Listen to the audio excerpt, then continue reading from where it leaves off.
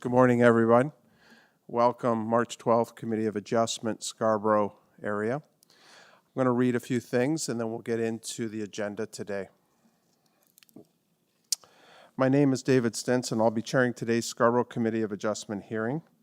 In accordance with Sections 45 and 53 of the Planning Act 1990 as amended, this meeting of the Committee of Adjustment of the City of Toronto is now called to order. The Committee of Adjustment considers applications for variances from the provisions of zoning that apply to property matters, permissions extended or alter lawful nonconforming issues, and consent to sever property to create new lots. But first, the land acknowledgement. We must acknowledge that the land we are meeting on is the traditional territory of the Mississaugas of the Credit, the Anishinaabe, the Chippewa, and the Haudenosaunee and Wendat, in addition to many more diverse First Nations, including Inuit and Métis people. We also acknowledge that Toronto is covered by Treaty 13 with the Mississaugas of the Credit and Williams Treaty signed with multiple Mississaugas and Chippewa bands. Committee of Adjustment hearings are conducted by hybrid, in-person, and remote online formats. Some applicants and participants will make their submissions in person and others will participate online using the WebEx platform. Meetings online are streamed at the Toronto City Planning YouTube channel. Those who want to participate online and have registered in advance will be connected to their electronic device and will have the option of participating by video or audio, will be automatically muted upon online entry to WebEx, and when your item is called, will be muted by the staff moderator. Please note, you must mute your device until you are called upon to speak. Those participating by video will be temporarily labeled as panelists when their item is called. During this time, your camera will be enabled and you will be visible during your 5 minutes of speaking. At all other times, your video will be disabled as a designated attendee. For in-person and online participants, the Committee of Adjustment will share presentations submitted within the written submission deadline. Those participating by WebEx are not allowed to use share screen or other panelist controls and will be removed if doing so. Receiving a copy of a decision of the committee. Those in person who want to receive a copy of the decision by committee must fill out a decision request card, and those participating online must submit a written request for decision by email. Please include your name, address, and email address because the Committee of Adjustments and Toronto Local Appeal Body, TLAB, will be sending notifications and appeal updates by email only. If you do not agree with the decision of the committee, you may be able to appeal appeal the decision to the Toronto Local Appeal Body, or in some limited circumstances, to the Ontario Land Tribunal, OLT. However, the provincial government amended the Planning Act and generally removed rights of third parties to appeal Committee of Adjustment decisions and only the applicant, Minister of Municipal Affairs and Housing, or specified persons and public bodies are permitted to appeal decisions. Hearing procedure. I will call each item in the order listed on the agenda, except for consent deferral requests as determined by city staff. Making your submissions. When an application is uncontested, the agent applicant may proceed with their presentation. When the committee does not require a presentation, the agent applicant can advise me, the chair, if they want to speak. The committee may ask questions and/or take the matter into committee for their decision. Each speaker, including the applicant or agent, will be given a maximum of 5 minutes to address the committee. Any presentation or materials you wish to submit to committee must have been emailed in advance of the hearing, as members cannot accept materials at the hearing today. When speaking to committee, identify yourself as the applicant or agent, your legal name, and your address. And keep your remarks only to the application details, please. The applicant agent will proceed first and will make a presentation to committee. The committee may decide to defer an application if substantially revised to ensure the revised application is accurate and that all those entitled to notice of the application are informed of changes. Speakers in support or opposed to applications will be invited by the committee to speak. Committee members may ask questions of the speakers after their presentation. When all speakers are finished, the applicant agent can rebut only issues raised by the speakers.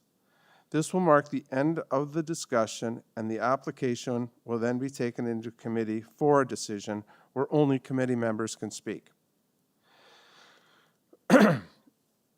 Before hearing the first item, let's confirm the meeting minutes of the last meeting. Do I have a motion to adopt the minutes of the last meeting from February 2025?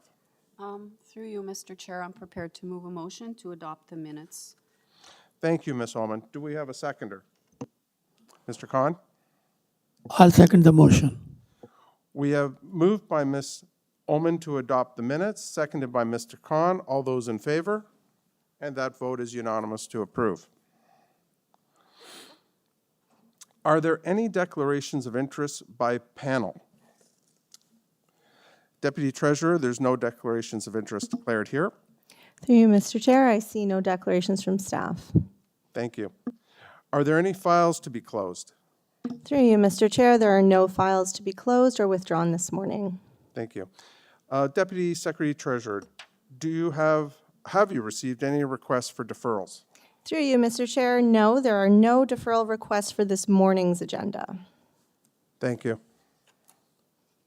Okay, just give me a minute. We're going to start with agenda item number 1.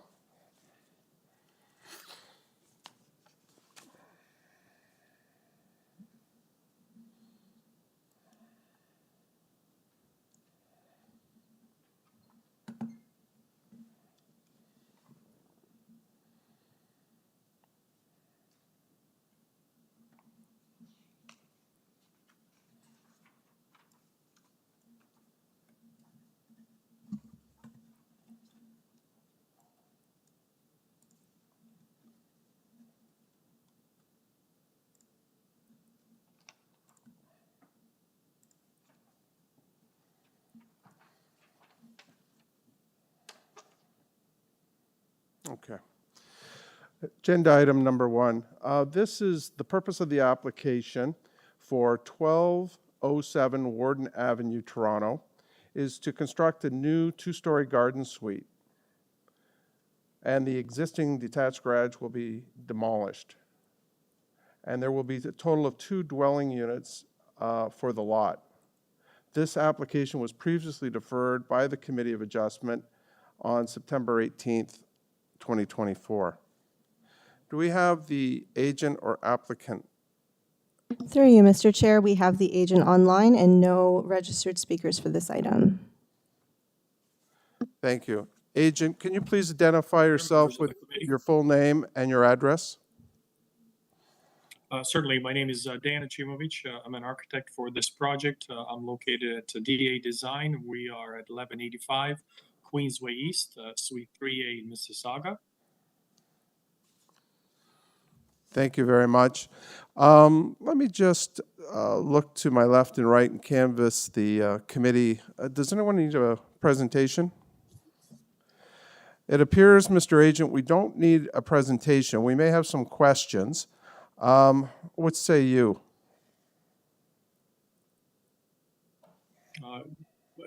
Yes, I mean, I can certainly discuss the 2 variances that we're looking for approval for here, if you'd like. It is a rather simple application. Since our deferral, we have been working with the owner and the planning department in trying to minimize the size of the garden suite, thereby reducing and removing a few of the previous variances that the planning department did not agree with. And if you'd like, we can share the site plan and I can quickly explain the 2 variances that we're discussing here. I think, yeah, we'll go right to questions. Does anyone have a question for the agent? I think we're good, sir. If you can sit tight, we'll take this into committee. Thank you. Through you, Mr. Chairman, I'm prepared to move adoption of this application. I think since it was last here, like some really good changes were made. There are improvements. We've gone from 0 lot line to now having somewhat of a setback. So I feel that this meets the 4 tests, and I would move approval of the application, including the conditions of community planning in the March 4th report.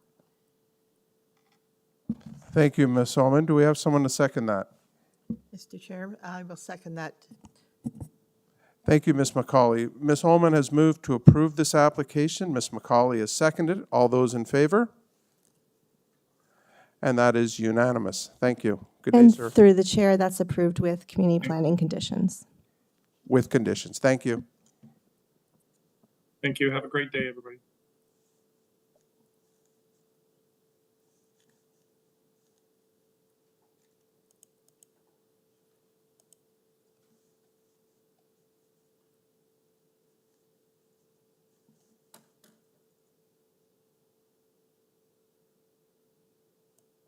Okay, moving to item number 2. We have the applicant, or agent here. Thank you, sir, for coming down. Are you the applicant or agent? Oh, wonderful. Just sit tight a minute. We're just going to check something.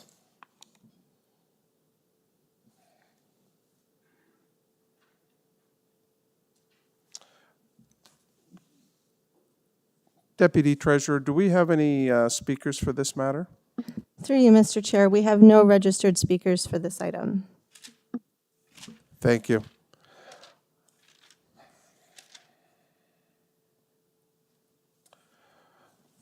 Item 2, the purpose of this application is to permit recreation and eating establishment using Unit 4 on the existing 101 half-story building with uses, reduction in the number of accessible parking spaces.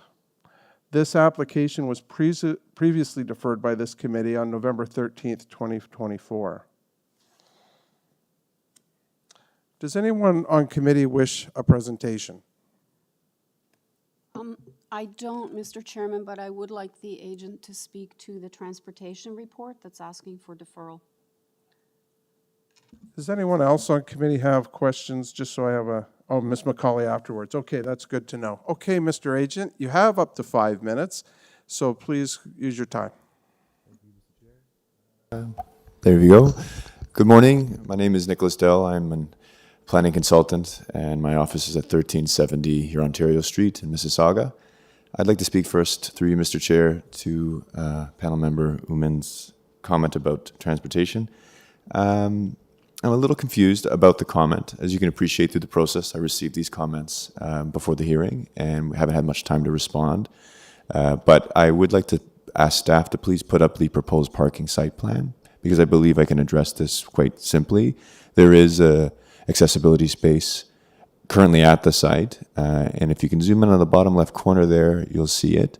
So I'm a little confused, Mr. Chair, I have to admit, but we certainly appreciate the accessibility rights of peoples with disabilities, especially for a fitness institution like this, and we are proposing an accessibility space. I'm happy to answer any questions and follow up to that, but I'm sorry to confuse the committee, but I myself am confused by that comment. Ms. Ullman, is that good? Yeah, that answers my question. I mean, but I guess why then, Sure. actually, why then do you need that variance? Like, I'm kind of confused. I am as well, and it's not something we're seeking, but it was a recommendation for amendment from transportation planning. I am not seeking a variance. Even though there's the spot there. I'm not sure if they missed it. Our zoning notice didn't capture it. This is something that they've asked for an amendment to. We didn't submit. We certainly wouldn't be submitting any request for relief from this aspect of the bylaw. Okay, a little confusing. But Yeah, me right, too. thanks. Sure, you're welcome. Thank you, sir. Go ahead, Ms. McCauley. Thank you. I too have a question of the variances. Your request says that you are asking for 2 uses, recreational use and an eating establishment. Now, I saw the recreational uses as being the basketball courts. Are you asking for a restaurant in addition? I appreciate the question very much, and through you, Mr. Chair. This is also similarly a confusing point that's been raised by staff through comments. We're not seeking approval from this committee for an eating establishment. We're simply just seeking it for a recreation establishment. The reason I think this was brought up was because the zoning notice captured a refreshment bar as an eating establishment. And so if I could ask staff to pull up the submitted site plan and floor plan specifically, I'll take you, Ms. McCauley, through you, Mr. Chair, to the portion of the floor plan that I think confused staff with the use of an eating establishment. Similarly to the accessibility request from staff, we are not seeking an eating establishment permission from this committee today. So right in the bottom left corner, in front of the anteroom into the, yes, that's right in the front there, that small rectangular bar, that is a refreshment bar. And zoning captured that through our notice as an eating establishment, but we're satisfied, Mr. Chair, that that's not a variance we're seeking from this committee. We think that that's just a misappropriation or misinterpretation of use. There's no seating, there's no hood, there's no oven. We're not seeking an eating establishment. But I can appreciate staff's comments, and I hope that clarifies your question. Thank you. Through the chair to the applicant, so are you proposing to amend your application on the floor of the hearing? So you would like to amend the purpose to delete reference to eating establishment and amend your variance to remove reference to eating establishment? Thank you. Through you, Mr. Chair, those weren't variances that we sought when we submitted our application. They were recommended amendments by staff. Our application form is clear. It's So through the chair, we go by the public hearing notice and what was presented to the public. If I could have staff pull up the public hearing notice for this application.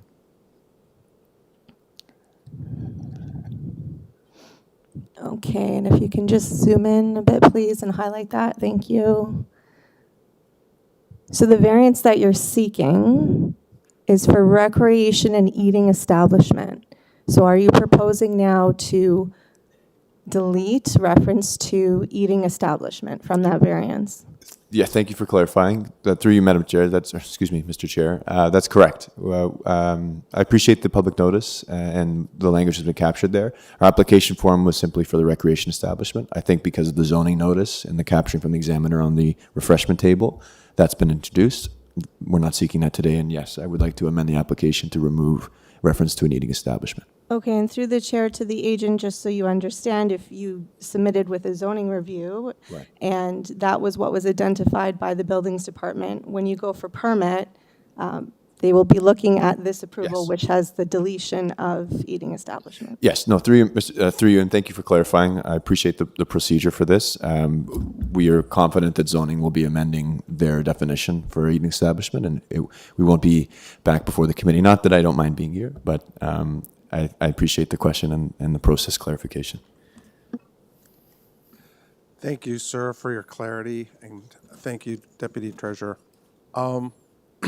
At this point, we don't have any speakers to speak to this outside of the agent. Is there any more questions from the committee members? Go ahead, Mr. Howe. Oh, thank you, Chair. Applicant, can you advise if the basketball use is currently in operation? Thank you for the question. Through you, Mr. Chair. It currently is not. This is a tenant that came to me last year, so they are eager. They may have certainly prepared the site, but they're certainly not in operation. Thank you. Go ahead, Ms. Holman. Are you aware of the community planning report? They're actually recommending refusal Yes. because of, it being an employment area. Yes. So can you speak to that also? Thank you very much for that question. I am a little nervous about that, but I wanted to speak to it, and the reason I was more nervous was because it sounded like the committee wasn't going to ask me about it.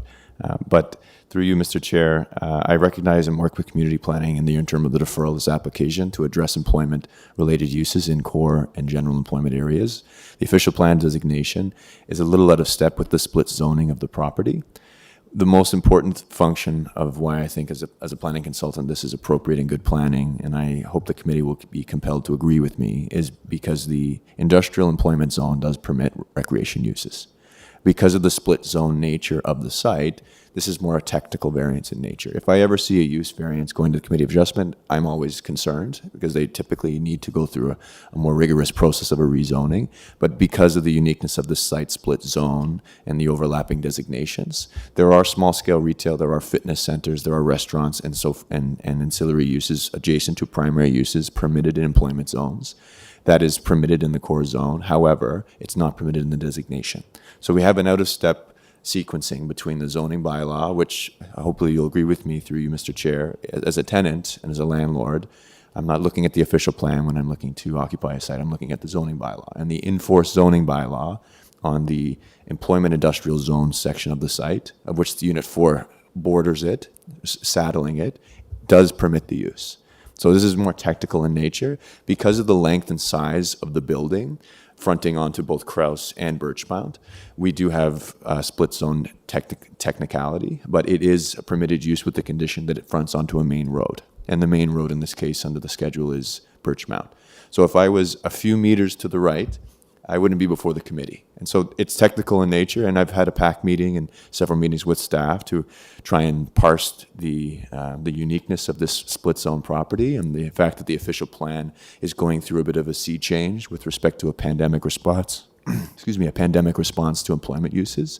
But the enforced zoning bylaw in an industrial zone does permit the use, and technically we're just a little outside of that on this property. It is still majorly access and fronting onto a main road, and that's the only condition that permits a recreational use. So it does appear that this is a use variance before the committee and a change of use in an employment designation. And that is how staff is correctly reacting to an otherwise rezoning trigger. But in this particular case, the access, the ancillary split zone, and the location of the use, I think satisfies not only employment, the intent of employment in terms of not pushing out manufacturing jobs, but also allows for a complement to additional employment opportunities on the evenings and weekends when the other employment uses are closed.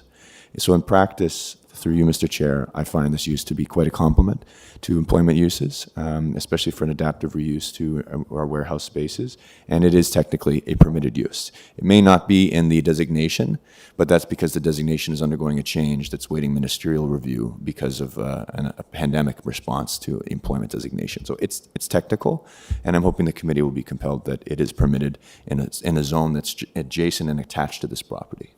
Okay, thank you. Go ahead, Mr. Khan. Thank you, Chair. Through you, sir. My question is very simple. In the last 16 years, you have appeared 4 times before the Committee of Adjustment as well as T-Lab. Now, my question is, why didn't you raise this question before, or did you ever consider variance of reduced parking? Through you, Mr. Chair, could you clarify your question, Mr. Khan? I'm sorry. I have appeared before you on this application twice, once in deferral for November and now today. I haven't been here previously or worked on any T-Labs on this application. I appreciate where I think you're coming from is that this property has went through a T-Lab for a cannabis use, but I wasn't involved in that application. We were before each other on a different property on Crockford. And we referenced this property, but I have never appeared before you on this file, sir. Thank you. Okay, you're welcome. Thank you, Mr. Khan. I do remember you for Crockford. Yes. Thank you for that, sir. Mr. Howell, go ahead. Thank you, Chair. Just one more question for the applicant. I noticed, based on a Google map, there's another business, Unit 7, that's called Infinity Sports Indoor. They operate a cricket match or business. Do you know how they're operating currently? It seems similar to your business, and it seems they've been operating. So, do you know how their business came to be, and how if they're there, how it supports your case, so to speak? Sure. Thank you for the question, Mr. Howell. Through you, Mr. Chair. This is a good example of my point to Nancy, in that this section of the property is an employment industrial zone that permits the use. They haven't come to use my services to go through the necessary channels of approval. Their landlord and the lease agreement that they have is such that it's on a portion of a building that's in the permissible use for the zone. But I don't know, and I'm sorry, but I don't know if they've gone through the process to appear and occupy legally. But I do know that they are in a more permissible section of this building. Thank you. Go ahead, Mr. Khan. Thank you, Chair. Through you, sir, I would like to know, sir, are you aware of the decision by the planning committee? Not the committee, but the planner or the city planners. Are you aware of their recommendations? Yes, and through you, Mr. Khan, Mr. Chair, actually, staff, would you mind pulling up the second page of the staff report or the planning report? I'd be happy to take you through the sections that I mentioned in my response to Nancy related to the employment designations and the permissible uses within that designation as it relates to the enforced zoning bylaw. What we have in this application is a zoning bylaw that permits the use, but an official plan that is waffling. And I say waffling because fitness centers, small-scale retail, restaurants are all permitted within the core employment designation. And this core employment and general employment designation don't line up equally with the zone. So the zone actually encroaches less into my client's proposed unit 4 than the official plan. And so we have what I would call a bit of vacancy of context, but we do have other permissible uses that are likened to this. And if we look at the enforced zoning bylaw, it is permitted. So this is technical in nature because of just how far away from Birchmount we are, but because we are fronting on a main road, the condition of the use is satisfied. So I want to also take the committee to the second last paragraph of this page. You'll see where staff mention that the EH zone, which is the heavier industrial zone, and the E zone, which is the general industrial zone, doesn't permit the use, but it's blessedly silent on the fact that the E zone does permit the use. So we have, I would call, a lack of a sequencing between the official plan and the zoning bylaw that's I think, helpful to the committee to understand that if we were a few meters to the right, we wouldn't be in this official plan designation. And I hope you'll agree with me, sir, that as a small business, I'm not going to the official plan to review whether or not I'm going to be occupying a unit. The zoning bylaw is my arbiter for that. Thank you. You're welcome, sir. Thank you. 2 questions from me. As succinctly as possible, you used the phrase ministerial review. What did you mean by that, please? Thank you. Through you, Mr. Chair. OPA 680 was initiated in June, I believe, of 2022 to review employment and expanded uses in employment areas, specifically looking at recreational uses. That has been adopted, but it hasn't achieved a ministerial review. And so I think a lot of the flavor of the planning staff comments are recommending a future protection against, I think, pushing out of manufacturing jobs and so forth with these type of uses. But that's not currently in force. It's not currently in play. But I do appreciate staff's ability to predict where they're going, but technically it's not in force today. Thank you. And second question, how many people does your establishment propose to employ? Through you, Mr. Chair, the employment uses are very complementary in the evenings and weekends where this establishment is closed. The number of employees range from 6 to 18 at a given time, given the number of events that are being conducted. That includes coaching professionals, admin staff, employees, athletes, and trainers.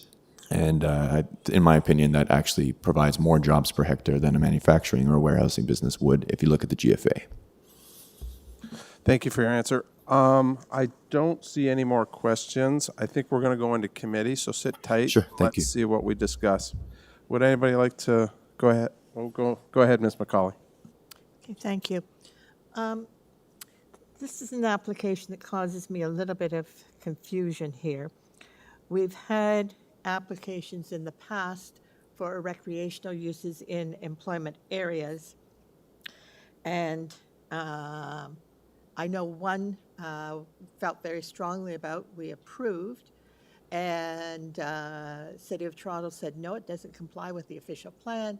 They referred it to, no, they referred it to the OMB. I'm trying to think of the new name for the OMB, but they referred it to the OMB. Got to the OMB, and the City of Toronto staff withdrew their appeal. So I'm looking at this application. I didn't have a big problem with recreational uses, especially on the edges of the industrial area.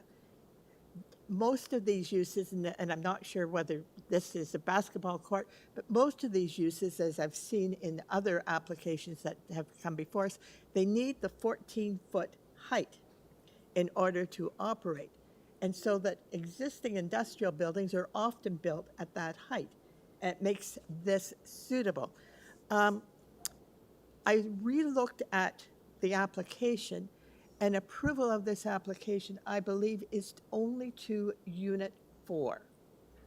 So that we would be, if we approve the application, and I'm going to delete the eating establishment, but if we approve the application, it would be Unit 4, which would only be at the front of this property. It would not be for the remainder of the industrial unit. So I'm leaning to say, yes, I think this is appropriate. It's another use because of the character of the use. It needs the big ceilings that are more readily available in the industrial areas. And being on BIRCHMOUNT Road, it's on an arterial road where you're not going to get heavy industrial or any conflicts with this particular type of use. So I'm at the moment, I'll listen to anyone else, but I'm at the moment to recommend approval of this application as amended. Thank you, Ms. McCauley. Anyone else have a comment? Through you, Mr. Chairman. I agree with Ms. McCauley, but I also want to say that I think the agent gave justification for both variances. I don't understand why the second variance is needed. It's not being reduced to 0. There is one spot as required. And, you know, in looking at all the permitted uses, I would argue that an animal shelter probably has less employees than, you know, than what's proposed here, as an example of just one of them. There's many other examples I could look to. So I agree that I would be willing to second this motion by Ms. McCauley for the application as amended. Thank you, Ms. Ullman. So, Ms. McCauley, I look to you. Do you put forward a motion then to approve this? Yes, Mr. Chair, I will move approval of an application for 1160 BIRCHMOUNT Road to permit recreational establishments in the existing industrial building. And I don't think it's necessary, but through a level of caution, I will also approve the reduction in the accessible parking space that has been asked for. Okay, so I would second the motion, which would be to approve both variances with amending the purpose, removing the eating establishment. So is that, are you okay with that, Ms. McCauley? Yes, yes. Yeah, so Yeah. that, I would second that then. And Deputy Treasurer, we're good? We're good.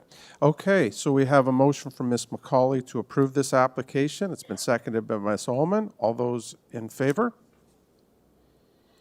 And all those opposed? We have Mr. Khan opposed and, for approving this motion, or this application is approved. Thank you. Thank you, Mr. Chair. Thank you, staff. Through the chair, as amended. Thank you. As amended.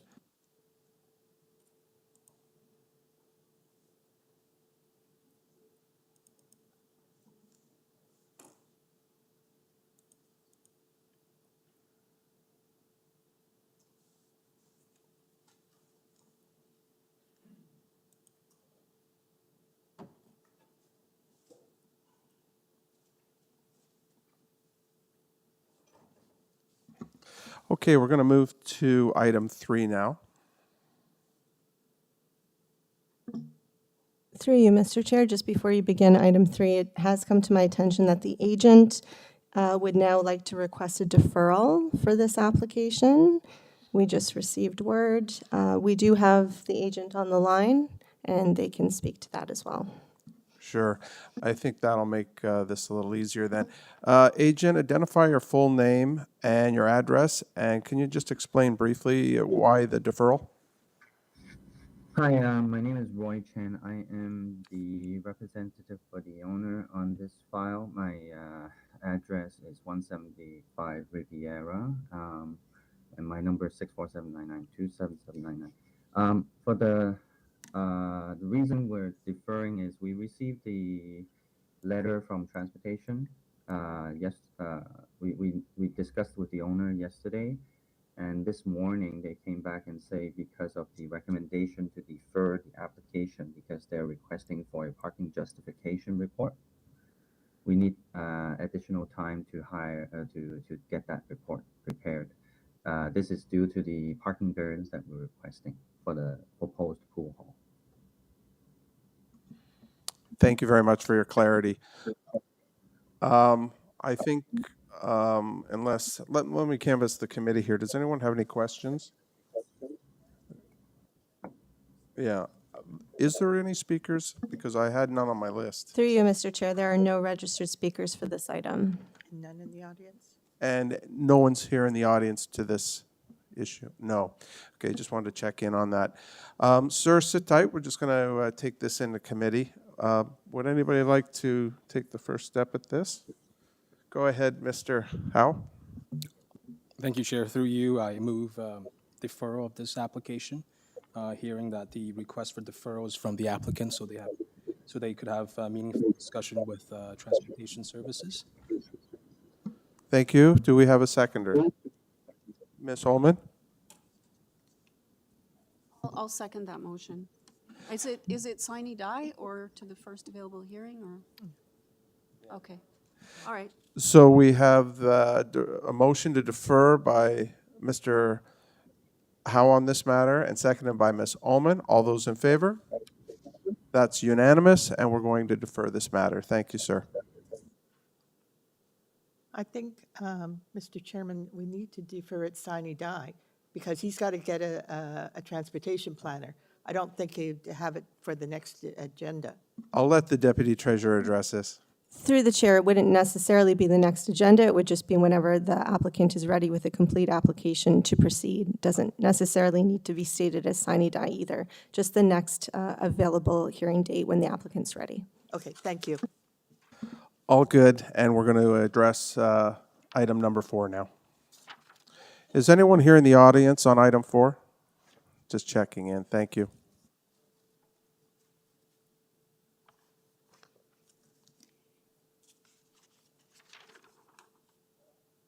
Item number 4, 91 CRAIGLEE Drive, Toronto. And the purpose of the application is to construct a new 2-story garden suite with basement, parking on the ground floor and basement storage below in the rear yard of the lot, containing the existing 1-story detached dwelling. The existing detached garage will be demolished. There will be a total of 2 dwelling units on the lot.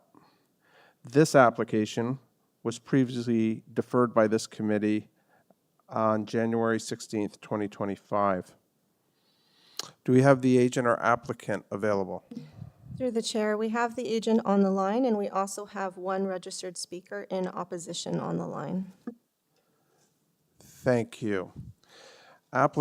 Sorry, did you say applicant? Yeah. Applicant, can you give us your full name and just repeat your address, please?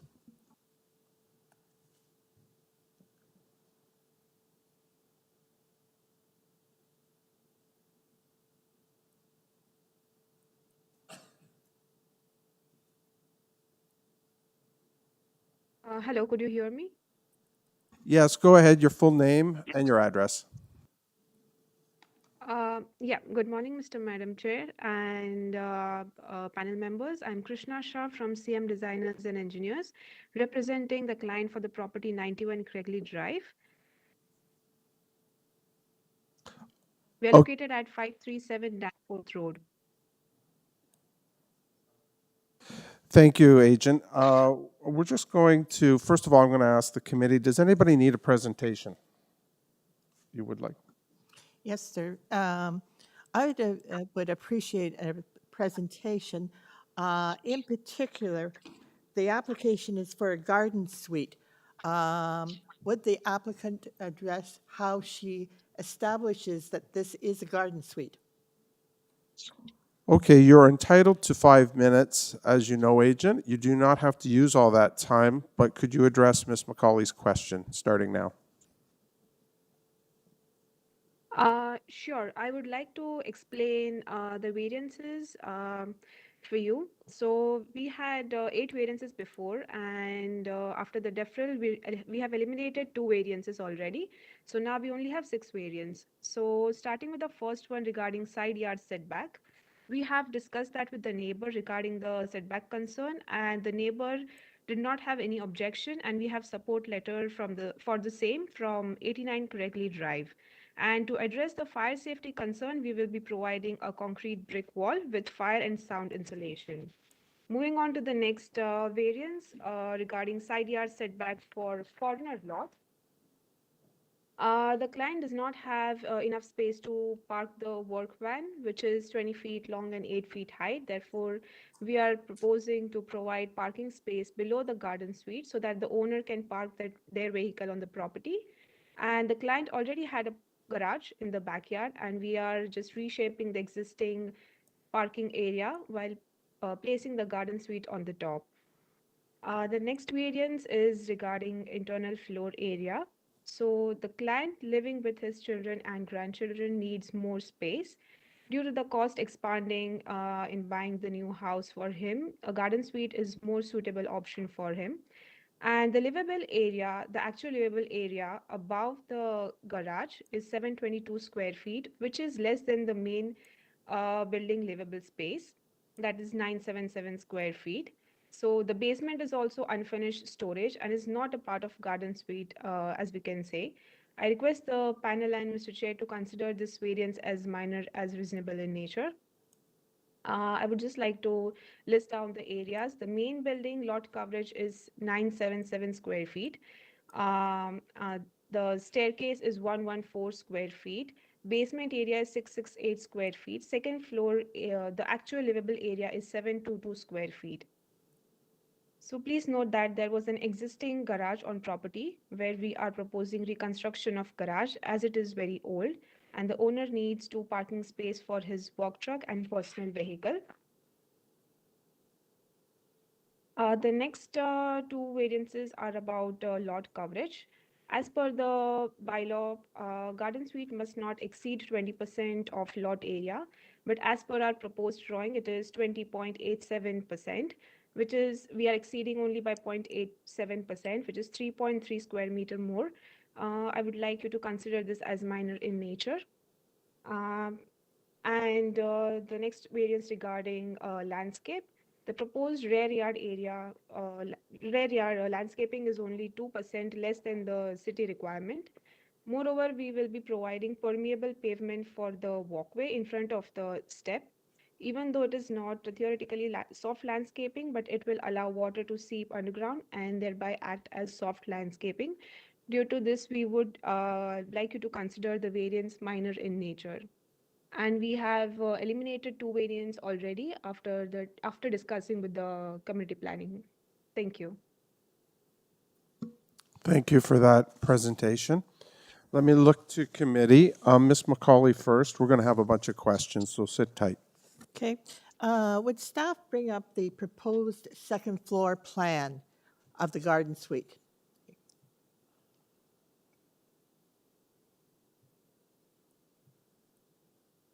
Okay. A garden suite is a residential unit. Residential unit is normally defined as containing accommodation and a kitchen. The garden suite shown here is a second floor. It's got 2 offices and some open space. It's also got a laundry room. On the ground floor, I understand it's going to be a garage. I have no problem with the ground floor being a garage, but the second floor, clearly the plans shown do not include a garden suite. And therefore, the zoning provisions for the garden suite are not appropriate. Thank you, Ms. McCauley. Ms. Holman, please. A couple of things. The planning report is recommending refusal of variance number 3. I know that you touched on that the floor space is, I can't remember the number you gave us, 700 something is less than the house, which is 900 something. Does that floor space include the basement? And I understand you say the basement is storage, but there is yet another powder room / bathroom in the basement. There's one on the garage floor, and there's one on the second floor. So I kind of, along with Ms. McCauley's comments, doesn't really look like a standard garden suite. And why do you need a bathroom in a storage area? So those are my questions. So is that floor space used, including that basement? So in fact, what you gave us is that excluding the basement, that 700 something figure. Go ahead, agent. Sure. Thank you for all your comments. I would like to address all the comments one by one. Regarding second floor kitchen area, I would like to apologize. It's a drafting error. We would like to add the kitchen area there and not the wet bar. And regarding powder room in the basement, we can eliminate the powder room as correctly mentioned. It's a storage area, so we can eliminate that. Thank you. Okay, that still doesn't answer my question about the floor space. The 770 whatever amount you gave us to tell us that in fact the floor space is less than the main house, is that excluding the basement floor space, that number you gave us? And has zoning calculated it with the basement, and that's why you need that variance number 3? Yes, correctly mentioned. It is without the basement. It is only the second floor livable area, as basement is considered as just the storage space. Hence, we need that variance. Thank you. Okay, thanks. And through the chair, for the record, this application was submitted on a waiver.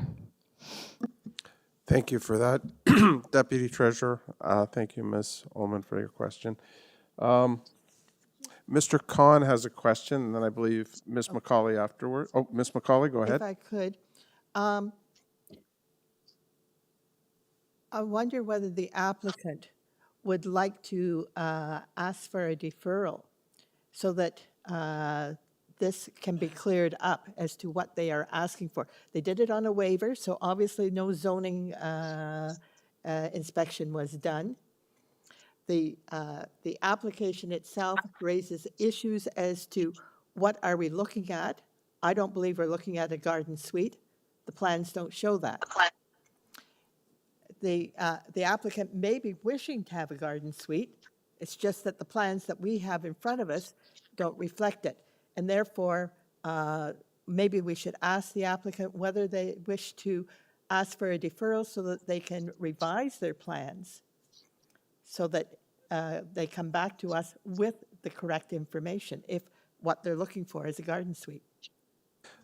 Thank you, Ms. McCauley. We'll just hold that thought. Mr. Khan, did you have a question? You've been patient. Thank you, Mr. Chair. Through you, sir. My simple question is, as has been partly covered by my colleague, is a good advice to defer and talk to the planning staff again, because all 6 variances in front of us, for me, they don't comply with the zoning bylaws. So it's a good suggestion if you consider going back as a deferral. Thank you, Mr. Khan. Ms. Ullman? Look, I'm inclined to refuse this application. We've already given one deferral. You know, this is still asking for a garden suite. I'm sure they've gone back to planning and they've made a couple of changes, removed a couple variances. I respect that. But they've been in discussion with planning, so clearly some of these things have been flagged before. So that's kind of my position on this now. I mean, how many times do we grant deferrals back and forth? And so yeah, that's my position on it. Mr. Howe? Thank you, Chair. I'm leaning towards agreeing with Ms. Ullman here. I think even if we go back and come back, you know, fixing this as a garden suite, but as shown on the plan right now, I'm having issues with the zero setback as well as the gross floor area being bigger than the main building. So even if it came back as a garden suite, I can't support this proposal. Thank you, Mr. Howe. I'll just add one comment. Agent, you've done a good job in your presentation, but when you start using terms like draft error, I am concerned, and so I would be reluctant to approve this myself. Would you be willing, as the agent, to look at a deferral? Yes, we can do that. Would like to do that. Thank you. I think it's a wise choice. So we're going to go into committee. Hold tight. Through the chair, Yes. sorry, there is a speaker online for this item. Oh, I beg your pardon. Let's hear from the speaker.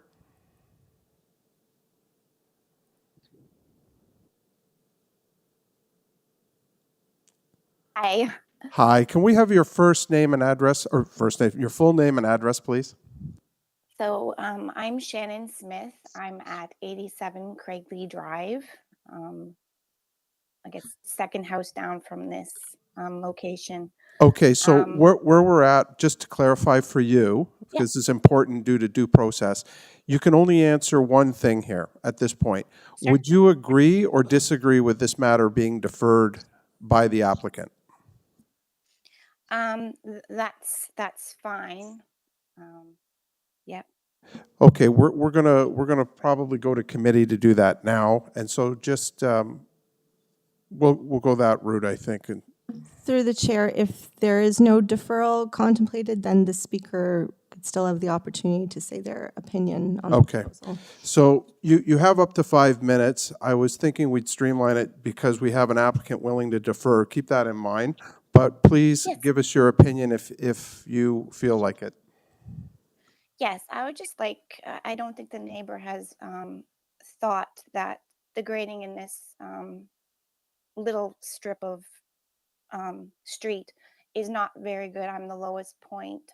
My yard does flood on some good rainstorms, and the neighbor's house beside me does flood as well. The last storm, it was really, really bad. It came pretty close to my house, and I do just worry about the absorption and the soft land that's going to be lost, and where's all that water going to go? So that's a big concern for me, as well as just size looking into my backyard. So that's all I really had to say.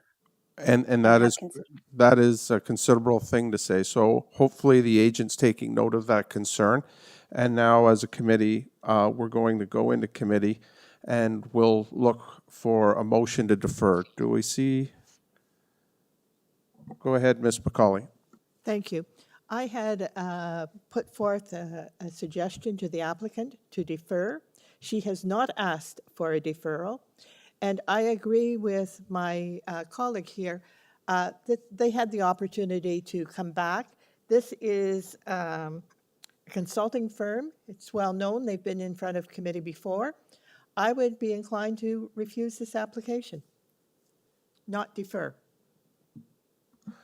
Thank you. Do we have a second to that motion? Go ahead, Ms. Holman. Through you, Mr. Chair, as per my comments earlier, I don't support a deferral in this case, so I would second the motion by Ms. McCauley to refuse this application. So that's it. I feel they've already been given a chance by having a deferral once, and although I do respect the fact Can I say something? some changes were made, I don't believe, to Mr. my colleague to my right, Mr. Howe's comments, I don't believe we're gonna see much difference when this comes back. Thank you, Ms. Holman. No, from the agent's end, you can't speak right now. We're in committee. So we have a motion by Ms. McCauley to not approve this application and no deferral, and it's been seconded by Ms. Ullman. All those in favor? And that's 4 for not approving the application.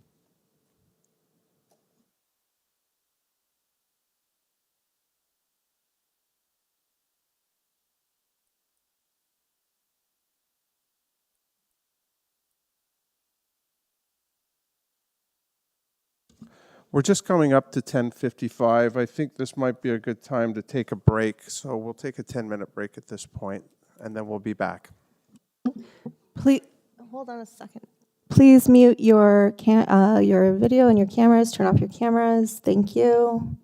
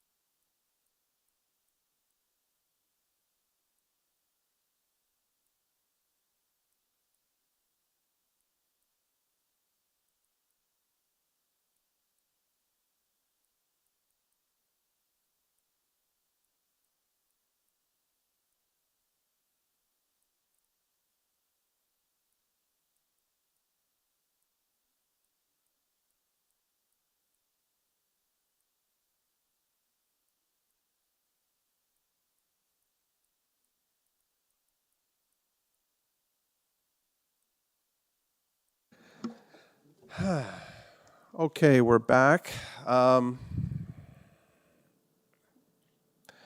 Deputy Treasurer, is there anything, or shall I continue with the agenda? Okay, thank you. I believe we're on item number 5.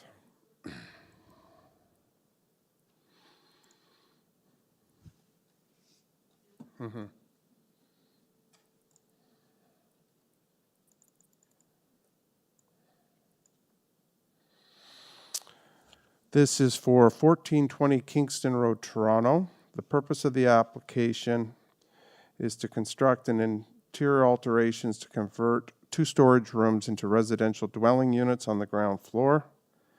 And there will be a total of 39 residential dwelling units on the lot, and 22 existing surface parking spaces will be maintained. Do we have the applicant or agent with us? Through you, Mr. Chair, we do have the agent, and we also have a number of speakers online and in person. However, the in-person speaker has requested that the virtual speakers go first in this case. And we will do that because we try to accommodate where we can. I noticed that there's a total, correct me if I'm wrong, of 5 speakers? Okay. Agent, applicant, please identify yourself and status and your address. Jason Fung, I'm the architect and agent on the file located at 675 King Street West, Toronto, Ontario. Thank you very much. Hold tight. Let me canvass the committee here. It's a substantive filings you've made. Does anybody need a presentation? Through you, Mr. Chairman, I don't, but I believe that because we have speakers, probably be in their best interest to have a presentation. I agree. So, sir, you have up to 5 minutes. You don't have to use all that time, but you are entitled to it. Can you please give us a presentation on your application? Thank you, Mr. Chair and members of the committee. No problem. This is a pretty straightforward request. My clients, the owner of the building, they're looking to convert a large underutilized locker room into 2 rental dwelling units and 1 small locker room. One unit would be a bachelor suite, and the other one would be a 1-bedroom suite.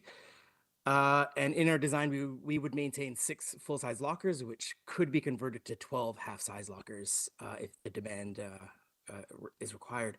In terms of the variances, we feel they're more administrative due to the nature and physical limitations of this current building. For variance 1, Birchcliff zoning bylaw exception 38. The building already has 8 dwelling units on the first story, so we're matching that condition with adding 2 dwelling units on the main floor. If we go to the site photos, you can see that the conversion it doesn't change like all the windows. It's very similar to the rest of the building. The next photo you'll see at the ground floor, the 4 windows at the ground floor, those would be for the 2 units. For the variances regarding amenity area, that's variance 2. These storage lockers are underutilized. There's no additional space in the building to add, or a building or property to add further amenity area. So we're kind of stuck with physical limitations there.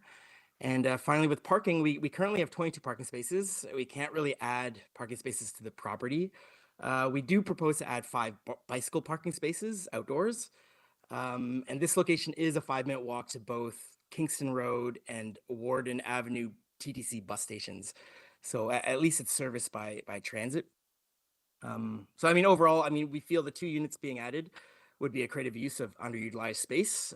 And with respect, we greatly appreciate the committee's support in our proposed design. Thank you. I'm here for questions.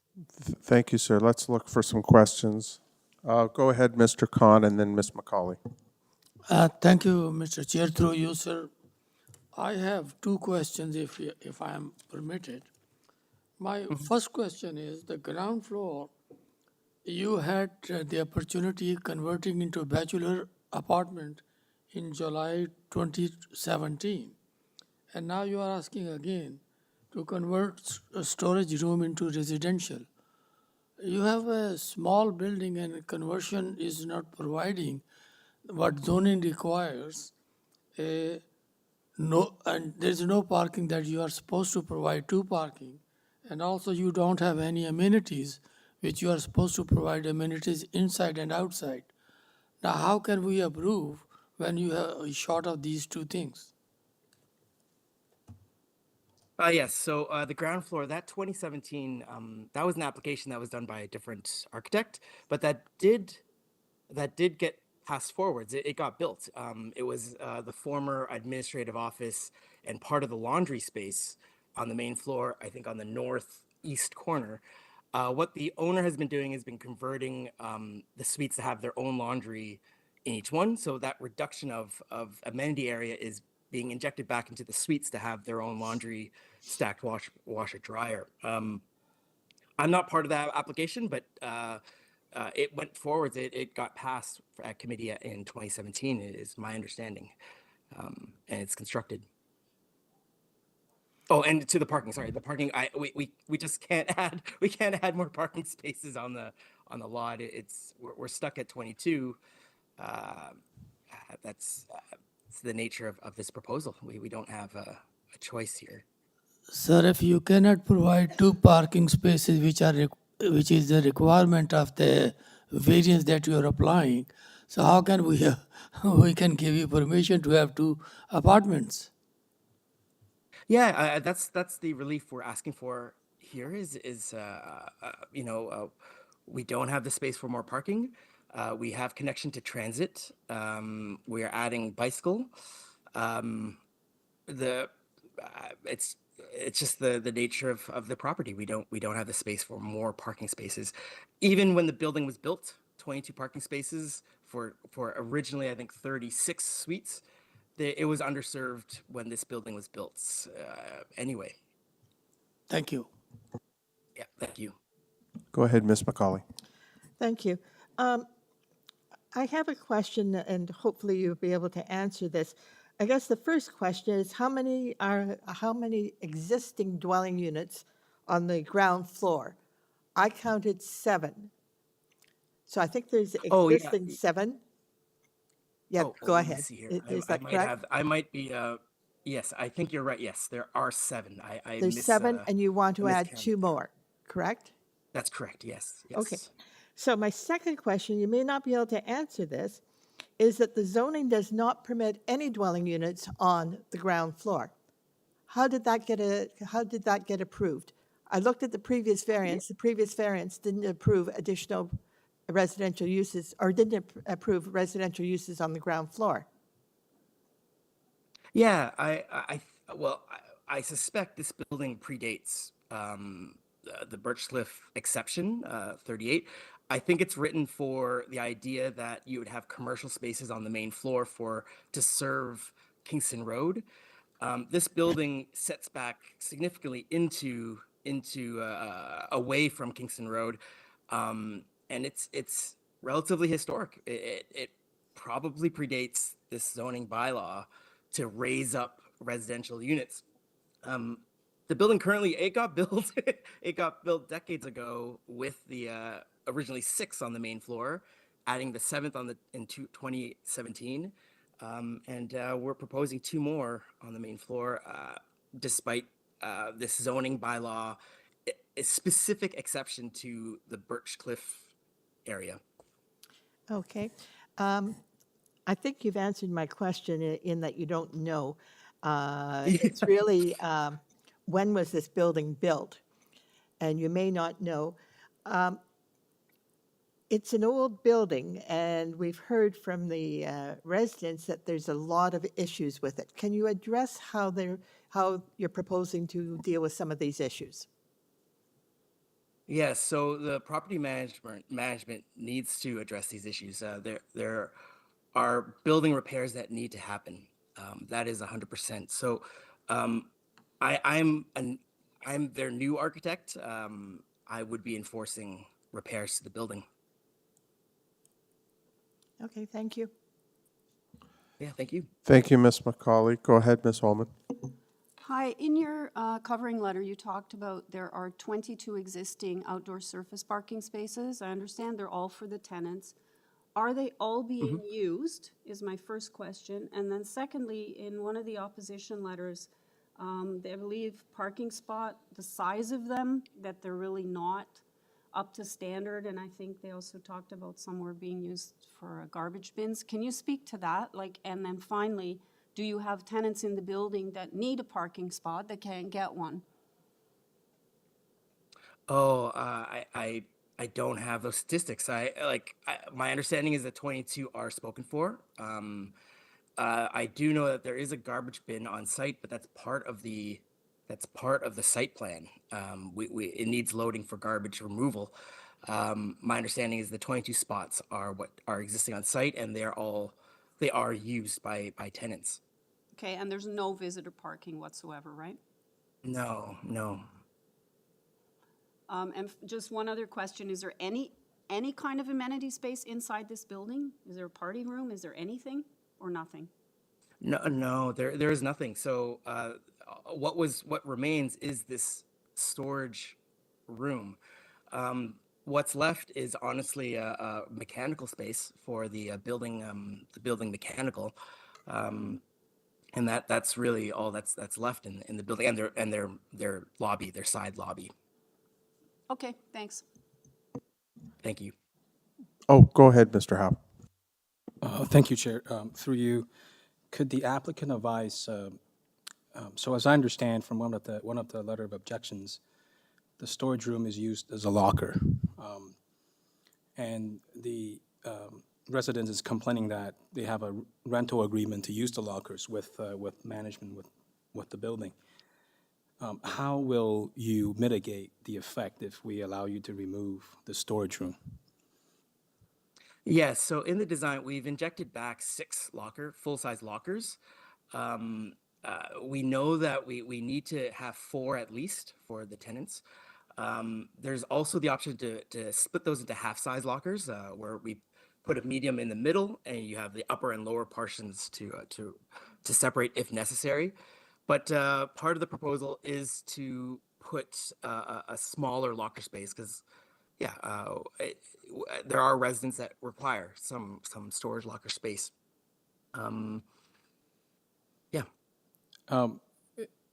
you can't really affirm whether the residence is agreeable with this arrangement, correct? The owners have talked with the residents. They know that this storage will be displaced to a smaller room, but equal in size of storage for a tenant. We would be providing for the tenants that have storage spaces currently. Okay, thank you. Thank you, Mr. Howe. I have a question for you. Just to reiterate, are you saying that 6 new lockers were injected at this location, replacing the 4 lockers that you're proposing are removed, and that the owners have talked to the tenants? Yes. And you can see it on an A301 in the drawings. There's a smaller locker space just to the right of the 1-bedroom suite. Okay, thank you. At Thank you. this point, I don't see any more questions from committee. Sit tight, sir. We'll have online speaker go first.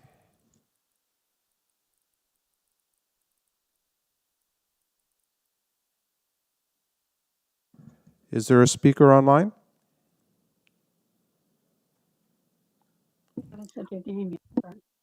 Brent, you have been unmuted.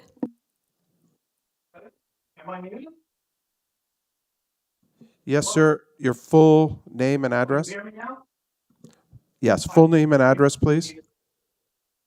My name is Brett McDonald. Live at 1420 Kingston Road in apartment 101, which is directly across from the proposed construction site. Okay, you have up to 5 minutes. You don't have to use it all. Please go ahead. Well, we probably will use it. Okay, first off, to correct something here. We originally started with 36 lockers, which some of them got flooded out, by plumbing problems that we've had in the sub basement. Now they're saying that they're gonna put 6 back and trying to pretend that they only needed 4. That's one issue. The other issue is the plumbing problem itself, that it still hasn't really been properly addressed. And they're gonna build right on top of it. Which I don't understand how they get approval for that.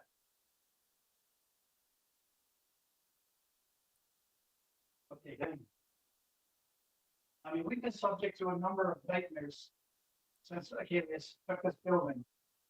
And this one here threatens to bring a considerable amount of hell to our living arrangement. But as I said, we're directly across the hall, and they're gonna probably have this place torn apart for a year just to build these 2 apartments. And they never addressed the issue of dust and all and debris and all that when they're doing these renovations. So I don't know, I've got a lot of objections. And I think that there should be a lot of questions put by the city to Achilles.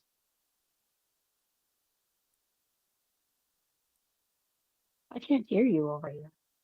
You can't? I didn't hear myself twice. No, we've heard you, Mr. McDonald. Do you have anything else you'd like to add? Yeah, number one, we started with 22 parking spaces. We've lost a few of them since. One of them's got a transformer built on it now. And when they redid the parking lot, they stripped a few numbers. So we don't have 22 spaces anymore. So that's another issue. And I mean, other than getting into personal objections, that's really sums up, you know, the problem I have with this from an application point of view.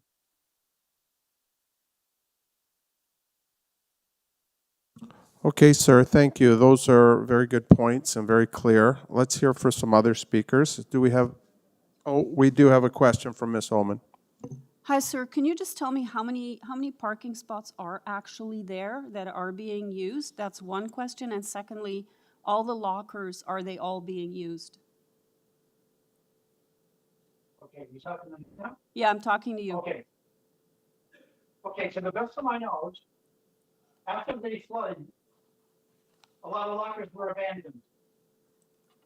And that part was never really restored.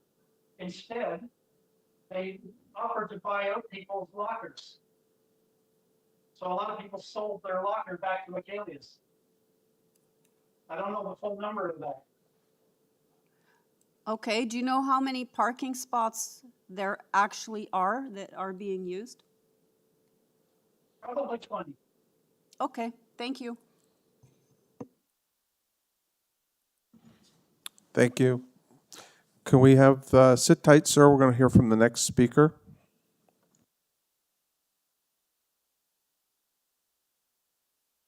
Scott, you have been unmuted. Yeah, hi, my name's Scott Halliday, 1420 Kingston Road. My question is, they say that they're going to make the lockers smaller. I've been living there for over 19 years. The locker was part of the agreement when I moved into the units. I totally disagree with the smaller locker than what is being offered. Also, the plumbing issues within those lockers. There have been a couple of floods.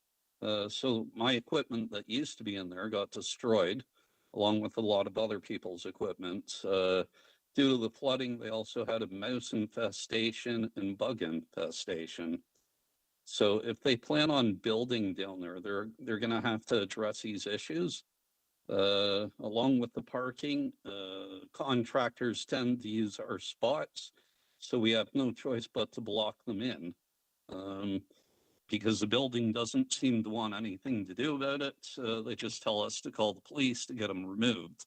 Of course, that takes forever, and it doesn't seem to, they don't seem to regulate the parking there. Like, they don't enforce it and tell their contractors, look, you have to park on the road. You can't park in attendant spots, and they just do it anyway. Thank you, sir. Let me just look at the committee and see if anyone has any questions for you. And Sure.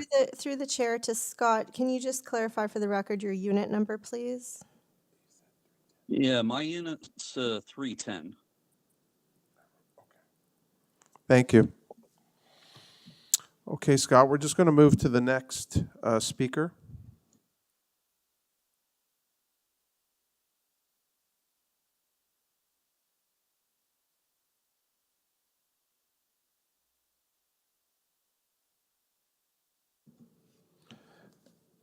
Hello, speaker, are you there?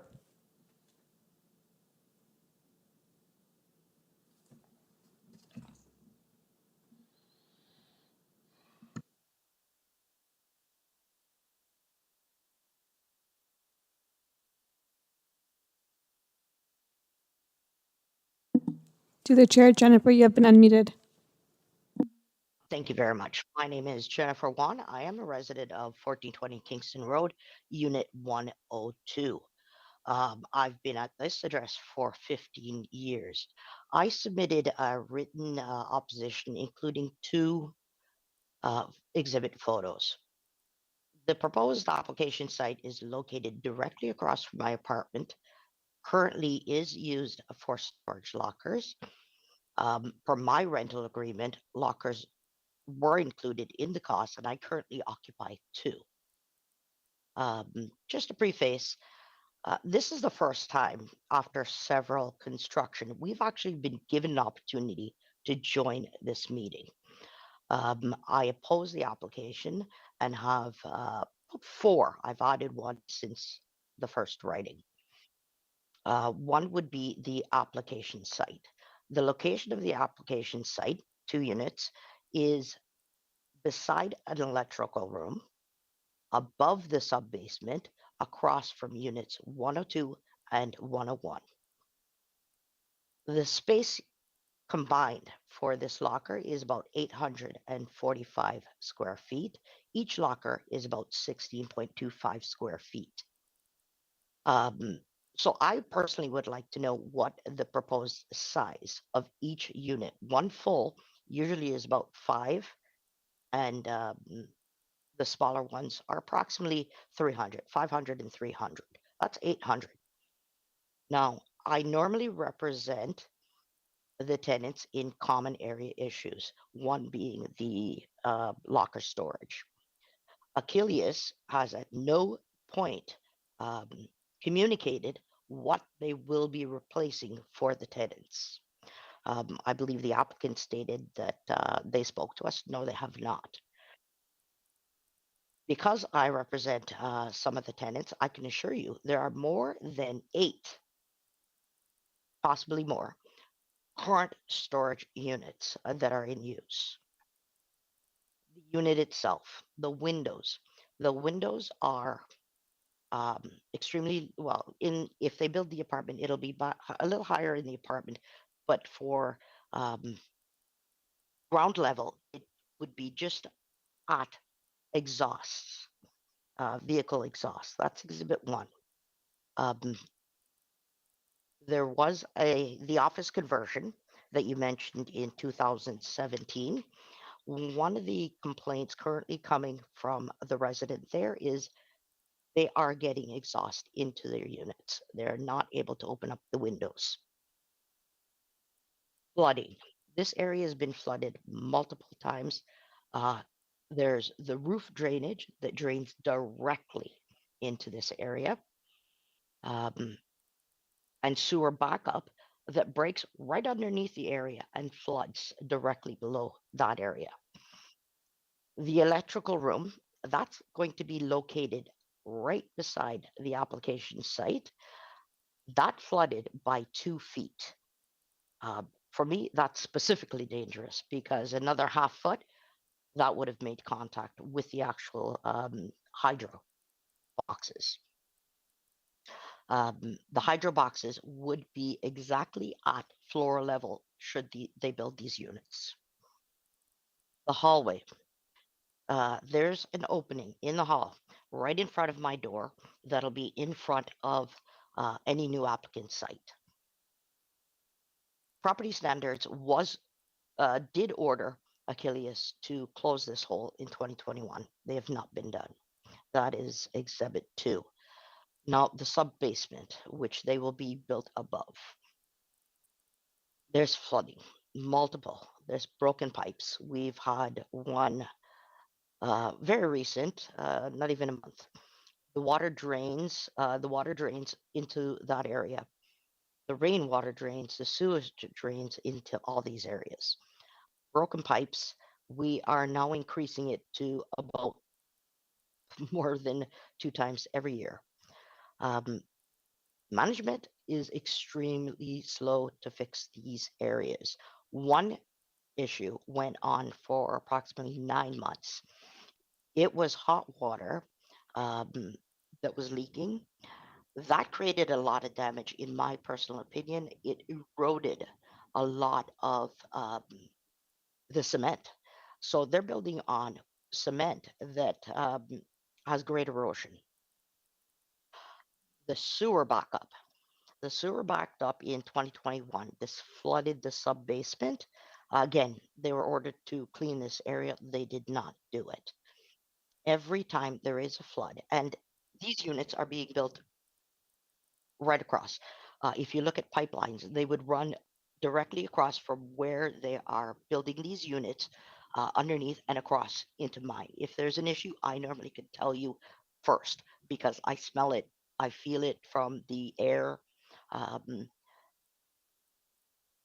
again, it has not been disinfected. Mice, as a result of all the damage in that sub-basement, mice. Parking. Initially, there may have been 22 parking. That actually was reduced last summer. It was reduced to about 20. You've reached That the, 20, you've 2 reached, were sold by Je- Achilles to Jennifer, a parking rental company. can So you, if someone's in the area and wants to park their car, they just scan this barcode and they can rent. Jennifer, the 5 minutes has gone over. So we're going to speak to the next speaker, but your comments are appreciated and we've taken note. Sir, I have a question. And we have a question here from one of the committee members. Thank you, Mr. Chair. And through you, sir, my question is, Miss Jennifer has raised a very serious thing that she's saying no car fume exhaust and there's no window. Electrical room 2 feet away, which is hazardous. Ma'am, have you seen the variance that the applicant has applied?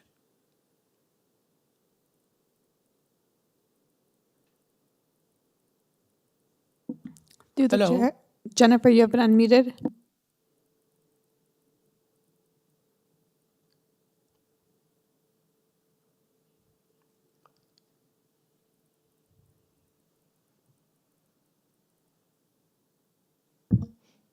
Through the chair, Jennifer, Member Khan has asked a question. Are you still on the line? You've been unmuted. Yes, I've concluded. So Jennifer, we know you've concluded. Thank you for your comments and we've noted them. Member Khan has asked you a question. Did you hear his question?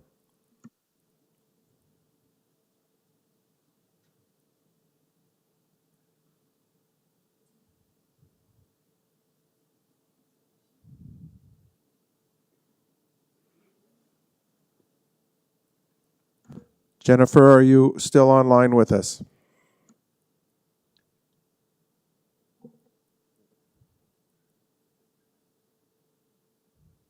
Through the chair, it appears that Jennifer's muted herself. We have her unmuted, but she's muted herself and not speaking. Oh, sorry, I can hear you now. I can hear you. Okay, so have you heard Member Khan's question to you?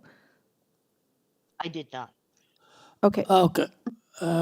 Through the chair, I'm asking, madam, that I will ask you question in part A and part B. You can select any one.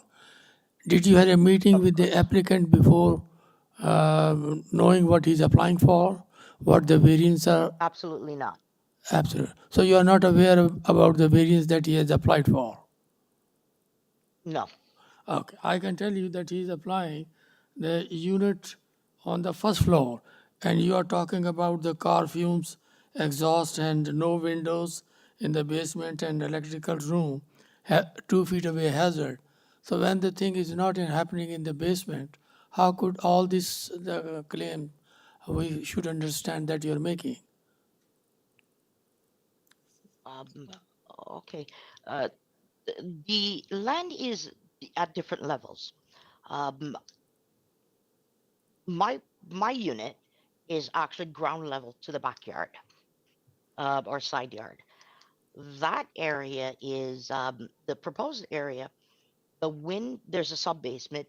There'll be the units, and their windows would be, if you look at their proposed their application photo of the windows, you'll see that the cars back right into the window.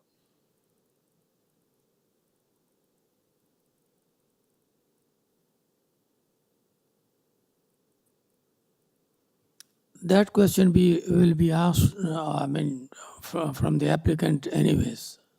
Thank you. Thanks, Jennifer. Hold tight. I believe we have another, oh, go ahead, Ms. McCauley. Jennifer, we have another question. Okay, thank you. Of course. To the chair. To the speaker, you have said you've lived here for some time and that you often take up the issues that the tenants have raised and have become, to a certain extent, the spokesman for the tenants. As that spokesman, we do not have any reports from property standards about this property or its maintenance.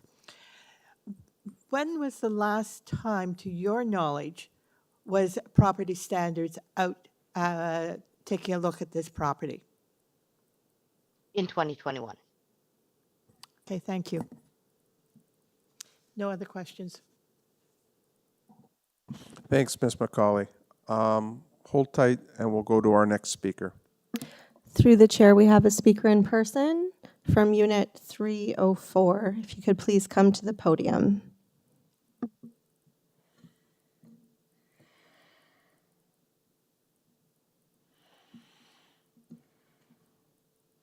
Good morning. If we could have your full name, and I think the unit number's been said, but just confirm it for us. I think, yeah. Or can I speak loud enough? Good morning, Kimberly Cornwell, 1420 Kingston Road, apartment 304. I've lived there for 14 years, basically like Jennifer. Achilles building, and the building was built in 1955. And ma'am, maybe I can answer your question a little better. Is the reason why maybe they did it is the unit that they did the first time was actually an office, and it was higher ground than what the proposed area is. But I have 5 minutes, so I'd like to carry on with my questions. That's just answering your question. The windows, as soon as you drive, my car is actually in spot number 5. So I would be the car parked right there. Every time I come in, the lights would be in there, the exhaust fumes would be there. And this is Kingston Road. Kingston Road was a major highway before 1998 until the city proposed it to being a municipal bylaw. This is the only way people from the east can get in to downtown. And the amount of traffic is preposterous for anybody to live there and have any benefit or any health issues. The exhaust fumes, the noise issues, the vibrations, the constant, we're actually in a major construction area on Kingston Road, so we've had condos done. So the proposed, it is pretty preposterous for somebody. My parking spot would be there. The construction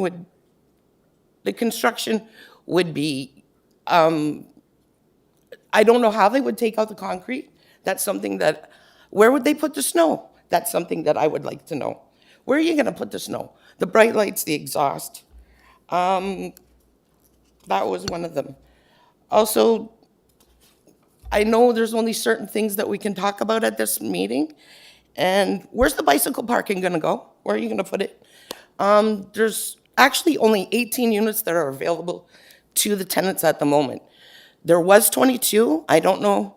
One is taken up by Bell. We now have a preposterous amount of cell towers on top of our roof that provide an income for HEALE. So HEALE is a financial landlord. They do not care about their tenants, and they do not care. What they care about is the stock market.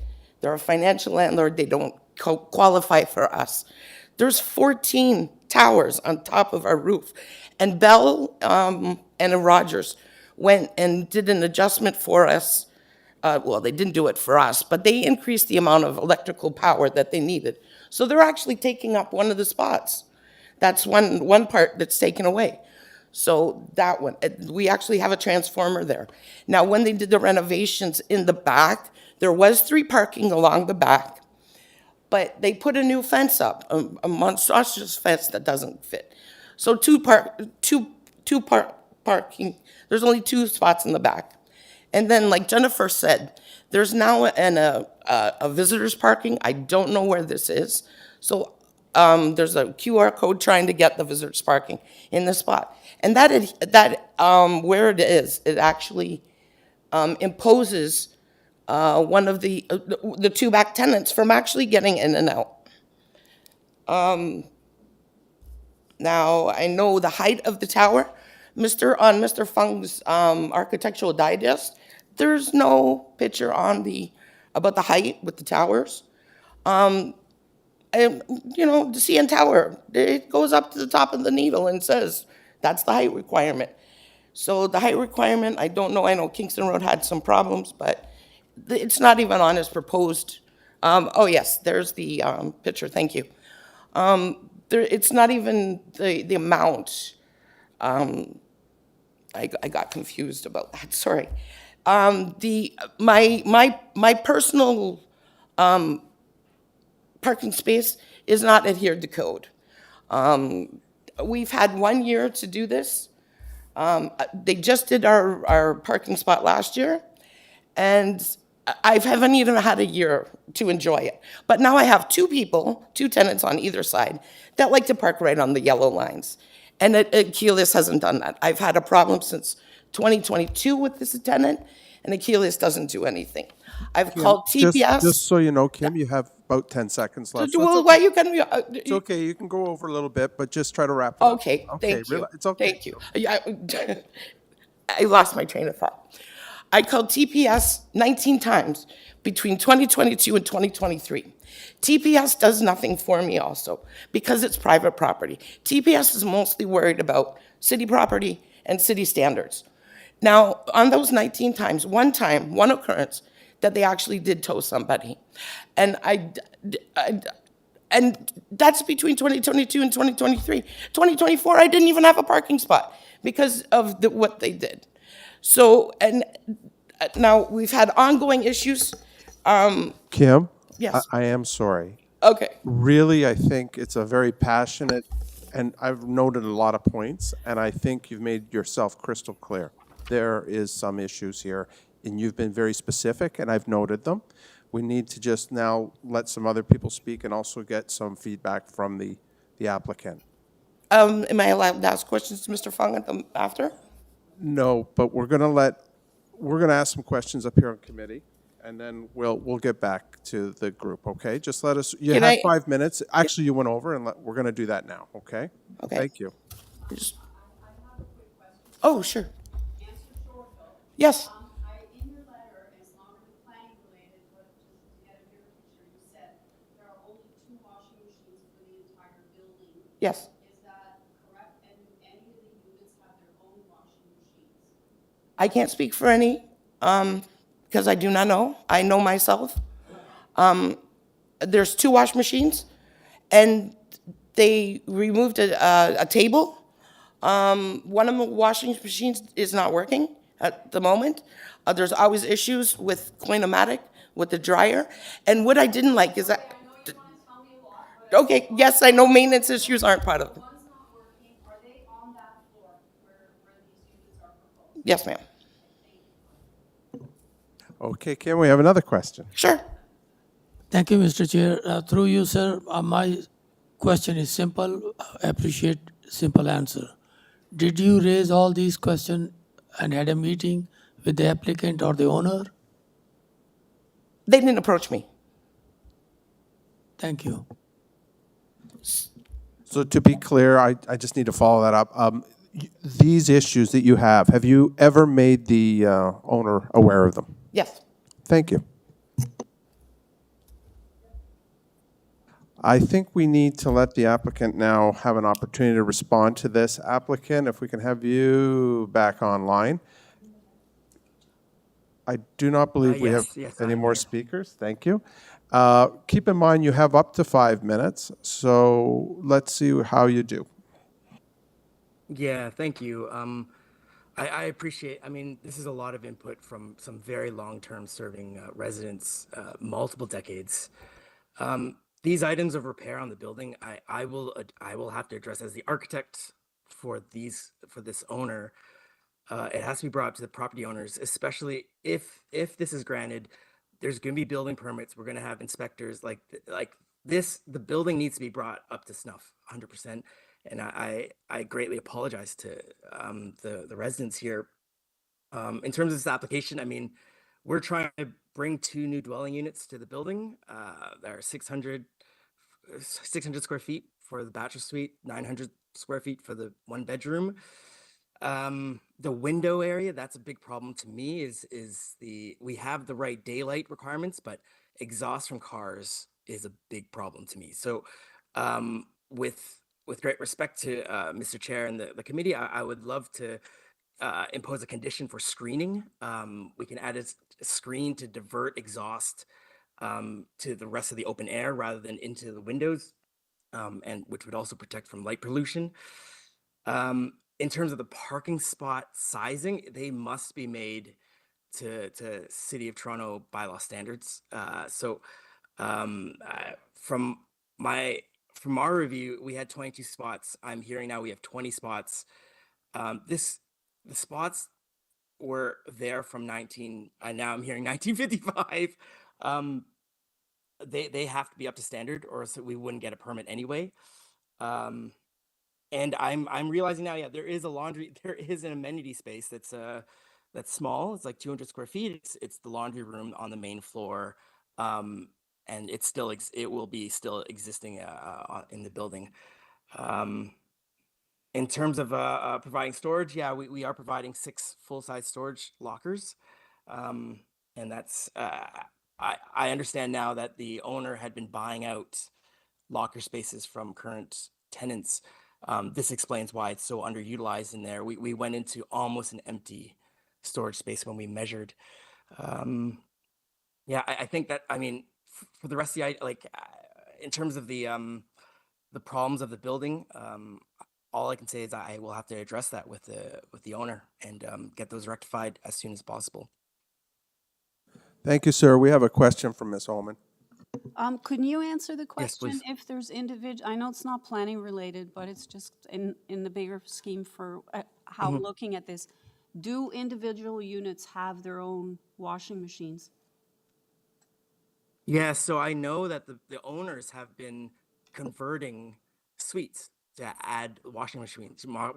So that was the purpose of why the 2017 committee approval happened, was they reduced the size of that existing laundry space to have less, because they were injecting them back into the suites as they were renovating them. Okay, so we don't know how many, it's just some here and there as tenants move out No, and renovate, right? yeah, Okay. that's correct. That's correct. Okay, thanks. Supplementary, sir, to Ms. Ullman's question. Can you definitively say if every unit has washing facilities for their clothes in their unit? Oh, definitively, I could say no. They need this amenity space that currently exists there, that will stay there, not part of this application. There are a few units that require the public use laundry area. Okay, thank you for your clarity. Anybody have any more questions for the applicant? We're going to go into committee now, sir, so sit tight. We're in committee. Go ahead, Ms. Holman. Okay, through you, Mr. Chairman. Normally, when it's interior changes, I don't generally have a lot of concerns because it doesn't affect the outside. However, a lot of issues have been raised here. I know many of them are not under the purview of this committee. Many of them have to do with, issues within the building that need to be addressed by the owners. However, the variance number 1 is for 2 proposed units to be located on the first story of the building because it's not permitted for buildings like this, nursing homes, retirement homes, dwelling units. And I would argue that this is for a good reason, which many of the tenants who spoke raised, with respect to a lot of the fumes coming up, inability to open windows, et cetera, et cetera. And I really, Mr. Fung, I thank you for suggesting screens because, you were listening. However, I'm no expert on whatever these screens would look like, but I'm not sure that would solve the problem, but instead push it up to the higher floors. So I'm really struggling with this application, and I think I would be inclined to not support this application in its current form. And I would also argue that this space would be better used to put in a proper laundry room for tenants to be used rather than additional units that are not going to be the best living space for the tenants that would be ultimately living in them. Thank you, Ms. Holman. Go ahead, Mr. Khan. Thank you, Mr. Chair. I fully agree with my colleague with the comments and assessment of the situation, and we appreciate people coming here and representing their views and concern. We'll go to Ms. McCauley and then Mr. Howe. Okay. I have some problems here. The applicant sounds like he knows what he's doing. The applicant sounds like he's understands some of the issues, and that if this application is approved, that hopefully he would be able to do some of the things that need to be done. If the application is refused, obviously the applicant would no longer be involved, and the improvements would also not be made necessarily. So it's they want to have 2 more units. We've got a whole list of problems and property standards issues that have gone on for 4 or 5 years that are not being addressed, but may be addressed. I'm sort of sitting here, I'm not sure which way I want to go on this one. So that's. Thanks, Ms. McCauley. Those very good points. Mr. Howe? Thank you, Chair. First of all, I want to thank everyone, all the speakers, for voicing their concerns here today. I must know one of the tests for minor variances under the Planning Act requires us to look at whether the proposed variances are desirable for the appropriate development, and I'm of the view that this application is not desirable. We have heard from multiple residents in opposition of this application. They voiced concerns over things like lack of parking, necessity amenities, concerns over disrepair, as well as flooding, infestation, sewage backup, health and safety issues in the building. We've also heard that these residences have contracts to use the existing storage space that the applicant is intending to change the use, and they clearly disagree with the change of use. While we heard from the applicant that they will take under advisement of these issues and endeavor to address them, the matter of the fact is there is no concrete plan being offered, nor actions taken over the past few years that led to positive results.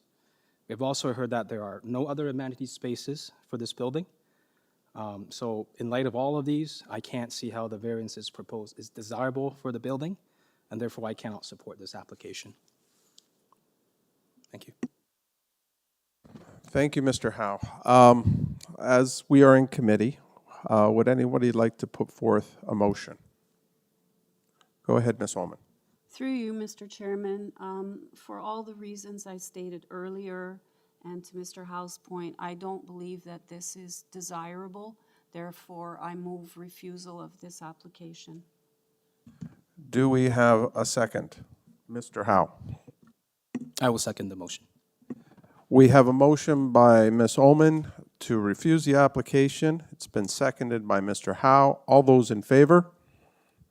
That's unanimous. This application is refused.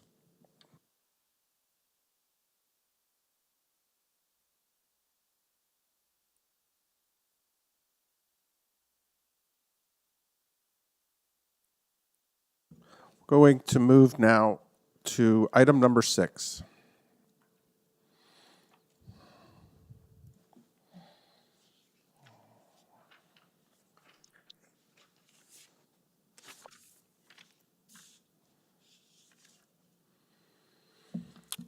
Is the applicant agent available? Through the chair, yes. We have the agent online, and we also have a person here in person to speak to this application. Just for clarification in my education, that wasn't on our list. The speaker, this is new? Through the chair, that's correct. It is a walk-in. Okay, great. Where's the speaker? Wonderful. Sir, can you get yourself ready? Come on down, get in the queue, and then I'll get things rolling here.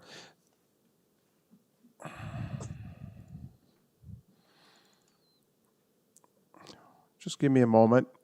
So as I said, this is item number 6, which is 57 NEILSON Avenue, Toronto. And this is the purpose of the application is to demolish the existing dwelling and construct a new 2-story detached dwelling. This has been cross-referenced with previous minor variances in the past.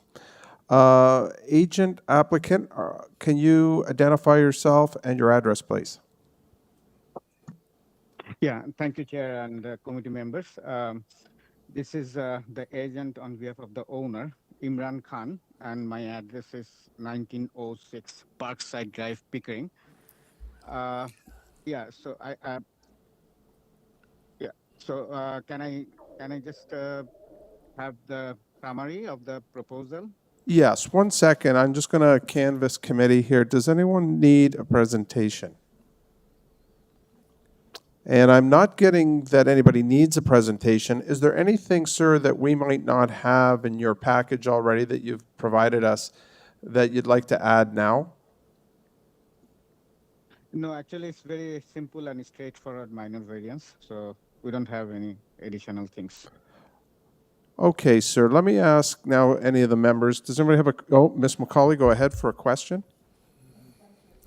To the applicant, I understand you have changed your application so that the building height is now 9 meters, not, sorry, maximum buildings, sorry. No, that was a previous application that I had. Sorry, what you're asking for is a main wall height of 8.38 meters versus 7 meters on the side walls and the rear yard. The previous application had a building height of 9.21 meters. So I have no questions. I just confused myself with the previous application on the site. No, thank you, Ms. McCauley. The people in the audience and online don't appreciate that we only have about 30 to 60 documents for each file, so thank you for that. Owner, just sit tight a minute, and Mr. Speaker, before us, could you please identify yourself and your address? Sure. My name is Daniel McKeown. Address is 50 NEILSON. I'm across the street from the application. Go ahead, sir. Is the application to knock down a house and put up a new one? Is that what the application is for? Because it's already done. The house was knocked down in October, November. The new house is fully constructed. I suspect that it's at the height that they are now requesting. So to me, it appears as though this applicant has gone ahead, built this house without the authorization, because I have a picture of it, and the house is fully built.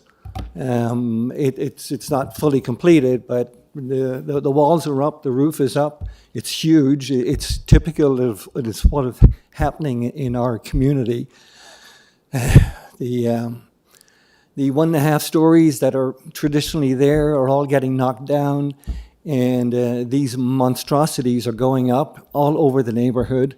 It is making it impossible for an average citizen to purchase a house in our community.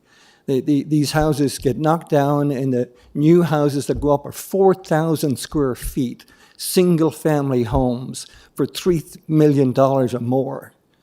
And you need to be super rich in order to afford these houses, and this is happening everywhere. Every street that I walk on with my dog every morning, there's houses all over. This owner has got at least 4 or 5 houses. He owns the 2 properties north of my house. He's constantly switching tenants from one house to the other. They also ignore regular rules. So the construction zone is open on Sundays and stat holidays. They have people working there 7 days a week. And you know what? If it was a triplex, I wouldn't be here. If it was a duplex even, I wouldn't be here. It's these massive single-family homes that drive me crazy. They make...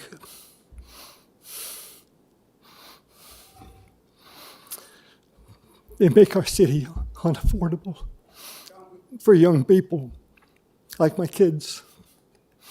And it drives me crazy. And this guy, obviously, if he's looking for an application now to build a house, it's already built. It's done. You can go down and see it. You can go in it. It's got the roofs up. It's got the pillars up. It's got the 57 NEILSON in script writing across the front. It's just typical of all of the homes that are going up in the area. They are ugly. They are huge. They are 3,000 to 4,000 square feet, and they are single-family homes. Again, if a duplex, I wouldn't be here. Triplex, I wouldn't be here. But this is just ruining our neighborhood and making our city unaffordable for normal people. And it drives me crazy. Thank you. Thank you, sir. You've been very poignant. Just hold for a minute. Staff, if we could put up, in this file, there are some photographs provided by the applicant. Can you put up a photo that best shows what this gentleman's describing, which is the building built, I believe? And then I'll canvass now committee members for any questions. I was just going to make a comment about the picture. Those are the pictures we have. Sir, I have your address, but I didn't write down your name. But I'm very sympathetic to your comments. I understand where you're coming from. I think many of us are facing this in our own neighborhoods. But this is, however, the direction that city planning is taking. And as committee members, we have to actually look at the variances, like our personal feelings don't kind of come into play. But I would suggest you talk to your counselor and tell them. And what I ask, I mean, the bylaws are there. They come to these committees and say, excuse me, I want this bylaw adjusted, I want that bylaw adjusted, and they get it. They get it all the time because you can walk around the neighborhood and see them. And they shouldn't be. I mean, if he's asking for permission now to put up this house, it's up already. Through the chair to the speaker, and just to clarify for the record, so this site, this application address, they had a previous approval back in 2023. The agent can speak to their proposal in greater length, but it appears they were already approved in 2023. They are now coming back to vary that building permit, that approval. That is how it appears, and the agent can speak to that. So they were already approved to demolish and build this dwelling, and they're now seeking to make some further variations. So what kind of variations are they asking for? Height? They're on the screen, so staff can pull up the public hearing notice again. They're asking for variances to main wall height. Main wall height. That's only for main wall height. Yeah, so that's the only variance that's before the committee today. What I'm saying is those walls are already built, so you should refuse them so that he cannot sell that building again because it will not be conforming to the bylaws. Because to come to this committee after I've already done it is basically saying, I'm disregarding your committee. I'm going to make this up, and then I'm going to go and ask them for permission, and I expect a rubber stamp, same as everybody else gets around here. So even if he did apply for it in 2024, again, it drives me crazy that we constantly shift these bylaws. The bylaws are there. If you want to change the bylaws, why don't you go to your representative and then get them to change the bylaws so that you can conform, so you don't have to ask for adjustments. But we're constantly giving them adjustments. We have these monstrosities all over the neighborhood, all over every neighborhood that you're in. And yeah, it's like I said, if it was a duplex or triplex, I wouldn't be here. This makes this city unaffordable for regular people. $3 million. You look in Realtor.ca and look at my neighborhood in Scarborough Bluffs, and they are all 2, 3, 4 million and up. And through the chair, just for the record, so there's no order to comply violation that's been issued on this file, just for the record. Thank you. Go ahead, Ms. Holman. Yeah, listen, we can have this conversation for a long time. I understand there's a lot of emotional involved.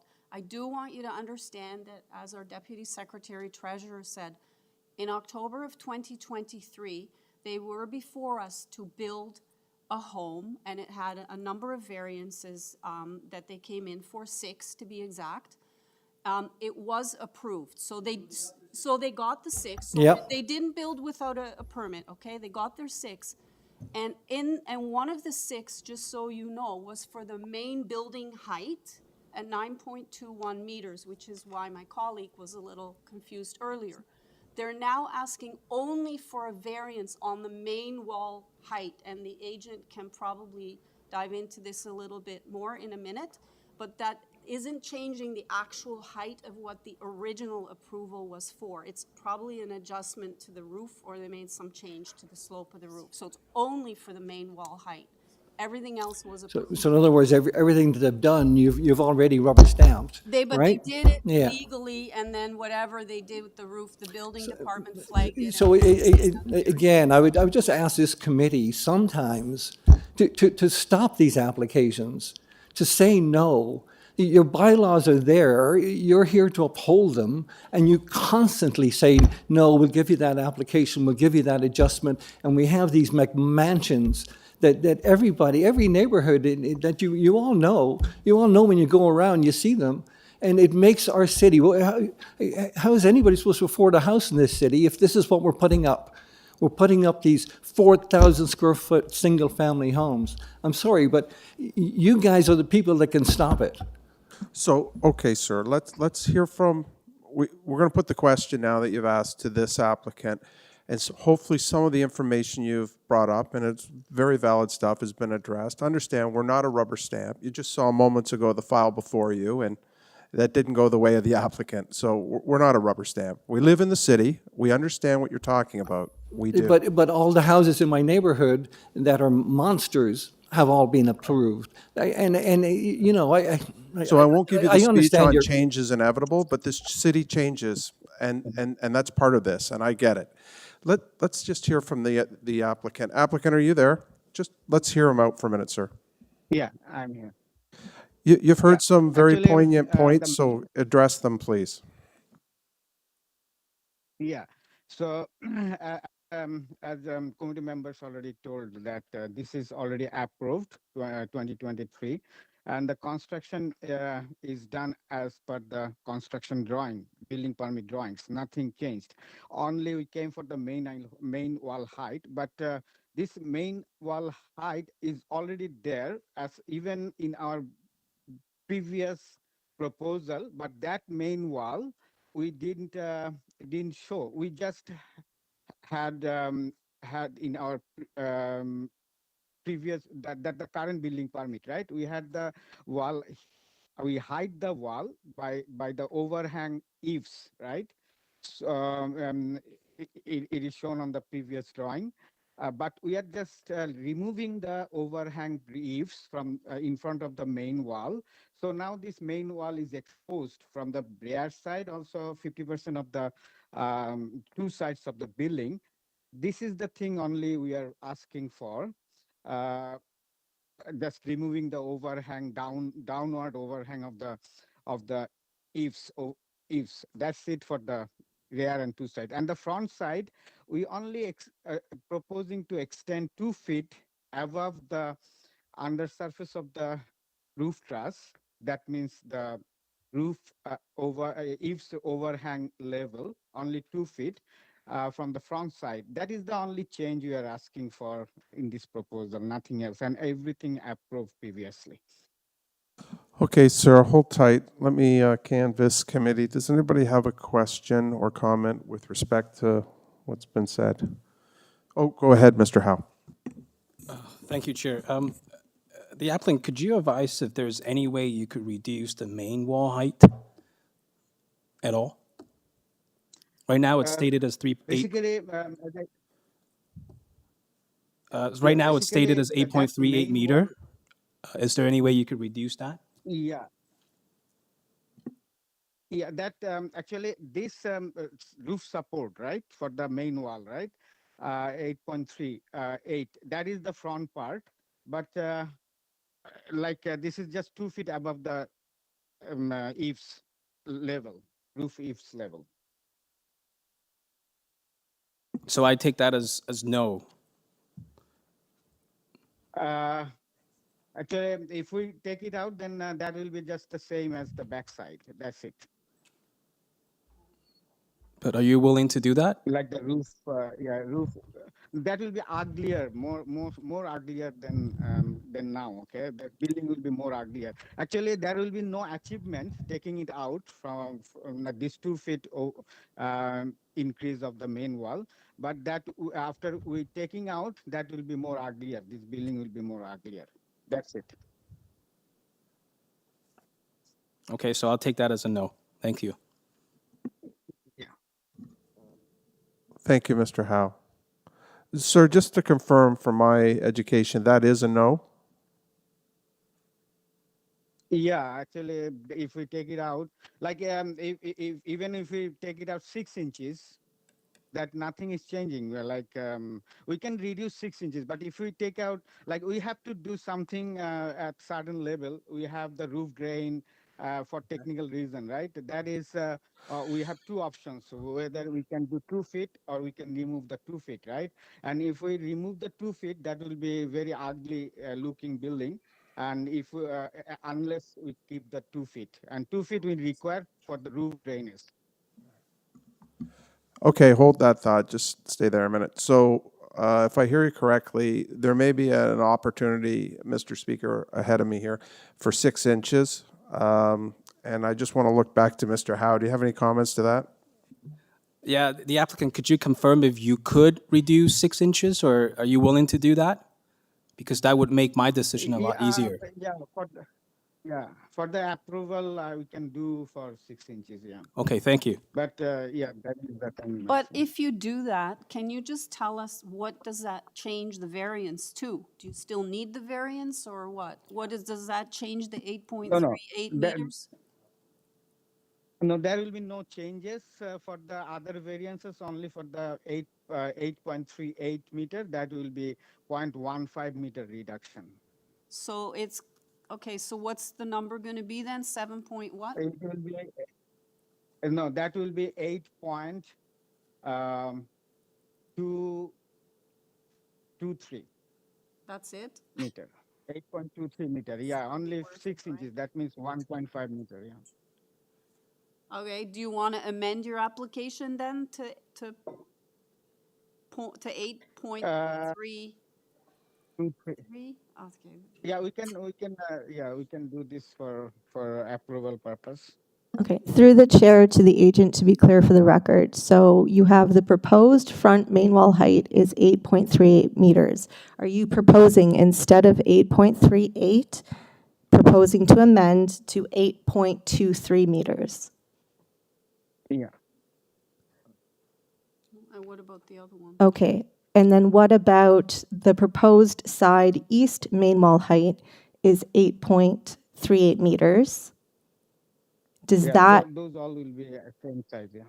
sorry, are you maintaining that or changing that? Yeah. So you're, Yeah, it will be same height, 8.23, yeah. okay, so the proposed side east main wall height will be amended to 8.23 meters. Yeah. And the proposed side west main wall height remains at 7.77 meters. Yeah, that we cannot change it because that's resting the roof. Okay, thank you. So this is an amended application. Thank you, Deputy Treasurer. Thank you, Mr. Howe. Thank you, Speaker, for your comments today. I think at this point, we're at the point of going into committee, so now we're going into committee. Does anybody have any comments or a motion? Go ahead, Ms. Ullman. Through you, Mr. Chairman, this variance in how this committee looks at it is, in my opinion, actually minor. All the main variances to build this house were dealt with in October. So I would be inclined to approve the amended variance. I just want to say to the applicant, the next time you send in site photos, can you please send in the entire house, not half the house? Because we couldn't see the roof at all. So if you're going to submit stuff, make it very clear for us, because we do go through all the materials ahead of time. So I would be inclined to approve the application as amended to 8.23 for both variances there. Thank you. Does anyone have a sec? Go ahead, Mr. Howe. I'm not sure if my colleague here is proposing a motion or. Yeah, that was. Okay, I will second the motion. I do thank the applicant for making some compromise, but overall the proposed main wall height is still below the previous approved maximum height of a building, which is 9.21 meters. So I do feel this application is minor and meets the 4th test of the Planning Act. Thank you. Thank you, Mr. Howe. We have a motion to approve from Ms. Ullman, seconded by Mr. Howe. All those in favor? And it's unanimous. The application is approved. Thank you. Sorry, just As amended. just so you know, I never received a notice on the first application to build a house. Otherwise, I would have been here at that time. But Okay, sir. obviously, rubber stamp away. Thank you.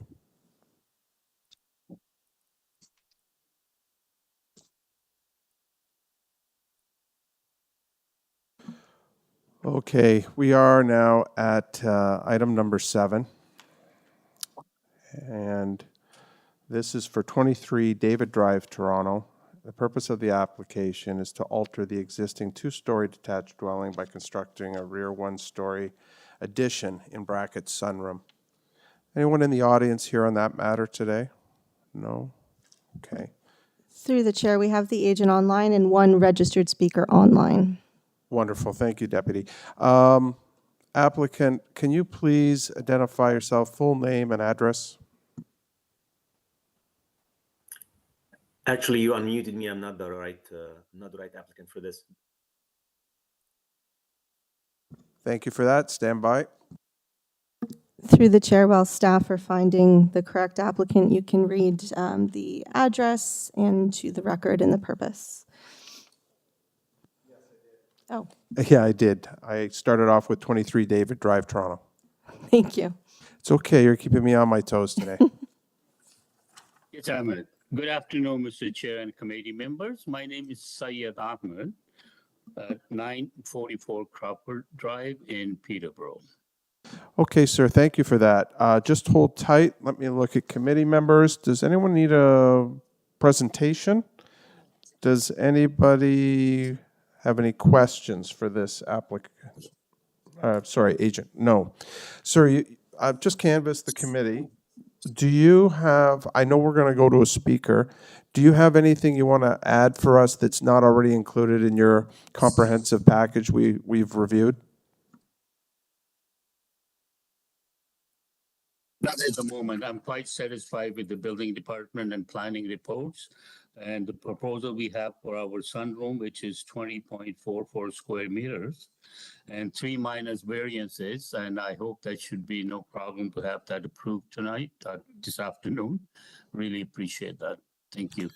Thank you for your brief comments. Just sit tight. Let's go to the speaker. Speaker, are you there?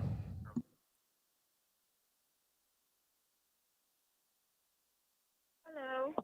Hello, full name and your address, please. I'm Katoyun Esfahanizadeh, and my address is 34 Crescentwood Road. Very good. You have up to 5 minutes. You don't have to use it all, and you can speak to this application before us. Go ahead.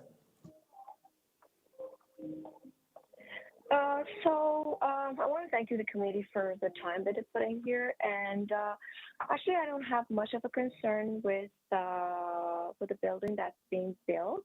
The only thing is that it's going a little bit above the usual height of the buildings around us, and I am worried a little bit about the shadowing of that on my property. And I also share a driveway with the applicant here. We talked over the emails, but part of that driveway is mine, but since the present garage is occupying that part, I couldn't claim it. And I want to make sure from the very beginning that he's making the changes, that part is completely marked, and at the end of the construction is done, I want to make sure that none of my land has been used, as if it needs to be surveyed again or something. Through the that should be done. chair, That's all sorry, my concern ma'am. it is, and I'll Hi, ma'am. Sorry. Yes, sorry, ma'am, to cut you off. It appears you're speaking to a different application. It looks like you were unmuted incorrectly. We apologize. If you could please just stand by, we'll circle back to you. Sorry. We'll give you a chance to start again for the next item. Thank you.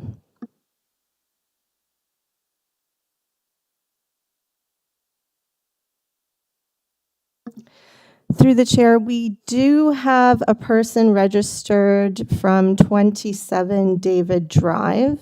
It looks like they have left the call. They've dropped the call, and they are not participating for this item. In light of our technical error at this end, should we be calling them back, or do we proceed just with the applicant? Through the chair, we can make one more attempt to try to reach the applicant or the occupant at 27 David Drive. Thank you. On behalf of the committee, I apologize to the people present and online. This will occasionally happen, unfortunately, with our technology. So thank you for your patience. So through the chair, Silva from 27 David Drive, if you're listening, staff are making an attempt again to phone you. So please pick up.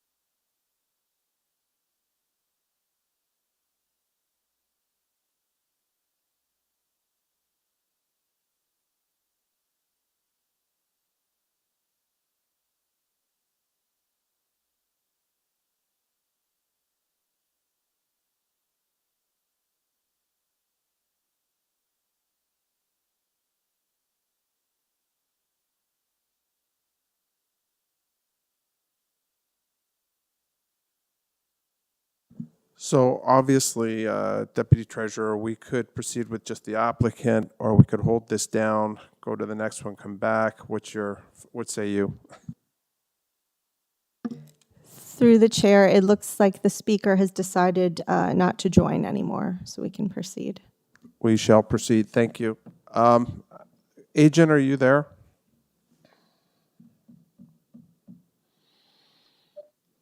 Yes, sir, I'm here. In light of what's taken place here, before we go into committee, is there anything you want to add? Anything that is not in the package before us? Just want to check again. Not at all. I'm quite satisfied. I'm happy with nothing more. Thank you. Okay, we're going to go into committee. Sit tight. Now that we're in committee, does anyone want to start us off? Go ahead, Mr. Howe. Thank you, Chair. I move approval of this application. There are 3 variances before me. It looks minor and meets the 4 tests of the Planning Act. Thank you. Go ahead, Ms. McCauley. Yes, I will second that. This is a sunroom addition. It appears to be totally behind the building. It doesn't appear to have any impact on anyone else. So I would second approval with the condition that they build in accordance with the site plan. Thank you for that. We have a motion by Mr. Howe, to approve this application, seconded by Ms. McCauley. All those in favor? That is unanimous, and the application is approved. Thank you. Through the chair, approved on condition, community planning condition tied to site plan. Thank you.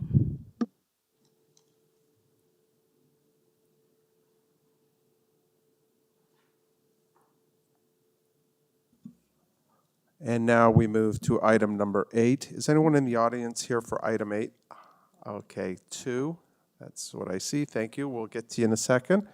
This is for 32 CRESCENTWOOD Road, Toronto. And the purpose of the application is to construct a new 3-story detached building with an integral double garage, front 2nd-story balcony, front 3rd-story rooftop patio, rear basement walkout, and rear ground floor deck. The existing 1-story detached dwelling and detached garage will be demolished. This is a revised public notice issued to clarify a duplex is being proposed. Folks, can you make your way down and just get in the queue? And is the agent or applicant online? Through the chair, we do have the agent on the line, and I will also just add, for the record, for this application, there is 1 letter of concern and 2 letters of objection that were received. Yes, thank you. And I also note that I guess conditions of approval are from Urban Forestry, which will obviously air out. And it's an amended application by the applicant, so we'll have the applicant first explain their red line public hearing notice of their changes. Yes, thank you very much.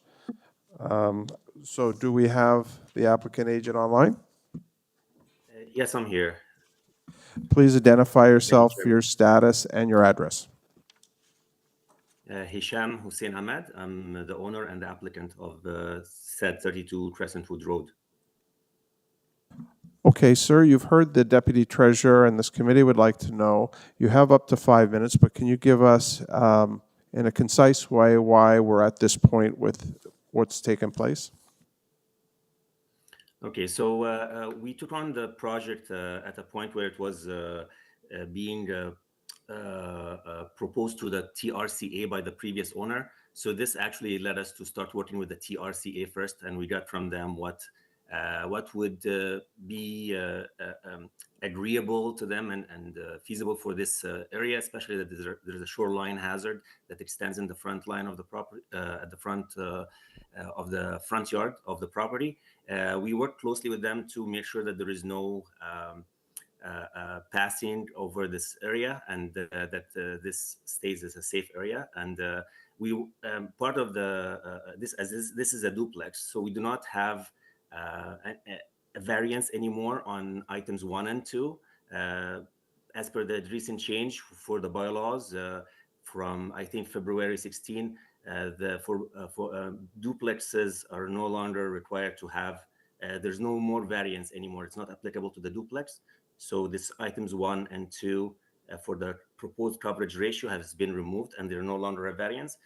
So today's application basically is just to address the overall height, which is we're proposing the height of 10.94, and we're the other measure, like not measure, but the other important part of it was number 8, which is the garage being underground. So those would be the 2 most prominent parts of the project. The landscaping, I see this as a very minor, and it's applicable to a lot of properties on the same side of the street. So I'm not gonna go into this. I'm just gonna focus on the height and on the garage.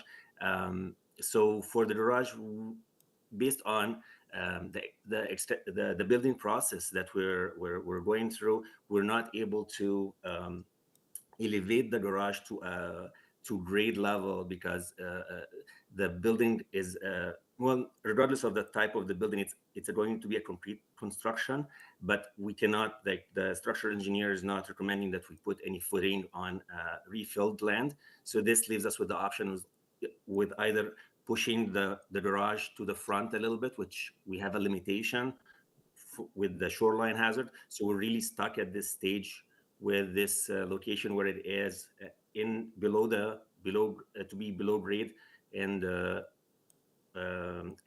this also is in line with, there's another property on 40 Crescentwood that is three properties to the east, and that has the same type of garage.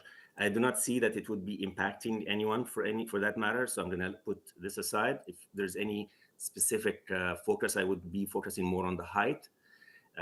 With the building that is being proposed here is a 3 level. So it is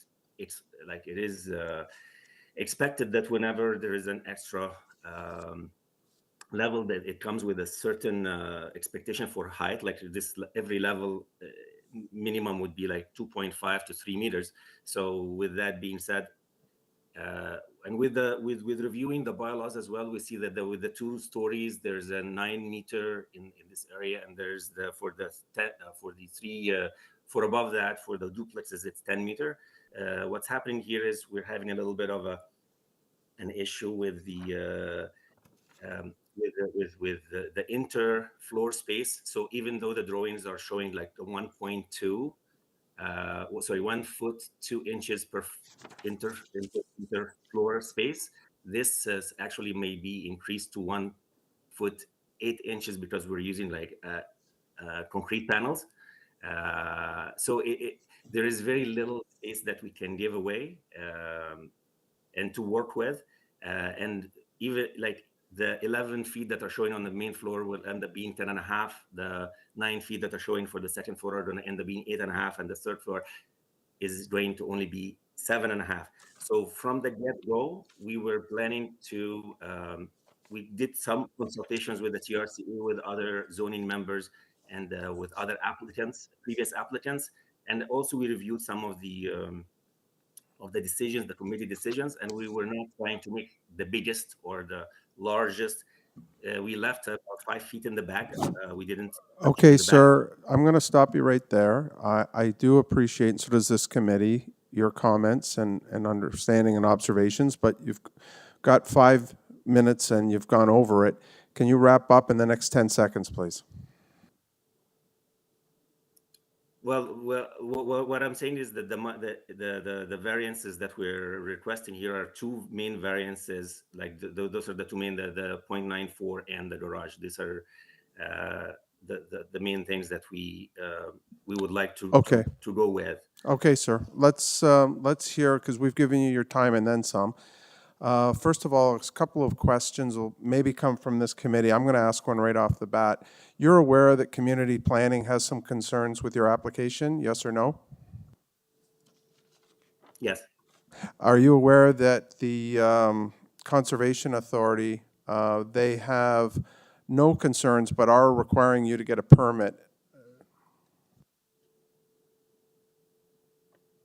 The TRCA? Correct. Are you aware of that? Yes. Yes, Okay. our permit paperwork is ready. Yeah, I just wanted to check in with you on that. I'm going to look at the committee now and see if anybody has any questions. And I don't see anybody with a question. So sit tight, and hi, speakers. Can you identify yourself and your address, please? My name is Mary Patricia McLean.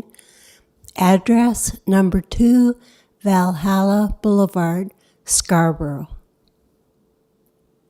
Wonderful. You have up to 5 minutes. Please go ahead. Thank you.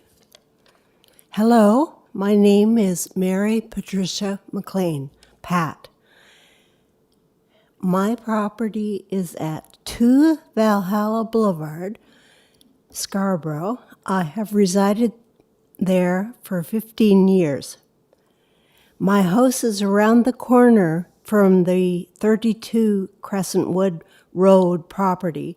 The back lot in 32 Crescentwood Road abuts my property on the south side.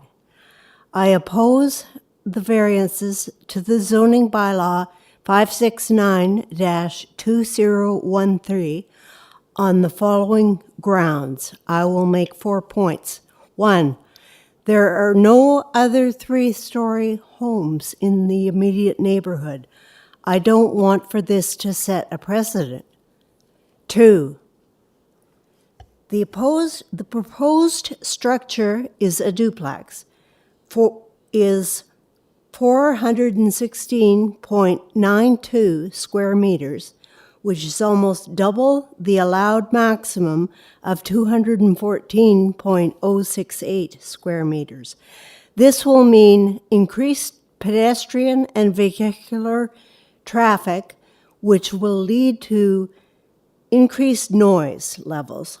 This will most certainly adversely affect my enjoyment of my property. 3, the height of the proposed structure is significantly above city guidelines, and this will directly affect the south-facing light. This will disturb me a great deal because I have visual impairment issues, and light is very important. 4, the proposed structure is well above the maximum coverage of 33%. It is 43.59%, about 1/3 more than what is permitted. Quite simply, the lot size is not suitable to accommodate a structure of these proportions.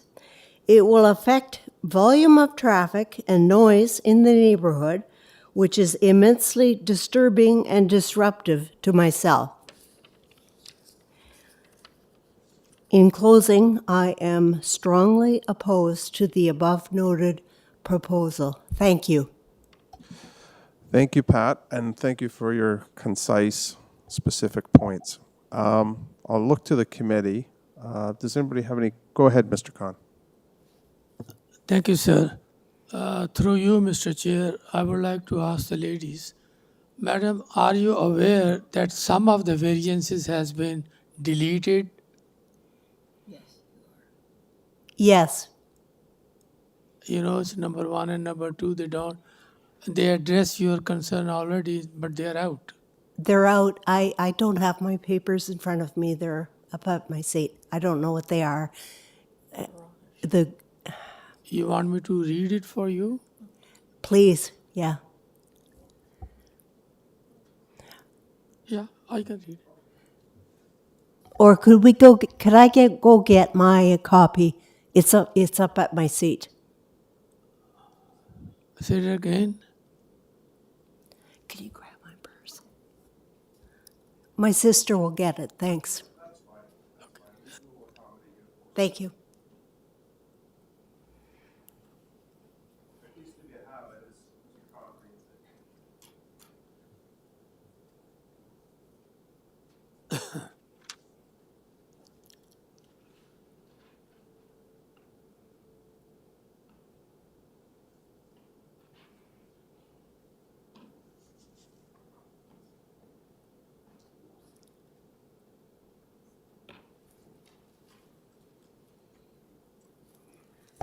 Thank you.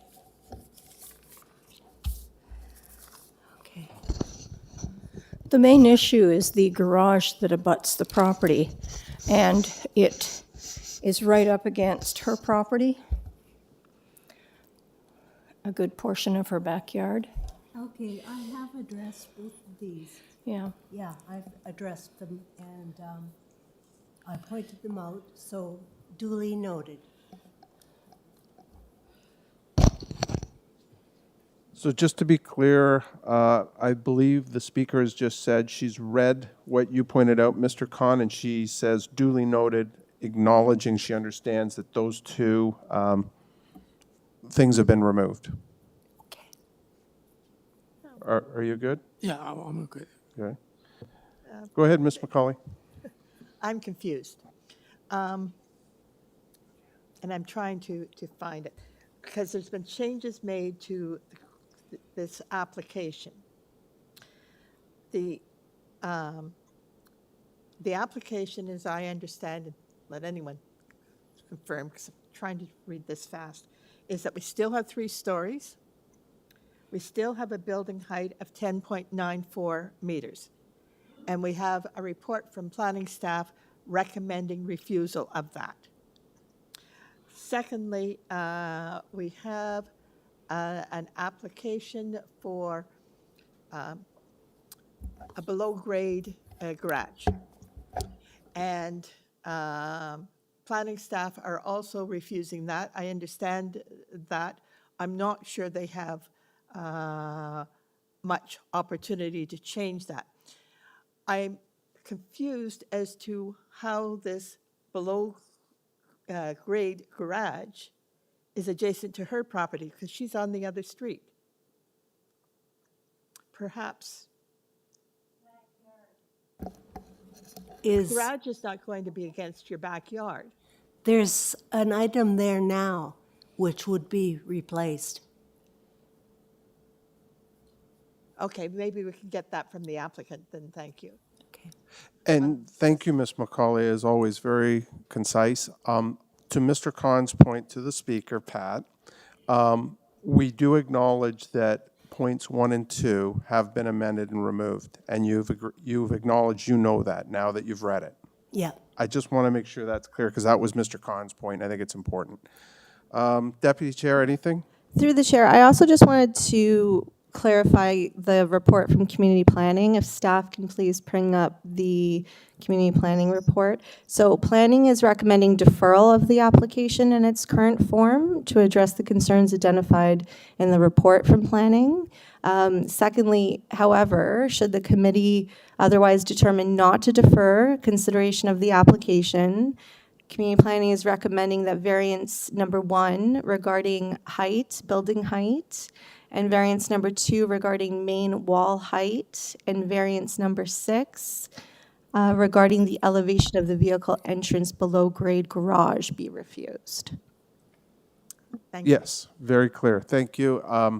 So we'll see where it takes us, because now that we've heard from the speakers in committee, does anybody else have another question for Pat or her sister? Okay, let's go back now for the applicant to respond to some of the questions he's heard and comments. Go ahead, sir. My apologies. Let's circle back. There is one speaker online, but the applicant will just wait. Speaker, are you there? Hello.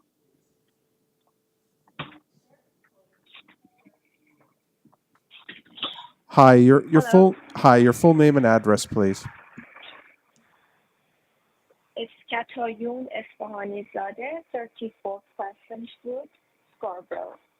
Okay, you've heard what's been going on here. You have up to 5 minutes. You don't have to use it all. Please let us know your views. So, from my understanding, the new proposed plan that we got it pretty recently as a revised one, the height has not been removed. Like, the height is not altered from what it was on the original plan that's been sent to us. So my concern, first of all, is that is it causing any kind of shadows on my property during the sunset? Because in the sunlight, I mean, the sunrise, I have no problem, but during the sunset, is it causing any kind of shadows? Plus, as Dr. Ahmad knows, we're sharing a driveway right now. Part of my land is on their existing driveway that's been occupied by the existing garage.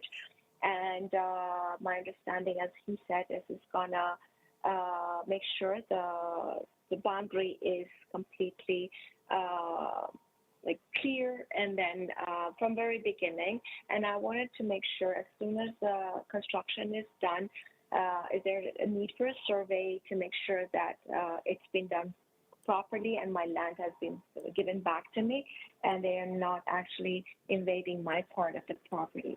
That's regarding the rest of them. I think my neighbors have already arrived, whatever. The other things have been mentioned, so this is my only concern. Thank you for your comments. Thank you. Do we have any questions from committee? Okay. And there are no more speakers, correct, Deputy? Right. So applicant, you have an opportunity to respond now. You have up to 5 minutes. You don't need to use all of that time, but please respond as you see fit. Thank you, Mr. Chair. I'll start with the concerns for 2 Valhalla. The garage that she was mentioning, that is current existing garage in the backyard, and that is going to be removed. So there will be no longer anything abutting her property. So that would be just backyard space and fenced, and there will be nothing else in that area. So she need not worry about that part. It was brought that the garage underground is not acceptable by the city planner. I had a conversation with him, and I tried to explain that this property is a duplex. He did not. He told me I'm wrong, and that the property we need to stay under 9 meters. And he even sent an email to the zoning, telling them they made a mistake. Zoning responded back saying, no, this is actually duplex, and this is these are the issues at hand. Our options for the garage are limited. There is no option to actually elevate the garage above ground because the rest of the property is on top of it, and there's a concept called loading.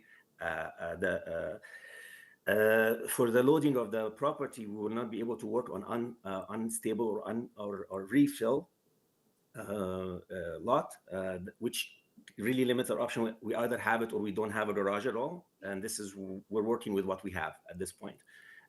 For the height, I expressed the height earlier. We are probably approved up to 10. It would make a big difference in how the property would in the building process and the materials, choice of the material, if we can get this 0.94. That's all we're asking for in order to make something that kind of aligns with the same level of the properties around us, where everybody has like the 9-meter high. We have to consider that the city is allowing now and encouraging to have these duplexes and to have extra units for living. And with this, there's a little level of lenience that we're expecting. So I hope this works out for everyone. Thank you, sir. Very concise. Let's look to the committee for questions or comments for you. Go ahead, Ms. McCauley. Thank you. I still have more questions here. I want to address the height, and I'm really concerned about both the height, and with height, you have an impact on the adjacent properties.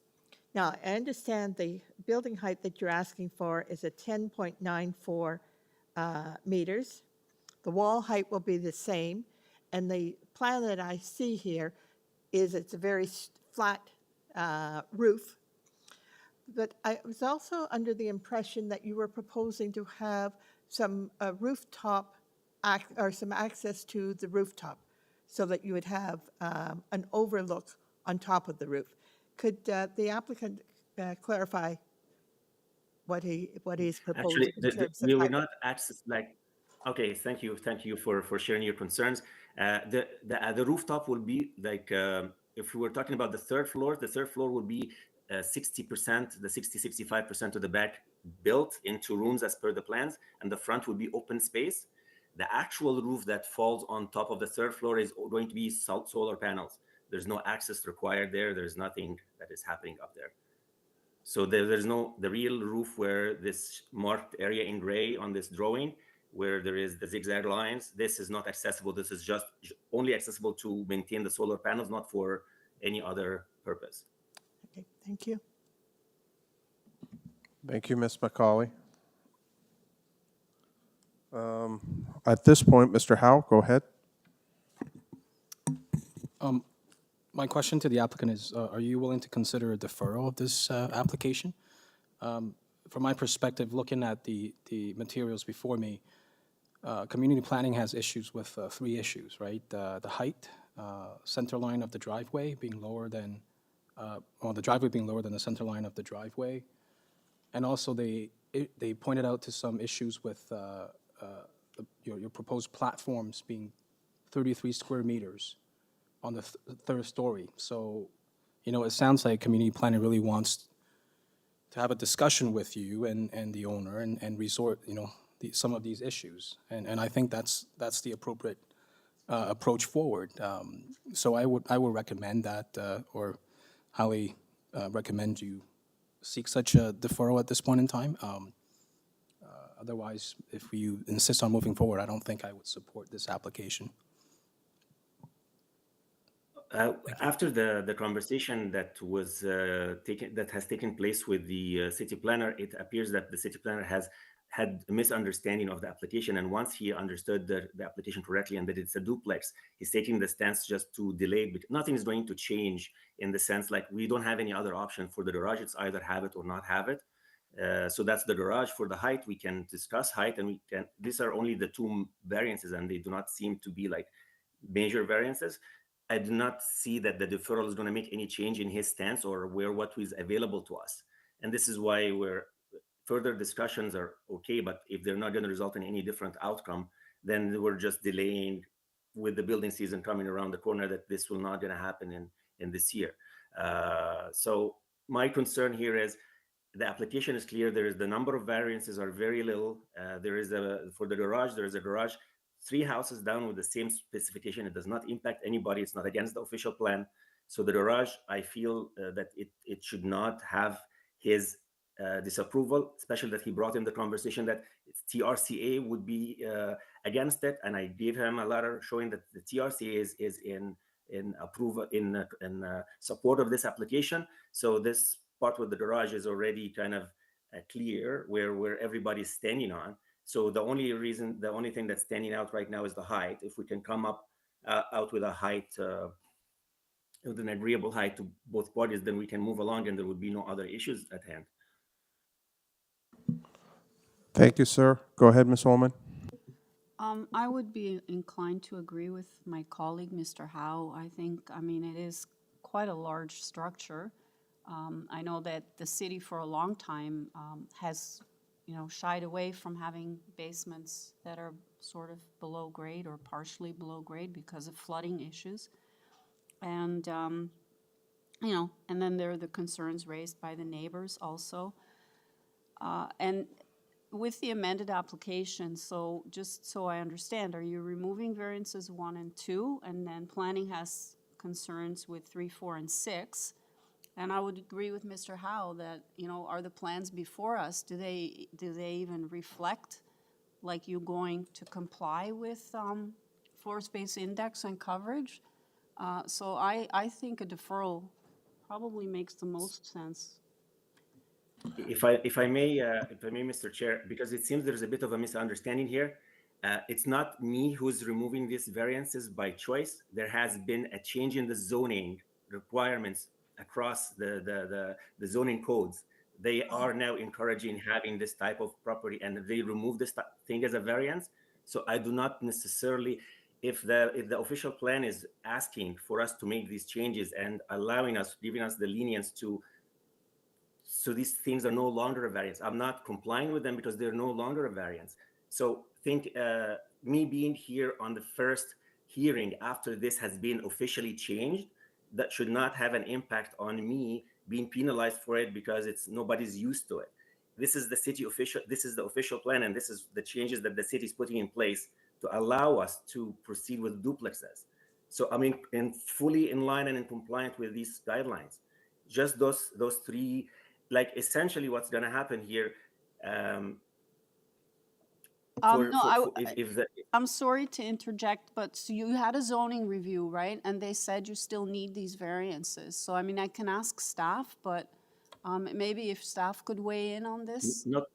Because you're deleting them, but you had a zoning review that said you need them.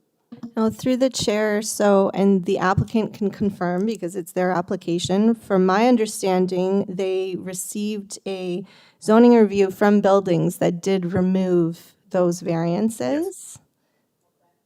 Yes. Yeah. So thank you for the question and the back and forth all. It seems to me that, sir, it's pretty clear 1 and 2 don't need to be a variance because they're no longer an issue with the new changes.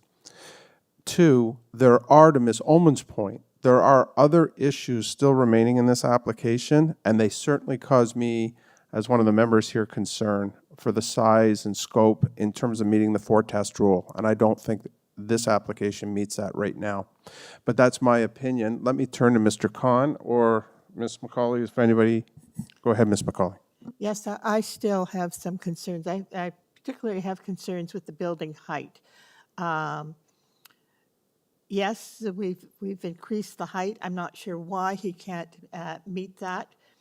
I also have some concerns about the garage. I know that this has been an issue throughout the large part of Scarborough, where because the garage is sloped into the property, that you've got a problem of drainage. And that is the reason is that the property drains into the garage and you get a flood in the garage. So that it's a fairly simple engineering question. Don't flood your garage by having the garage on the slope down there.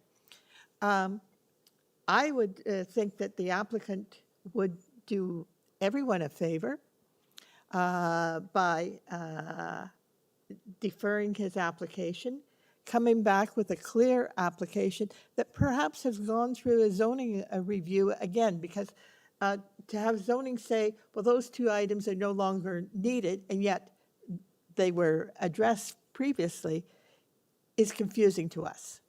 I think it's confusing to the community. So I would agree with a recommendation for deferral. Go ahead, Mr. Khan. Thank you, sir. I just want to resolve this issue just by knowing. Sir, Mr. Ahmed, do you have the elevation? I'm talking about the water entrance at the higher elevation of your driveway and the elevation of the garage. How much is the difference between two elevations so that I can make up my mind how serious this problem is? Okay, sir. Thank you for your concern. Right now, we're with the garage situation. We are flexible to change this this elevation for the garage. Minimum garage requirements are 7 feet. If we can, and right now what's being proposed is 9. We can elevate the garage maybe by 1.5 foot. If we're going to get the full height, we can elevate the whole basement by another foot, which basically will make the elevation of the garage about 3.5 feet under grade. Right now it's minus 5.7.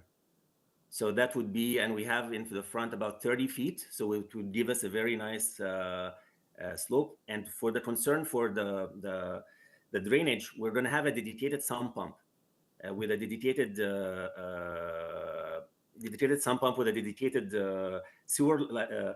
collection line for any excess water that's going to be coming sloping towards the house. We're not trying to build something where that's going to be having a negative impact on anybody. We're committed to making this work for everybody.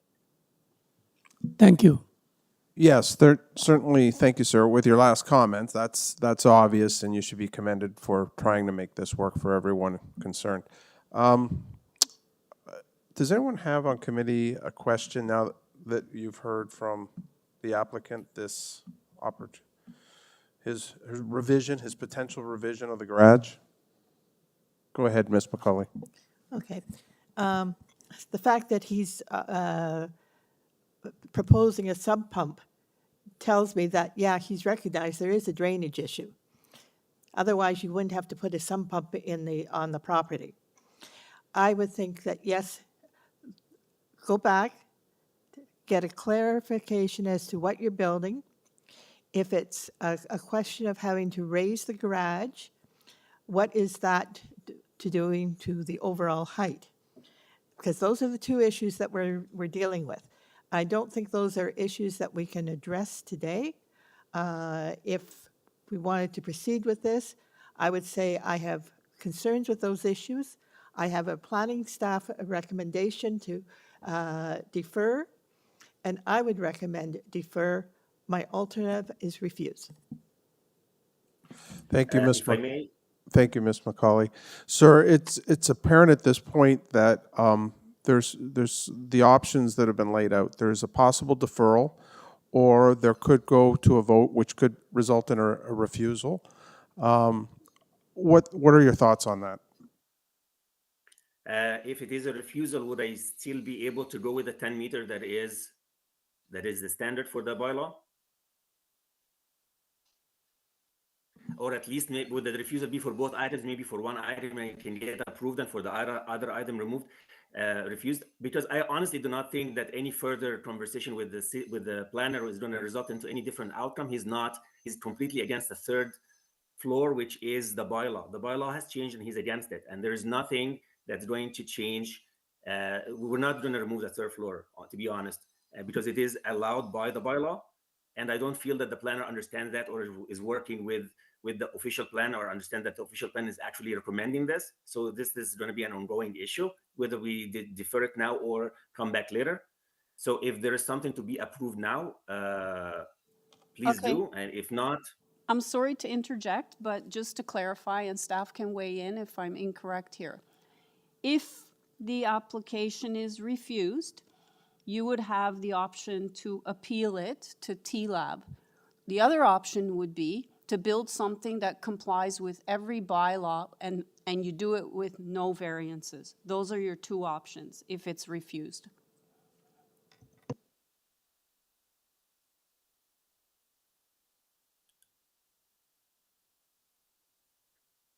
so there's none of the variances right now that you feel that could be supported. I think based on what you've heard from, my colleagues and that we're all of the mind that it makes sense to do a deferral, but it's your choice. If you want us to proceed, then to the chair's point, if it's refused and you just heard then what your two options are.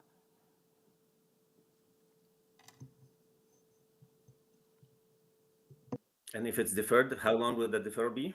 I can ask staff when, and it would again depend on you coming back with whatever you need to come back with, but staff can answer that. Through the chair. Well, to my point here, that we don't have options with the garage. Like the garage, once excavated, we cannot refill this to put. Sir, we're not going to rehear this. We've got it all on the table. We know your point of view respectfully. You've heard ours. So let the deputy treasurer answer when this could come back at its earliest. Through the chair, we only speak to scheduling when it's a complete application. So once the applicant has addressed the reason for deferral, then they may be scheduled to the next available date. Currently, we are booking for May. And I will add to that, sir, if you've looked at today's agenda, we've had stuff that was up in January, and we're doing it again now. So we've done quite well on a track record of turnaround. Are you going to consider a deferral? Can we at least approve one and then defer the other one so I can proceed with my plan? Which one would you like? For now, I would like the garage. Through the chair, we can't approve one variance and defer the rest. Before you is a whole application. So this is the application before you. Just one question to the Deputy Secretary Treasurer. If the applicant removes whatever he needs to remove and leaves one variance, then can we refuse all the rest and approve one or not? Or is that not a good with whatever plans we have here? Well, through the chair, it may conflict with the plans, which may create issues for building permit. But regardless, of course, members have the option to refuse a certain number of variances and approve others. But I'm stating you can't defer some and approve or refuse others. So, well aired out. Let's, sir, you've heard what you've heard, and what I'm going to say is this. Deferral's a possibility that I encourage you to consider. If we go to a vote, that's not as clear what's going to happen, and then you have to, the only process left is appeal, and that can be an arduous journey. There's someone wants to say something. I don't think, oh, sorry, go ahead, Ann. Okay. I think we've talked about this enough. The gentleman has an option. He can proceed, and we can refuse the application. If we refuse the application, he can appeal it. In my expectation, appeals are taking between a year to a year and a half to be heard. He may get approved, but he's got himself a year to a year and a half of time wasted. If he comes back and we defer this application, then he has the opportunity to talk to planning staff. He has an opportunity to clarify his application to us a lot more and determine whether he needs additional applications if he's proposing to raise the height of the garage, which would then raise the height of the entire building. So I think, in my opinion, your best bet is deferral. But if you, and we can recommend deferral. We don't like to do that. We like to get your agreement. But if you're not interested in deferral, I'm prepared to refuse. And through the chair, just a reminder, if a deferral is a consideration, to ask the neighbor that spoke in opposition their opinion on a deferral. To Ms. McCauley's point and the deputy treasurer, sir, deferral or not? I guess deferral. Thank you, sir. Now, to the speaker before us. Pat, please cut up to the microphone with your sister. And there's only one question I'm going to ask. And the question is, we can only speak to deferral now, meaning this will be put over to the future if the committee votes in favor of it. Are you okay with deferral, yes or no? Yes, I am okay with deferral. Thank you for such a concise answer, Pat. Okay, we're now in committee, and the online speaker, are you there?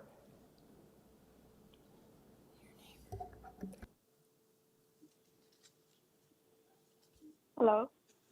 Hi, one question. Do you agree or disagree with this deferral?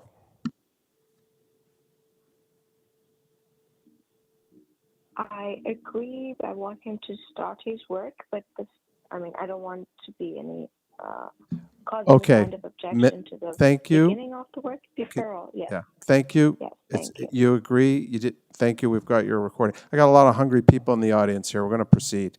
Okay, we're in committee now. Who would like to put forth the motion? Through you, Mr. Chairman, with everything we've heard, I think we all know the reasons for deferral, so the applicant can talk to planning again. And I also encourage the applicant to have conversation with the two speakers that were here today, and to come back with hopefully something that's more palatable. He's heard all the comments from members. So I would move deferral of this application to the first available hearing date. Thanks, Ms. Ullman. And Ms. McCauley? I will second that decision to defer and encourage the applicant to take a look at it. He may need to talk to engineering about the grading for his garage as well. Thank you for those comments. We have a motion to defer by Ms. Ullman. We have it seconded by Ms. McCauley. All those in favor? That's approved and unanimous to defer. Thank you.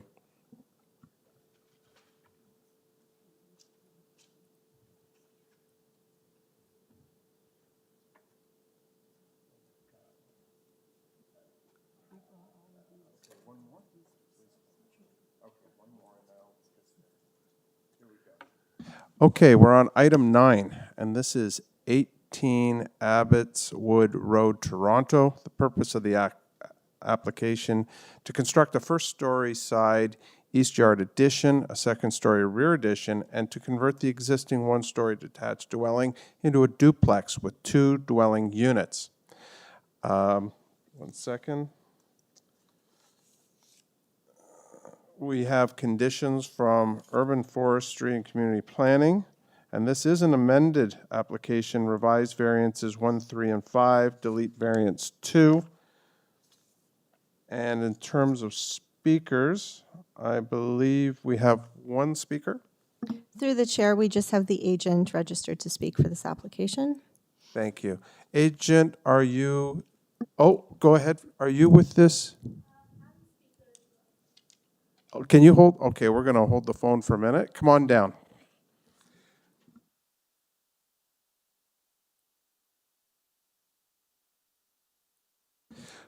So, well, we have a speaker that we didn't know of. It's coming down. That's wonderful. Come on down. Get in the queue. I'll say to the agent, please identify yourself and your address. Chair and dear member of the committee, my name is Donia Basiliasi, and I'm the agent representing on the behalf of the owner of the property located at 18 ABBOTTSWOOD Road. I Okay. appreciate your opportunity to present today regarding a proposal for this property address. Okay, and through the chair, just to clarify, the speaker at the podium, you're the landowner of this house, is that correct? Yes, So it's one speaker per household is 5 minutes. So you either share the time with your agent or your agent speaks or you speak. Who's going to speak for this application? I'm going to share with the owner to speak together, but I already registered the owner as a speaker today too. That's fine, but it's only 5 minutes per household. So the agent and the owner must share the time. So you'll proceed Okay, I'm accordingly. going to start and then the owner will continue my speech. So one of the So primary hold on, agent, 1 second. Since we're going to split the time, landowner, can you identify yourself and the address you're using today?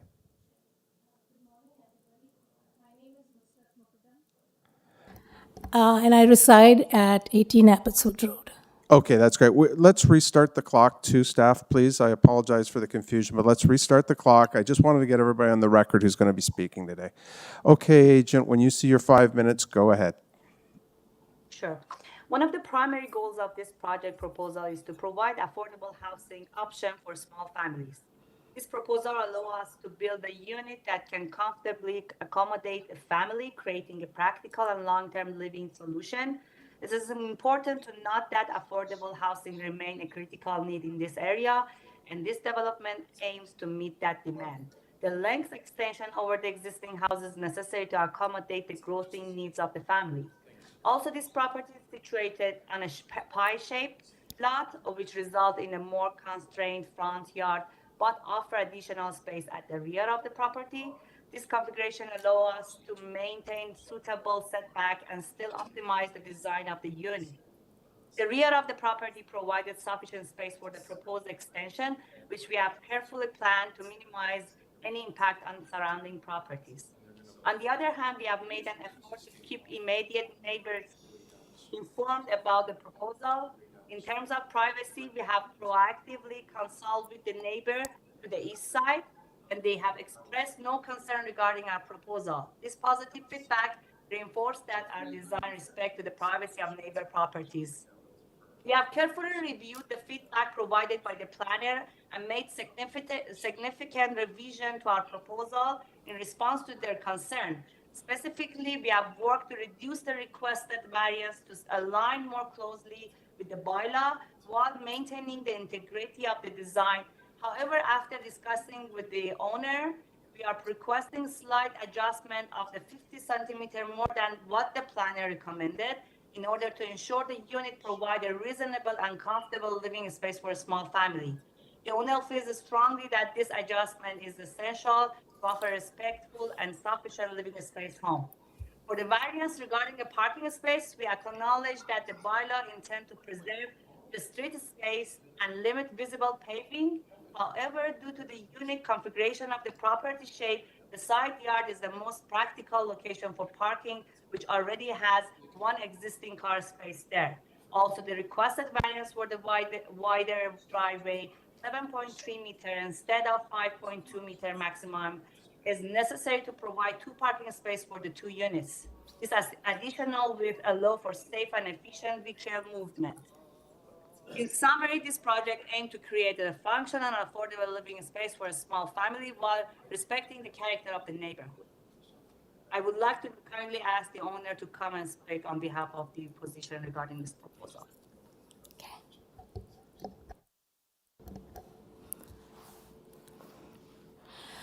As nervous as I am speaking in front of all of you, I need you to know why this project is important to me. I have been a teacher in this neighborhood for about 24 years. And the last 8 years, I had been entrusted the task, the responsibility of doing intake of new students. In my conversation with parents, The ongoing recurring topic has been the difficulties that they face in finding affordable housing. And these conversations had been very difficult. And it has left me saddened and helpless. This project is an opportunity for me to do something. I know and I understand there are zoning regulations, and I respect whatever decisions you make. However, I request you to please consider the intent and the reason for why I am asking for that extra half a meter. It will definitely help in creating a somewhat comfortable home for small families. Thank you. I'm sorry. Thank you. Just a question right off the bat for you, landowner. You said students. What's the age range of the students? Sorry? Did you mention students? Yes, I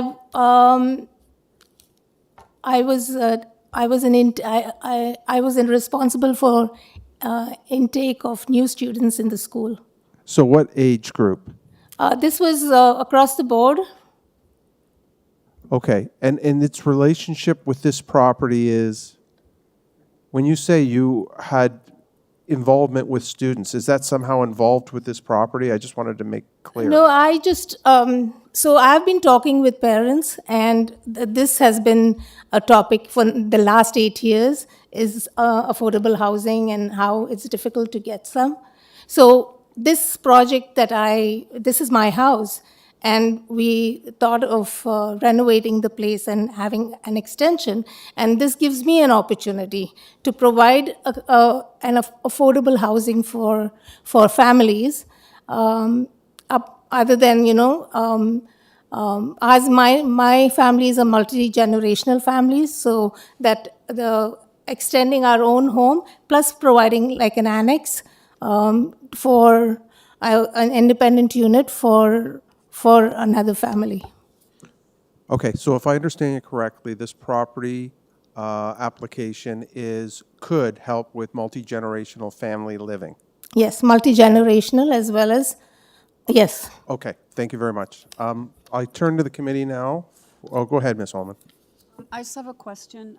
So I guess to the agent, are you formally making all the amendments? Because I see several amendments here that, variance number 1, you're revising to 3.56, you're removing variance number 2.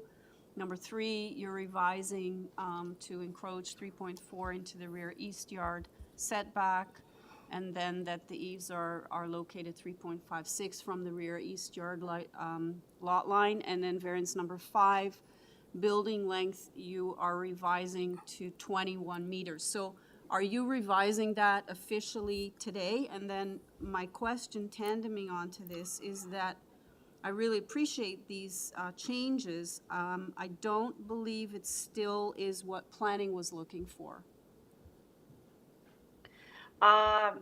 Yes, in terms of the planner recommendation, we revised this 3 or 4 variances before, so we provided the revised plan and design. So based on the recommendation, planner recommendation, the 20.50 meter is the length that they would recommend.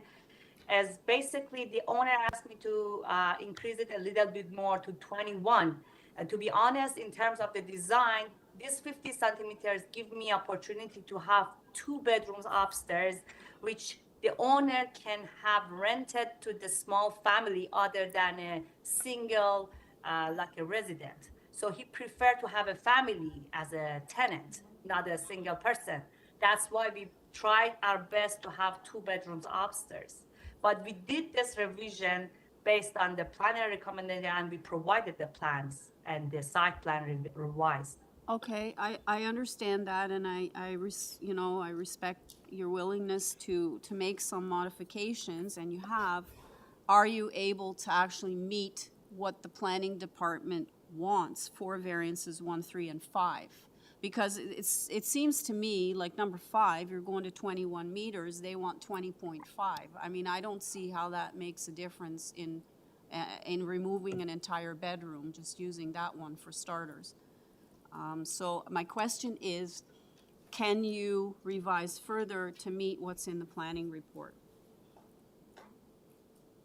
To be honest, I talked with the planner and had his recommendation, and we got this approved before. I talked with owner, and she asked me to go ahead for 21 if it's possible, because the bedroom upstairs is very tight. It's still doable, yes, still doable to reduce it to 20.50, but if you can provide us this opportunity to have this 50 more centimeter to make a more decent size of the bedroom upstairs, I would really appreciate. Okay, and then what about the number 1 and 3? You are also not meeting. The number of 1 and yeah, the number 1 and 2 is all affected, but number 3, if we just added more like 50 centimeters, then the side setback on the east side is affected, but this length. That's why all related to each other. Okay, so in a nutshell, you basically are only prepared to revise as per the amended application, the red line notice. Is that right? Exactly. Okay, thanks. Thank you, Ms. Ullman. Does anyone on committee have a question for anyone here? It doesn't appear so. I think at this point we should go into committee, and that's what we're going to do. Okay, does anybody want to start us off? Go ahead, Ms. McCauley. Okay, I'll start us off. I listened to the applicant. I think her reasons for wanting this size are reasonable. She's looked at trying to accommodate into a reasonable size unit. Whether it be 21 meters or 22.6 meters, it's 1.5 meters. That's 4 feet. I'm okay with it being 4 feet longer.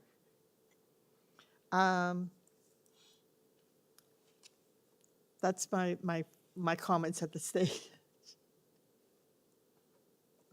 Okay. Does anyone else on committee have a comment?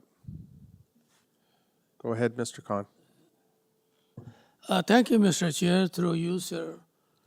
I have listened to the presentation as well as I have 9 variances in front of me. 3 from the staff has been suggested as modified, if modified, and 3 variances from the transport services for refusal. So decision for me is not tough. I can understand. But taking a stand after not to modify to the extent that has been suggested by the planning staff, I will be a little bit reluctant to approve. Thank you for your clarity, sir. Okay. If nobody else has any other comments, does anyone have a motion they'd like to put forward?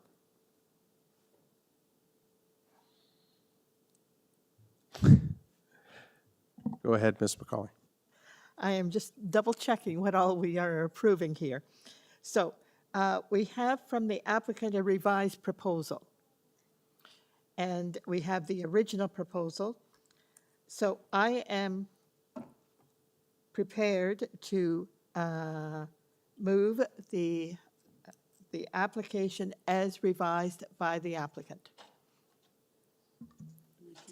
Which is items 1, 3, 5, and variance 2 deleted? No, yes, lot coverage is deleted, the east encroachment is deleted, building length, she wants 21 meters. Could you repeat it slowly, please? Through the chair, staff will also put, again, the amended application on the screen so it is clear again for everyone. And if you could just zoom in kindly. Okay, so the applicant has amended as follows. Variance number 1, the altered dwelling will be located 3.56 meters from the rear east lot line. Variance number 2 has been deleted. That related to lot coverage. Variance number 3 is being amended to state that the revised proposal is the eaves will encroach 3.4 meters into the rear east yard setback and are located 3.56 meters from the rear east lot line. Variance number 4 remains as is. Variance number 5, with respect to building length, is being revised for a building length of 21.0 meters. And variance 6, 7, 8, and 9 remain as is. Thank you for the clarity. So that is what I am recommending approval for. Through the chair, there's also urban forestry condition. Okay. Yes, urban forestry condition, and we have, Number 2, urban forestry number 2. and do we have anyone who would wish to second the motion? Go ahead, Ms. Oman. Through you, Mr. Chairman, I'm prepared to second the application as amended, including forestry condition number 2. So we have a motion to approve the amended application, as already stated, in addition to condition 2 with urban forestry, and that has been seconded by Ms. Oman. All those in favor? And that's 3 in favor, and Mr. Howe not in favor. Thank you. Mr. Howe Motion. dissents. Thank you. Motion approved.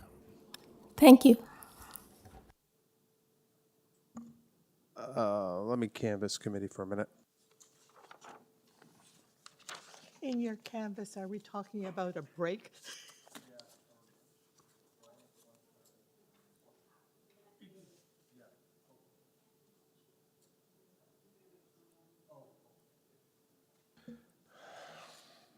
All right. So now we move to item 10. Wait a minute. Through the chair, did members need a 5-minute break? Perhaps we could take a 5-minute break. Actually, 10. Just give us 10. Okay, through the chair, we'll be taking a 10-minute break. Thank you. Please mute your devices and turn off your cameras.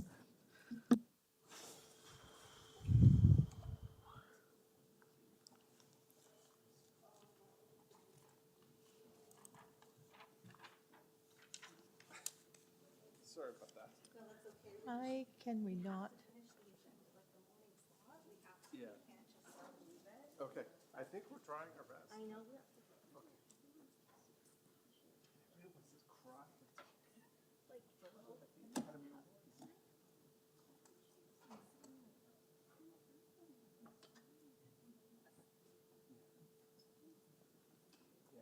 You're right. You're so right. Okay. I don't feel like this is all right.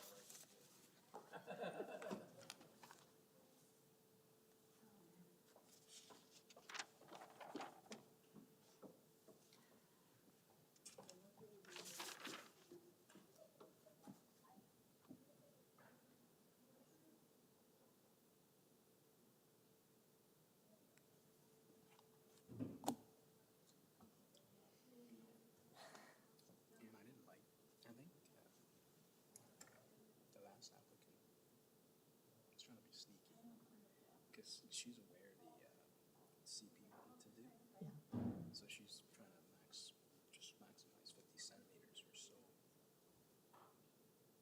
I think she totally doable. Just complying with CP.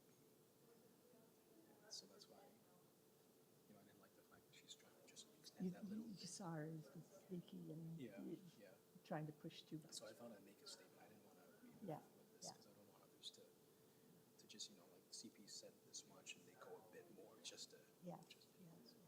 Yeah, I agree with you. Like, I the thought principle of what she's doing here seems okay. Like it's not out of. I find CP has made some amendments, but it's sort of like, well, instead of 1.5, it'll be 1.3. And I'm thinking, are you making making amendments to make you as staff look good? Or, yeah. Yeah, like what's the point of these? And I think we've got a bunch of junior staff here that really are, I noticed they're being very exact yeah, now, in particular with this session. 'Cause Yes. you don't see the exact figures yeah, previously. yeah. So it's, you know, even when you get into landscaping, okay, now we want to insist on this kind of landscape. All right, well, I think they're, as I said, I think we've got some junior staff that are really trying to make a mark and push. So, Yeah, setting an exact limit, I guess. well, trying to push, look good. Nancy, I was just saying, we've got a bunch of staff reports here. And in some cases, they're piddly things, but they're not. They're Putting in not. limits and decibels. Yeah, I noticed that. yeah. I'm thinking, you know, not only do they not like the application, but if the application is 1.5, they'll say, well, it should be 1.3. Like, Well, that's why we used on. that. Yeah. I thought she was just doing that extra 30 centimeters just to get back at the CP. I thought she could have built it according to what CP I has agree. said. I don't know, like, she made all these revisions and commendable, Just but added a slight more. Yeah. So that's, why not just meet the planning I didn't like right? it, so I I have to be honest, I pretty much don't like anything on a personal note, because I think the city's planning is just going absolutely down the gutter. Terrible. I think it's really terrible. And that guy that was almost crying, I live that. I told you guys, like, my whole neighborhood is gonna be flattened. You know, It's just like, I've got a couple that I'm going to refuse today. But when I looked at that one, I thought, oh, Lord. And then I looked at the decision. Oh, I approved it. My God, I'm stupid. well, I can You know absolve what? myself because I but wasn't if, here back if in you 2023. don't approve it, it gets approved at T-Lab anyway. Right? That's Well, some of them do, yeah. and most of them do. And, you know, I think it was right to tell that person, we can refuse this. You can go to TLAC, but it's a year and a half. Yeah, that was good. Yeah, I love that. I think that finally put him over the top. Yeah. Guy, we're trying to throw you a lifeline. Already?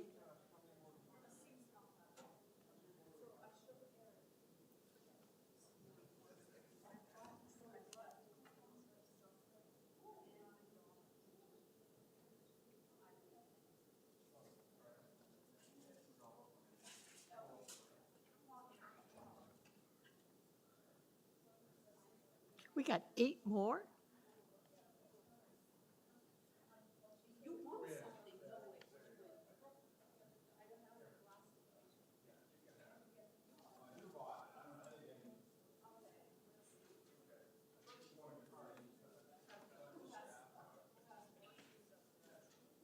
$140?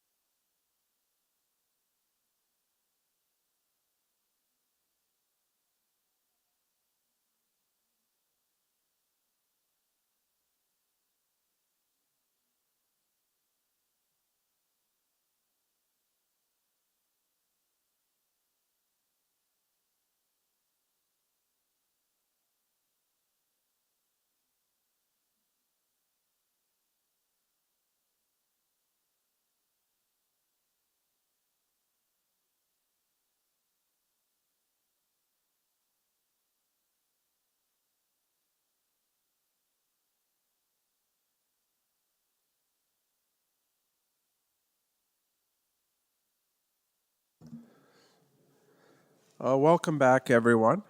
And we're on item 10. And I'll read through it to you right now. Item 10, 145 Phyllis Avenue, Toronto. The purpose of the application is to construct a new two-story garden suite in the rear yard of the lot containing the existing two-story detached main Through the dwelling. chair, sorry, hold on a second. We have a technical issue. We just have to get the room started. Apparently, it knocked us out. So if everyone can just hold on 1 minute. Okay. Just have to reset the technology. Okay. Through the chair, the technology is good to go. It's been restarted. Thank you, Deputy Treasurer. Item 10, 145 Phyllis Avenue, Toronto, to construct a two-story garden suite in the rear yard of the lot containing existing two-story detached main dwelling. There will be a total of 2 dwelling units on the lot. This can be cross-referenced with previous minor variance application in the past. I note on the information I have that there's no speakers, just checking in with the Deputy Treasurer. Is that correct? Through the chair, that's correct. There's no registered speakers to this item. And in terms of correspondence received, there is 2 letters of objection.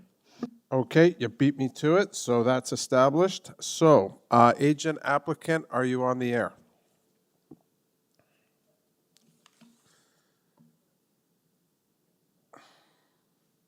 Hello. Yeah, I'm the owner. Hello, sir. Can you please give your full name and address and status in this matter? Mr. Chair, my name is Devin Puran. I'm the owner of 145 Phyllis Avenue. Okay, and that's also your address, I presume? Yes. Okay. Let me canvass the committee. Does anyone wish a full presentation? The committee is, it appears well versed in the package you've submitted, sir. I would ask at this time, has there anything you'd like to add that we haven't already received? I had an urban forestry report completed over the weekend, and I submitted that online. Okay, that's where that'll have to sit, because if it's not before us here today, I understand we can't consider that, but thank you for mentioning that. It sounds like you're being very thorough. Does anyone on committee have any questions? Oh, Mr. Khan, go ahead. Question for you, sir. Thank you, Mr. Chair. Through you, sir. I have a question for Mr. Puran. Sir, my question is, the house number 55 on McCavan Road is affected due to your variance number 1 and 2. Did you have the opportunity of speaking to that particular owner of house number 55 McCavan? 55 McCowan. I did not. No, I haven't. I was unaware of this. So you didn't have the chance to speak? Okay, I'm just looking at the address. Because my concern is that you are too close to the lot line. 50 yes. So I did. Yes, I did mention it to the gentleman, and he did not have any issues. He never said anything about objecting to the proposal. Is this one of the rejections to the proposal? No, it's not. Okay, so I spoke to him twice before this meeting, and there was no issues. Thank you. Any other questions for the, go ahead, Ms. McCauley. Yes, to the applicant or owner. You have a big lot. It's got a big lot. It's 50 feet. I'm in Imperial, 50 feet by 150 feet. Your house is at the front part of the lot. You've got a big backyard. Why can't you meet the zoning bylaw requirements of a 1 meter setback? Why do you need these variances? You've got a big backyard. So, it doesn't seem as though I don't see any reason why you can't meet the zoning variances. So the major issue is the 6 meter setback is what they're asking for. Now my lot is a bit it's a bit unique to this development because my driveway actually comes up the side of the house. If if I were to put the garden house in that area, bringing it almost 20 feet into the to the well from the property line, it would be pretty much right into the driveway. We're talking a difference of a So meter. we're trying to build this. So there's two variances here: the side lot line and the rear lot line. Mhm. The rear is the one that I'm very concerned with because it calls for 6 and I'm asking for 1.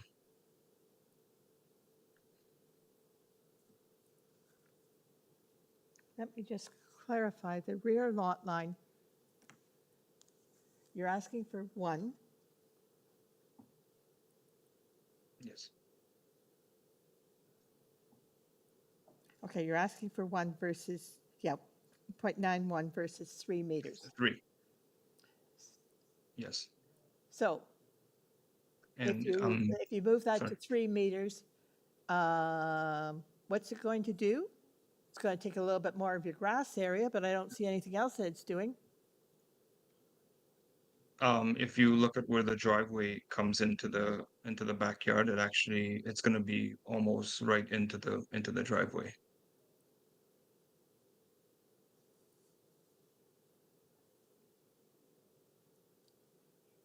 You've got 18 meters from your driveway to the rear lot line. That still gives you 15 meters. This so I don't see according to why the you can't pictures, do it, but maybe others see the need for this variance.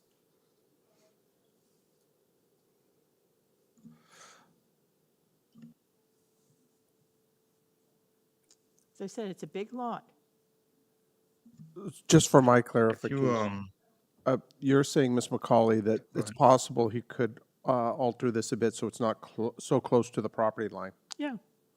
Understood, thank you.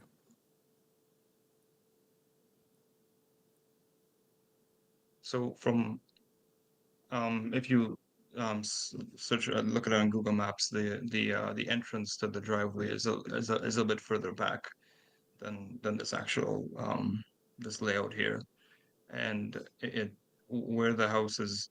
If I were to go the 3 meters, the 10 feet or so, it would actually bring it right into halfway through the entrance and the curb cut of where the city allows the vehicle to come through. So you're saying that the proposed construction site plan doesn't have the accurate location of the driveway? That's what I'm Yes. looking at. Yeah.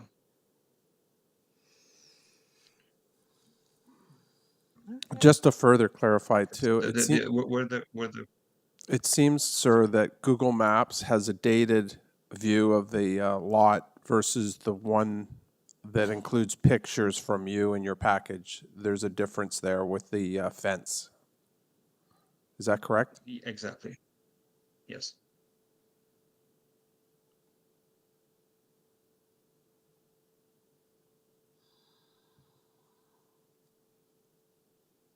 All right. Thank you, Ms. McCauley. Does anyone else on committee have a question for the gentleman? Okay, there doesn't seem to be any other questions and there's no speakers. Sir, do you have any more comments you want to make before we go into committee? One of the other reasons why we want to kind of keep it further back, we do have kids, and the kids use the backyard. It's very difficult for them to even use the front. It's dangerous. That's why we kind of fenced it and keep keep the kids somewhat safe.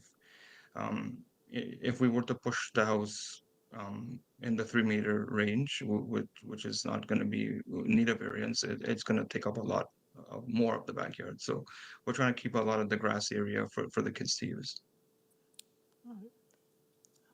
Okay, I'll accept that as a reason. The new garden house, I assume that's going to be a rental? Yes, it's going to be for, yes, and kind of echoing from what the person before was speaking about is yes, affordable rental and multi-generational family home as well. It's mostly for the rental. I've been asked many times, even people in the community for rentals, and we were unable to do anything as of right now. It's just that we have the opportunity now because of all these changes that the city has made, and made it a lot easier to build this, and it is going to be for rental. Yes. Okay. And one final question then. How long have you been living in this existing house? I've been here since 2007. Okay, thank you. No 2007. further questions. Thank you, sir. Thanks, Ms. McCauley. I think at this point we'll go into committee now. We are in committee. I'm going to make a comment right off the bat. I am always concerned when there's letters of objection. I've read through them. I think there is a variance issue at stake here. That's for sure. That's why it's before us. I do find it to be minor. I do appreciate Ms. McCauley airing out exactly that back point of the garden suite. In light of the answer from the applicant, I'm comfortable with approving this application, but that's an opinion, and I'm going to now throw it back to the rest of the committee. Does anybody want to say anything in committee about this or make a motion? Go ahead. Okay, I'll make a motion. I'm not sure why he can't meet it, other than he prefers not to. It's not a big issue. I don't see that the location of the garden suite is really going to impact the neighbors that much. So I'm prepared to recommend approval, subject to urban forestry, and subject, yep, I don't think they needs any other site plan here. Thank you, Ms. McCauley. Is there anyone who would like to second the motion? Go ahead, Mr. Howe. Thank you, Chair. I will second the motion. And through the chair, to clarify, it's urban forestry condition number 2. Thank you.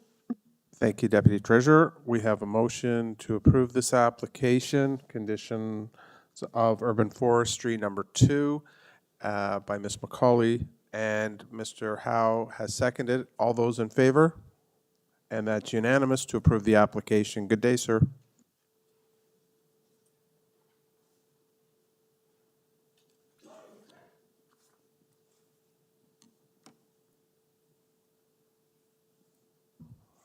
We now find ourselves on item number 11. This is 6 Gilroy Drive, Toronto. Purpose of the application to construct a new 2-story detached dwelling. The existing 1-story detached dwelling will be demolished. In regards to this application, we have conditions from community planning, and I note we have no speakers. Do we have the agent or applicant available? Good afternoon, committee. It's Peter Jeruzik from Arc Design Group on behalf of the owner. Good afternoon, Mr. Druzik. Let me canvass the committee. Does anyone wish a presentation? No, it's a comprehensive package you've put before us. I'll commend you on that right now. Is there anything you'd like to add, sir, that you don't think is before us? The only issues that I guess the community planning had a request to reduce the height and the depth of the building length. That was one of their recommendations. In light of their recommendations, I have had discussions with them since that letter came out. We can reduce the height to 10 meters without any issues, which would fall in line with the current requirements. In terms of if we decide to change it to a duplex, we'd be in line with the height with the 10 meters. 9.5 creates a little bit too much of a squashed roof, and that my concern is it'll just look funny on the street. So we're okay to reduce it below 10, like to have it at 9.9 or 10 meters for height, which would bring us into compliance if we ever want to make this into a legal duplex. And the other one is the building length. So I did mention to my client, and they do want to make a basement apartment in there. So if we did proceed with a basement apartment and legalized duplex, then that wouldn't be a variance we would need either, because we're allowed to go to 19-meter length under that new provision. So the decision-making process is still in the hands of my client in terms of he wants to make it a duplex or not. But if we do receive the variances for 10 meters and do permit the length at 8.89, then we would be in compliance either way if he had a basement apartment or not. So we'd like to, we're okay to reduce the height to 10 meters, but we'd like to still maintain the building length to 18.89 as we have it here recommended. As you can see from the site plan, it is an awkward size lot, the way the building length and building depth work, because of where we're on a corner lot that is not a rectangle shape. So we're just battling some issues there in terms of the actual shape of the lot. But I do believe this does meet all the rest of the tests. All the variances as they stand now do meet the 4 tests of the Committee of Adjustment and what's required for minor variance. Thank you. Very well put. I look to the committee now for any questions or comments to what you've said. So through the chair to the applicant, are you then officially amending your application to amend variance number 3 for dwelling height to 10 meters? Or is it 9.99 meters? But we'll do it for 10 meters because we've made it comply, and that would fall in line with if we went with the duplex, that falls within that part of the bylaw to allow it to 10 meters. Okay, through the chair, this is an amended application, variance number 3, dwelling height reduced to 10 meters. Thank you. And we're just doing that online on the screen, correct? Yeah. Correct. Okay. And Ms. McCauley, go Can you ahead. have it confirmed that your wall height will still be 7.81 meters? Yes. We just reduced the top of the roof down to make it work for 9, but the wall height does still need to be for 7.81. Okay. Could you please remind me what is the number 5 amendment? Where is number 5, which is the length?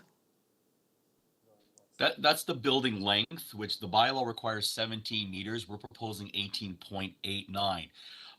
If my client wishes to apply as a duplex, the bylaw allows that length to go to 19 as a matter of right when it's a duplex. So we'd like to get the 18.89. If it's not acceptable by the committee, he would apply for a duplex, which it would create it as permitted. But we'd like to proceed the way it is right now. Sir, the staff the planning staff is in essence, recommending. anybody applying would be allowed 19 for duplex. Staff is recommending 18.5. So what is your offer now? The 18.5 was just an arbitrary number that we discussed with them, that they mentioned to me because they haven't seen 19.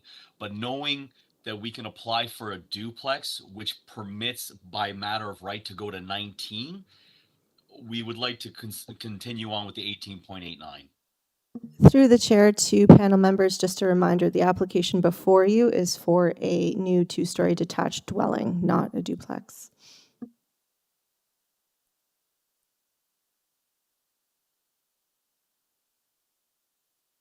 Okay. Thank you, Mr. Khan. Thank you, sir. Yeah, we understand what's being said here, but as you know, what's before us is what's before us, and it's not a duplex. At this point, does anybody from go ahead, Ms. McCauley. I'm prepared to move. We're going to go into committee now, sir. Sit tight. Go ahead, Ms. McCauley. Okay. I looked at this lot. I looked at how you're going to have to place the building on the lot, given that you've got a curve on Gilroy Drive.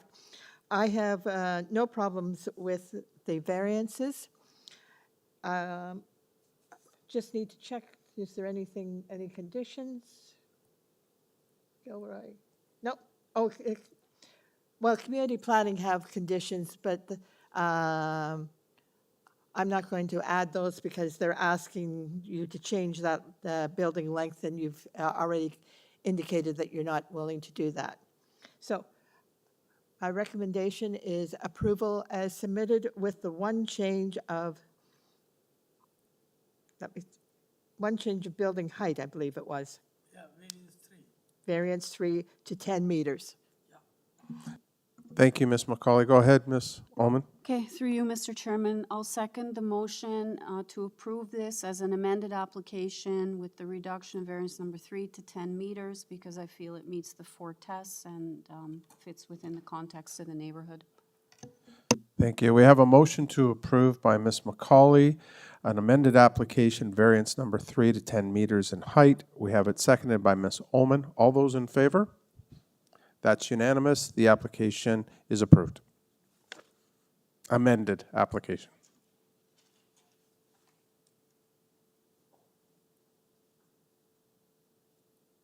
All right. We are now on item number 12.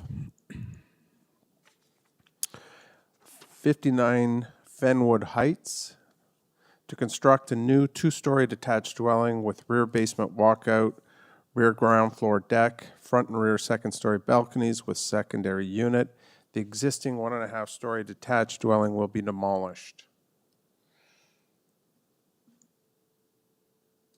I understand we have one speaker. Is that online or in the audience? One speaker. Through the chair, it's online speaker. Thank you for that, Deputy Treasurer. And the agent applicant, are they available?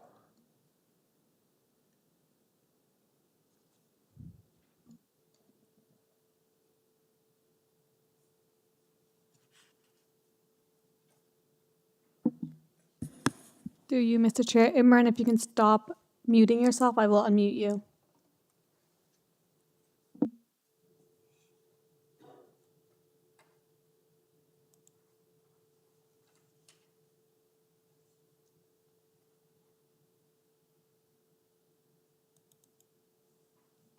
Hello, speaker, are you out there?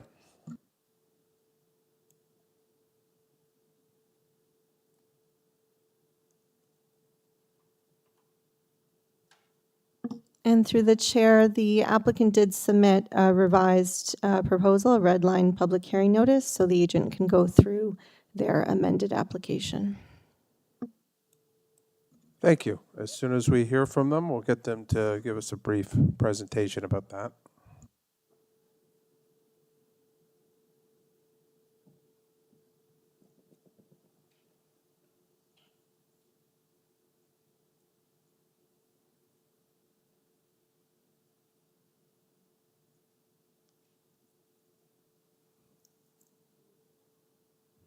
While we're waiting for the applicant, I'm just going to make a comment here.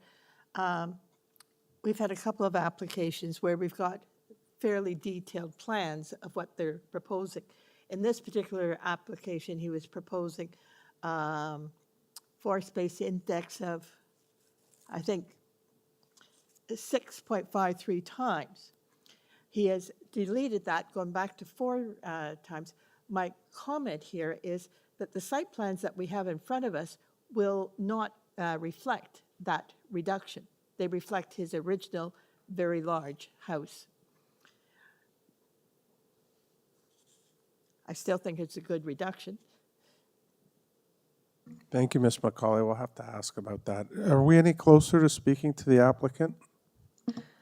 Through the chair, staff are trying multiple attempts and keep reaching their voicemail. I suggest we stand this item down for the sake of time, and we'll circle back to item 12. Let's move forward to item 13. In the meantime, staff will make more attempts. Imran, please be aware that staff are trying to contact you for your item. Okay. Thank you. We're on to item 13. And holding on item 12. Item 13 is 24 Hagley Road, Toronto. Purpose of the application is to alter the,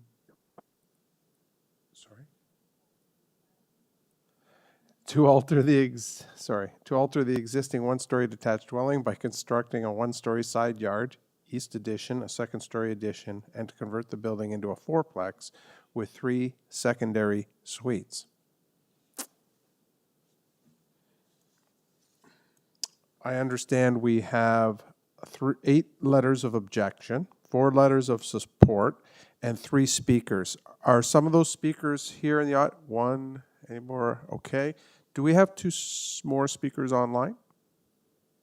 Okay, just wanted to check in. We'll be with you shortly. Is the agent or applicant available?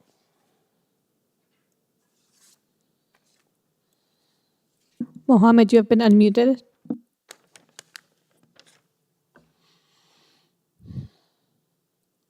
Hello. Hello, sir. Can you give us your full name, your status, and your address, please? Yeah. Good afternoon. Good afternoon. So, actually, we have another applicant, is Nusrat Jahan. She has a presentation. Can you unmute her? Good afternoon. Okay. So is one person going to be making a brief presentation or both of you? I'll be only making the brief presentation. What? And Okay, that's good for to know. question, That's good to know. And sorry, your full name and address, please? my name is Nusrat. I'm the applicant. Address 3400 Danforth Avenue, suite number 5. Right. You said one name. Is that one name or did you give us your last name also? Nusrat Jahan is the last, is the full name. Yeah, we need the full name. Thank you very much. Okay, go ahead with your brief presentation. Thank you, Mr. Chair.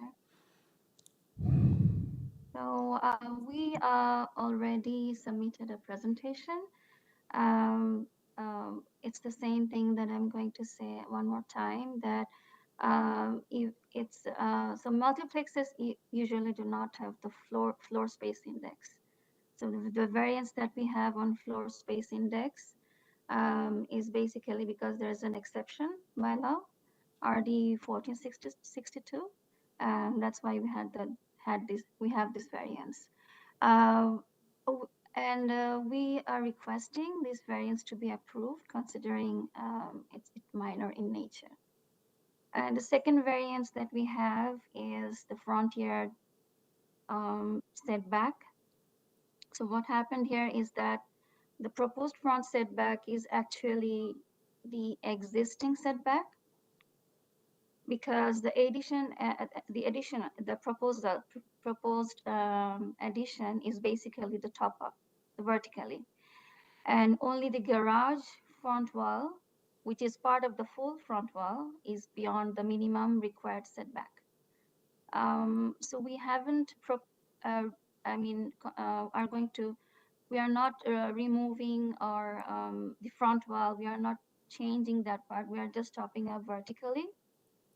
And as you have seen in the presentation, there are support letters from the neighbors at the rear side of the property, at the east side, and 2 other letters are from within the community. Another supportive letter we had from another property which is very nearby, 6 Basildon Crescent, which is at the intersecting road to Hagley Road to the east, at the east. To the committee, our request is to approve these only 2 variances as they're very minor in nature.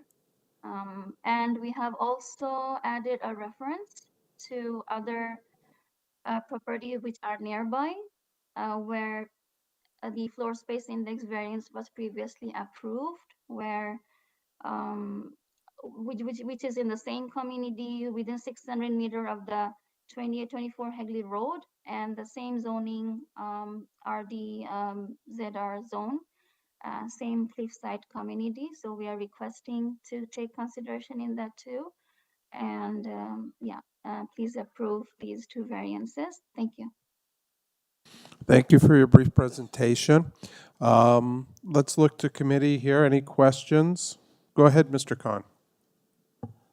Thank you, Mr. Chair. Through you, sir. My concern is that there are a lot of opposition, and their concern. I was reading through the letters, and I mean they are concerned about the traffic, and they are concerned about the transitional tenants coming in and coming out, creating big garbage, and also maintenance property, which is not properly maintained. So that is various, two variances in front of me, not concerned very much, but people's concerns I have to take into consideration. My question is, did you consult the neighborhood before applying?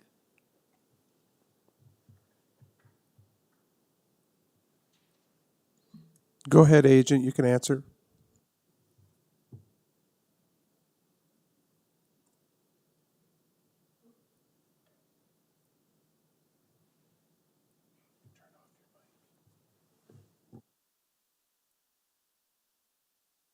Yes, through the chair.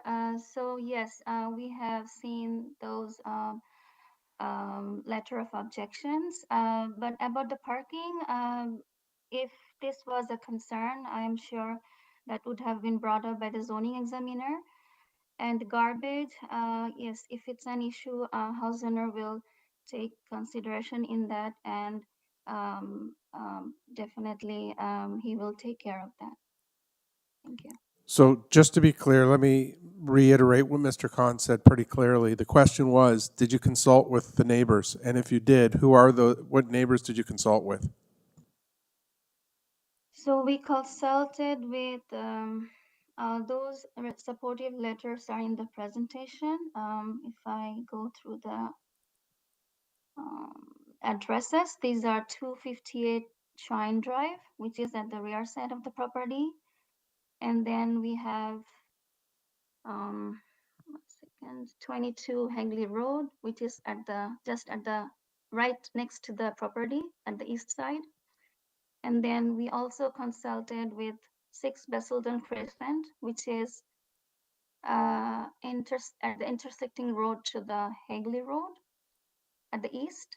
And we also have 2 other properties which are within a kilometer, 1 to 2 kilometer of the property, 38 Aylesworth Avenue and 70 Piper Brook Crescent. So these are the neighbors who have supported our proposals. Does that answer your queries?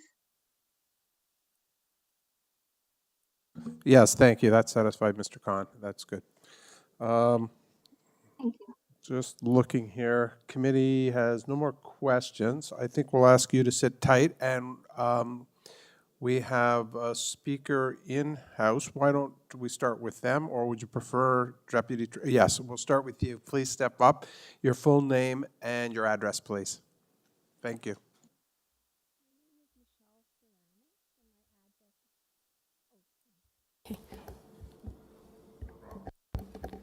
Hi there, my name's Michelle Ceramis. I'm at 21 Hagley Road. I'm at the house directly across from this proposed plan. And I just wanted to come and express how strongly I oppose the application for this dwelling. For the purpose of a 4-plex, 10-bedroom rooming house, which is a multi-tenanted building that could house anywhere from 10 to 20 people. We have various bungalows in the area that have already been converted to rooming houses with transient tenants, and we have parking issues, snow removal issues, garbage issues. I'm not saying necessarily with this particular house, but the neighborhood has been struggling, and I think this is going to, create a lot more additional pressures on the neighborhood. My concerns aren't all-inclusive here, but the structure of the housing doesn't fit into the neighborhood. It's a quiet, single-family home street. My property value and the neighbors will significantly decrease with a 4 four-plex, 10-bedroom, multi-tenanted rooming house. There's inadequate parking for a 10-bedroom house, potentially 10 to 20 people. The amount of garbage generated and the number of bins improperly sorted and overflowing, spewing garbage onto the streets, and the bins left at the curb for days, they'd be unsightly, pose unsanitary and unhealthy conditions, and they add to the existing rat problem in the city. We've got unmaintained properties, uncut lawns, untrimmed hedges, garbage and debris left lying around, walkways and properties not shoveled after snow falls. These are some of the issues we're currently experiencing in the neighborhood, and I just don't think a fourplex would be helpful. There's something I just wanted to say as well. When I purchased my house, I knew that I was going to be the biggest investment of my life, and I carefully chose this single-family neighborhood where I would raise my children like the neighborhood I'd been raised in. This is a lifestyle in a neighborhood that I'm accustomed to, and I'm sure most of my neighbors are.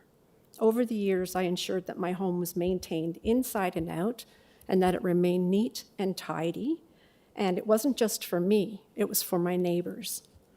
I'm a proud homeowner who cares about the appearance of my property, and not just for me, for my neighbors. Property values are maintained in neighborhoods where there is pride of the neighborhood. I didn't choose to make this investment in an area where registered and unregistered rooming houses existed. If this project is allowed to move forward in spite of all the concerns that you've heard, reported risks to health and safety such as transiency, parking issues, uncut lawns, unshoveled snow, sidewalks and walkways overflowing with garbage bins and garbage not placed at the curbs for pickup, and overflowing onto the lawns and around the neighborhood, the rat population, et cetera, our property values will decrease, and I believe they'll decrease quickly. I feel like I'm being forced out of my home and neighborhood and forced to live a lifestyle that I'm not accustomed to and one that I did not choose. All of these changes only benefit the landlords to make a profit on the single-family homes by converting them to rooming houses without any consideration for long-time single-family residents living in the surrounding homes. This is a business for them, but for us, it's our home. If this project is allowed to go forward, I believe that our neighborhood will drastically deteriorate rapidly, and it will have a huge impact on the value of our properties and the quality of lives in our neighborhood. Thank you. Thank you. That was very poignant. I understand we also have speakers online, so, oh, yeah, I was just wondering if we did have any questions, but I didn't have any of the members indicate to me, so if we could have the next speaker. Sit tight, miss, and we'll get back to you. Thank you. Jesse, you've been unmuted. Hello, online. Can you give us your first and last name and your address, please?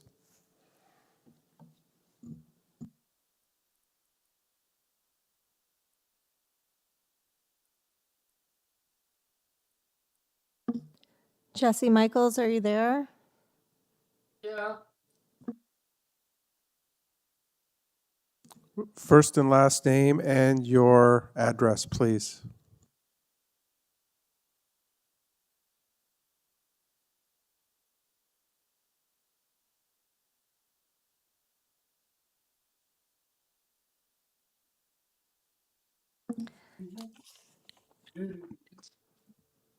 Jesse, could you speak up a bit louder so we can hear you?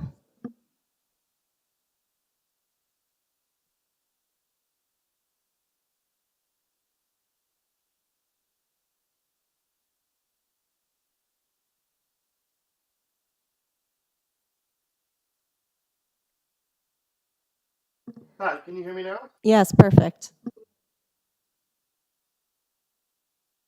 So I know your first name is Jesse, your last name, please, and your address.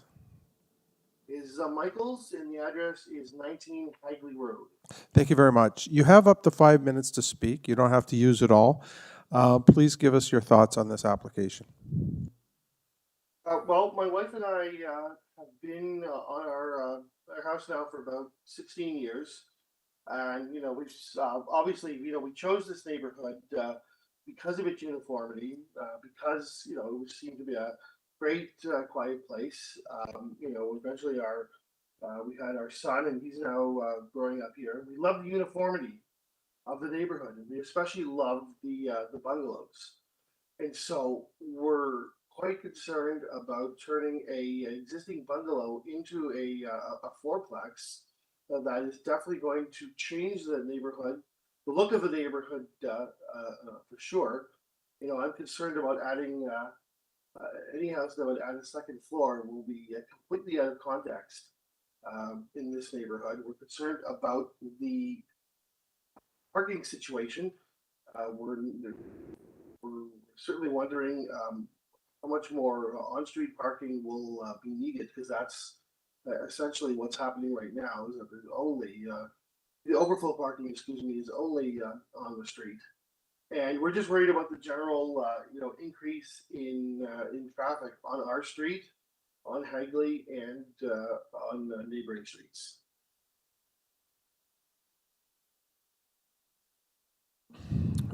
Thank you, sir. Let me look to committee. Does anyone have a question of the speaker? I think we're good, sir. We're just going to listen to some more speakers, but thank you for your point of view on this. Is there another speaker for us to connect with? Hello? Hello? Hi, sir. Your first and last name and your address? Sure. My name is Simon Chan. I live at 23 Hagley Road, so beside 21 Michelle and across the street from 24. I think I'd just like to echo the speakers before me. And also, I have a couple of comments. So the first one is, I guess, safety. So my understanding to the Ontario Fire Code is that each unit should have 2 exits. From the plans, I just don't understand how the top 2 units would meet that unless they have an exemption for that. My next is the plans only show the 2 parking driveway plus the garage. If this is going to be a fourplex, I would expect at least 1 car per unit, if not more. Another one is waste management. If each unit is going to be afforded at least 1 green bin, 1 organics bin, and 1 recycling bin, that sounds like it's going to be 8 bins out per week on the garbage or recycling day. If that's true, assuming a 1.5 foot bin with 2 foot spacing as recommended by the city, that's about 26 feet of bins lining the side of the road. And then I think all of these together have just basically fit into the same concerns that everybody else has with this neighborhood, and that it doesn't fit in, and and the property value. No, thank you, sir. Any questions for this speaker? Oh, sorry, can I say one more thing? Sure, you can. Go ahead.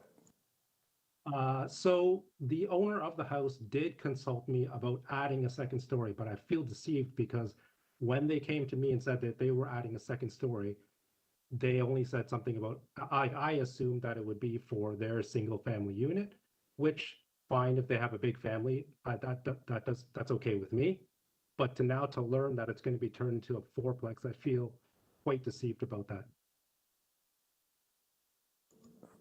Yes, understood. Thank you for telling us that. Anybody have a question? No. Okay, sir, we'll have you sit tight. And is there one more speaker? Thank you.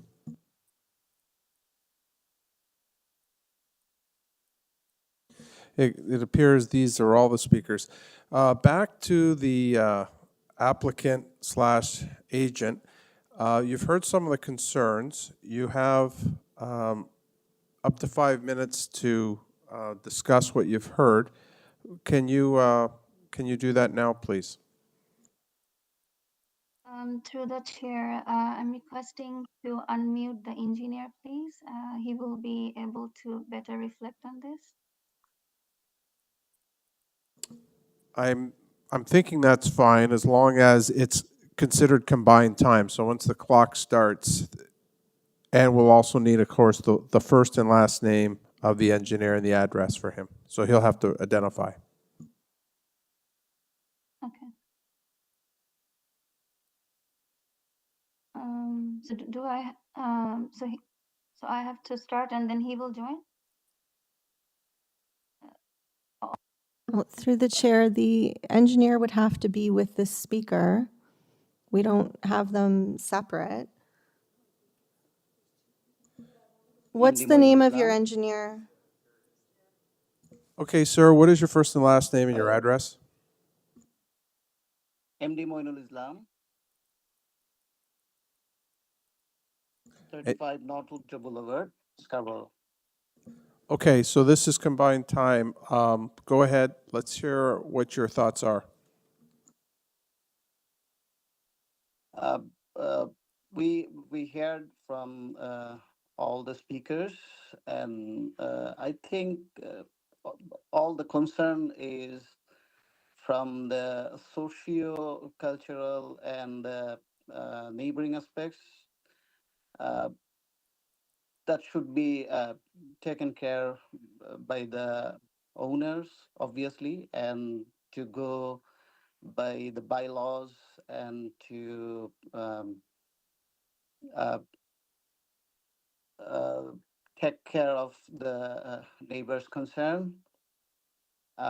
We are here for just two variants, and that is on your table. So it is, we are thinking that it's very relevant and very minor in nature, and those variants actually basically doesn't have any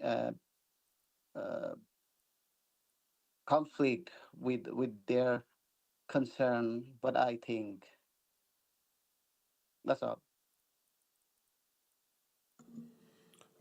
Thank you, sir. Does anyone on committee have a question for this gentleman? Okay. We've heard from the applicant, we've heard from the speakers, and we've heard from, I presume, was identified as an engineer for the applicant. We have this information as item number, 13. I would note for this item that there, outside of the letters of objection, there were also 4 letters of support. We did not have any restrictions placed upon this committee by the various city departments. That being said, I think we should go into committee now and see where we go with this. So everybody hold tight. And we're now in committee. And does anybody want to start us off? Go ahead, Ms. McCauley. Okay, I'm going to start us off. I went out and looked at this property. I drove around the neighborhood. I was there, I guess, on Monday. There are a couple of properties where they had the garbage still out, or the garbage pails still out, and there's a lot of snow. It was Monday afternoon, about 2 o'clock in the afternoon. There was no cars parked on HAGLEY, no cars parked on Chine Drive, and no cars parked on the other street. So it looked fine, 2 o'clock in the afternoon on a Monday. Garbage pickup, I understand, is Friday. So garbage pails are not out. This application is for a fourplex. I know the city is very desirable to increase the number of units and increase them everywhere. We're not looking at character of area anymore. We're looking at number of units. And in this case, we're looking at going from 1 unit to 4. I looked at how they were going to accommodate the basement, and I took another look at it because they're using an existing house. There's no windows in the basement. So I'm not sure how they're going to provide windows, especially for the bedrooms. I also looked at the parking garage. It's there. The variance is for the existing parking, setback 6.14 meters. Okay, they can park 1 car in the driveway and 1 car in the garage. In my area, I have a problem with parking. We kind of squeeze two cars side by side, and that's for my husband and myself. We're not trying to get 4 cars for 4 different people, all in the one parking space. The only variance we have here really is the floor space index. So I don't like this application. I don't think it's a problem in terms of size. I just don't agree with a 4-plex everywhere within the residential areas. I'm going to vote against this one. Thank you, Ms. McCauley. Go ahead, Ms. Holman. Can I just ask a question of staff? I probably should have asked for this in the briefing. I find the purpose, it talks about, you know, that the building's going to be a 4-plex with 3 secondary suites. It almost implies there's going to be 7 units in this building. And I'm just curious if you could just touch on why that wording is like that. Through the chair, so it's how the zoning examiner reviewed this application, basically as a 4-plex with 3 secondary units. That was the language. We can clarify that further for the purpose if you'd like to suggest an alternate. Well, from my perspective, it's converting it into a 4-plex. I don't understand why it's talking about 3 secondary suites, because when I read it, I thought, okay, I'm looking for these extra 3 units, right? Because there's supposed to be 4. It's a 4-plex, which is permitted now in the neighborhood. So I'm just curious, because it does almost look like it's asking for 7 units, just the way it's worded. Well, we could clarify the number of units that will be on the lot. We could throw in a sentence that there will be 4 units on the lot. Okay.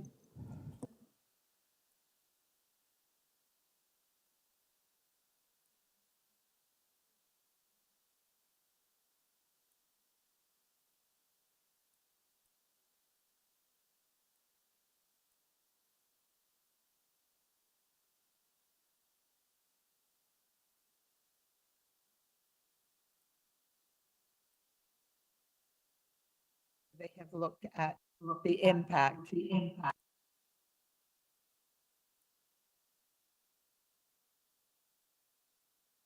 Well, you had a question, so now we're in committee. Go ahead, Ms. Holman. I'm kind of struggling with this one because the city permits 4-plexes. As a matter of fact, to the best of my knowledge, in one of the wards in Scarborough, they're actually looking at 6-plexes. The ink hasn't even dried on the 4-plexes. But looking at the neighborhood, to Ms. McCauley's point, I mean, they are all bungalows. This is would be the first 2-story building. The variances themselves are not that egregious, but on paper, it does look almost like a rooming house with the number of bedrooms, even though it's split into 4 different units. So I am kind of struggling with this one. So I'm going to see what my colleagues have to say, and I'll make my decision when it's time. Thank you, Ms. Holman. Go ahead, Mr. Howe. Thank you, Chair. I'm leaning towards agreeing with my colleague, Ms. McCauley here. My issue really is with parking. If you look at it, the proposed development will have 2 parking spaces for 4-plex with 10 bedrooms. And if you look at Google Map, the address of the property is located very close to the intersection of Sheen Drive and HAGLEY Road. So considering the potential for parking overnight on the street and this close to an intersection, I'm having concern with what's being proposed here. Thank you, Mr. Howe. Mr. Khan? No? Okay, I'm going to make a comment. The city has made it clear to us as the committee and also our residents before us that 4-plexes are absolutely allowed, but that doesn't always mean that 4-plexes necessarily always fit the space that people will apply for. And on that note, when I look at the totality of what we've been given, I do not think it fits the character or nature of what the other homes are in this neighborhood. So I cannot in good conscience vote for this application.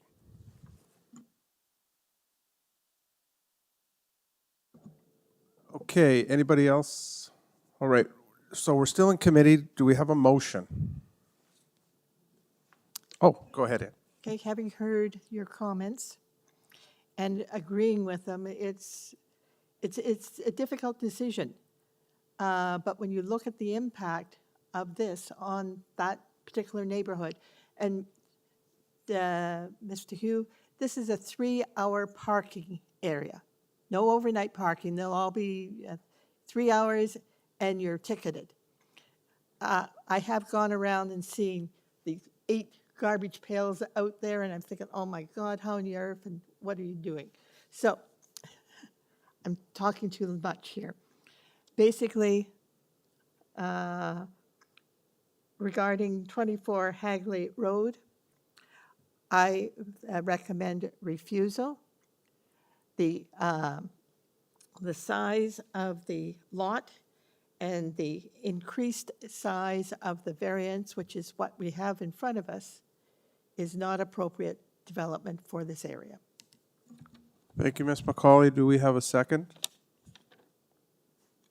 Mr. Howe, go ahead. I will second the motion.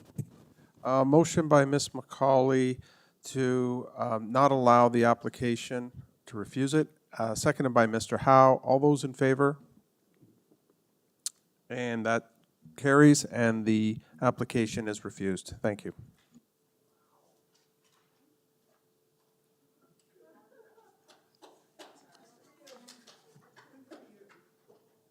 Okay, through the chair, we have received word from agent for item 12 that they are ready to proceed, so we can circle back to item 12 for 59 Fenwood Heights. Thank you, Deputy. We have circled back to number 12, 59 Fenwood Heights, Toronto. The purpose of the application is to construct a new 2-story detached dwelling with a rear basement walkout, a rear ground floor deck, and front and rear second-story balconies with a secondary unit. The existing 1.5-story detached dwelling will be demolished. This particular item has one speaker, I understand. Are they online or in person? Online. Online, thank you. Applicant, and there are no conditions. I want to note that, and no correspondence that I'm aware of. I do note that this is an amended application, and it'll be in regard to deleting variance number 4. Is the agent or applicant on the air? Yeah, this is Imran Khan, the agent. Your address, sir? Yeah, 1906 Parkside Drive, Pickering, Ontario. Very good. Thank you for your clarity. Let me canvass this committee. Does anybody wish a presentation? Through you, Mr. Chair, I don't need a presentation, but can you have the agent confirm that he's deleting variance number 4? I shall. Ms. Ullman asks, sir, let me address the presentation. You're always welcome to give a presentation, but the package we've received is comprehensive. We've spent days before coming here going through it. And on that note, we don't require a presentation. That's point 1. Point 2 is, can you confirm if variance number 4 is being deleted? Yeah, this variance number 4 is deleted. Thank you for that clarity.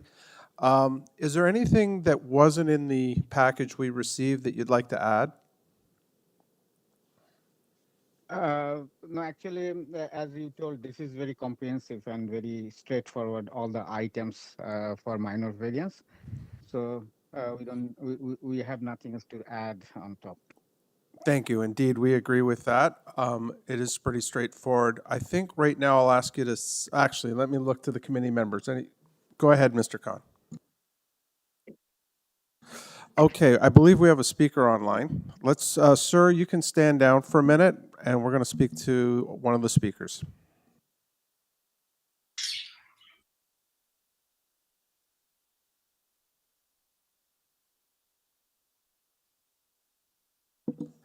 Ashley, you have been unmuted. Yeah, there's feedback. Do you have a cell phone on while you're also online? Because we're getting some feedback, and we need your first and last name and your address. Yeah, this is Ashif Rizwan. I'm from 53 Fenwood Heights. I'm just a neighbor of 59 Fenwood Heights Drive. I have checked the design of the application and I'm good with the application. Oh, you're in favor of it, if I understand, sir? That's correct. Okay, do you have anything else to add?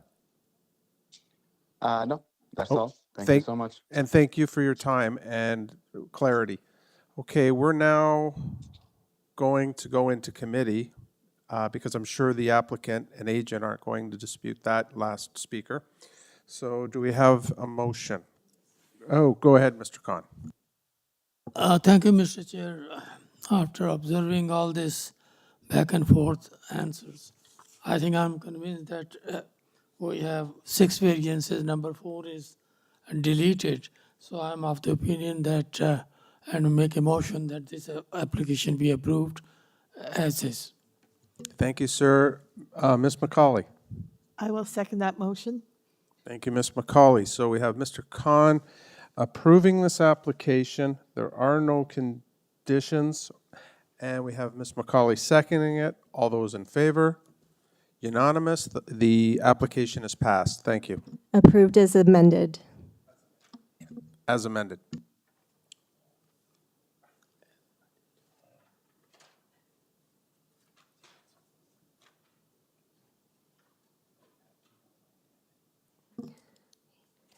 Through you, Mr. Chair, we're moving on to item number 14 for 78 Parade Square.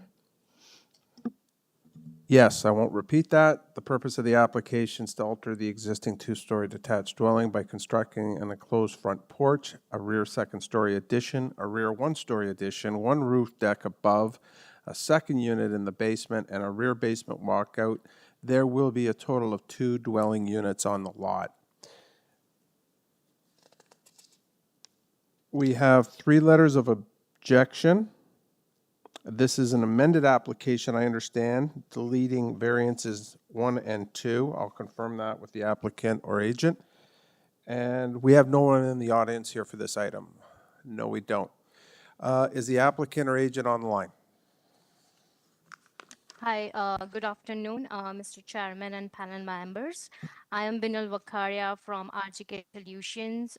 We are located at 4 Abacus Road, Unit 12, Brampton. Yes, if you can see that the item number 1 and 2 is not required anymore because of the because we have a second dwelling. We are proposing a second dwelling in the basement.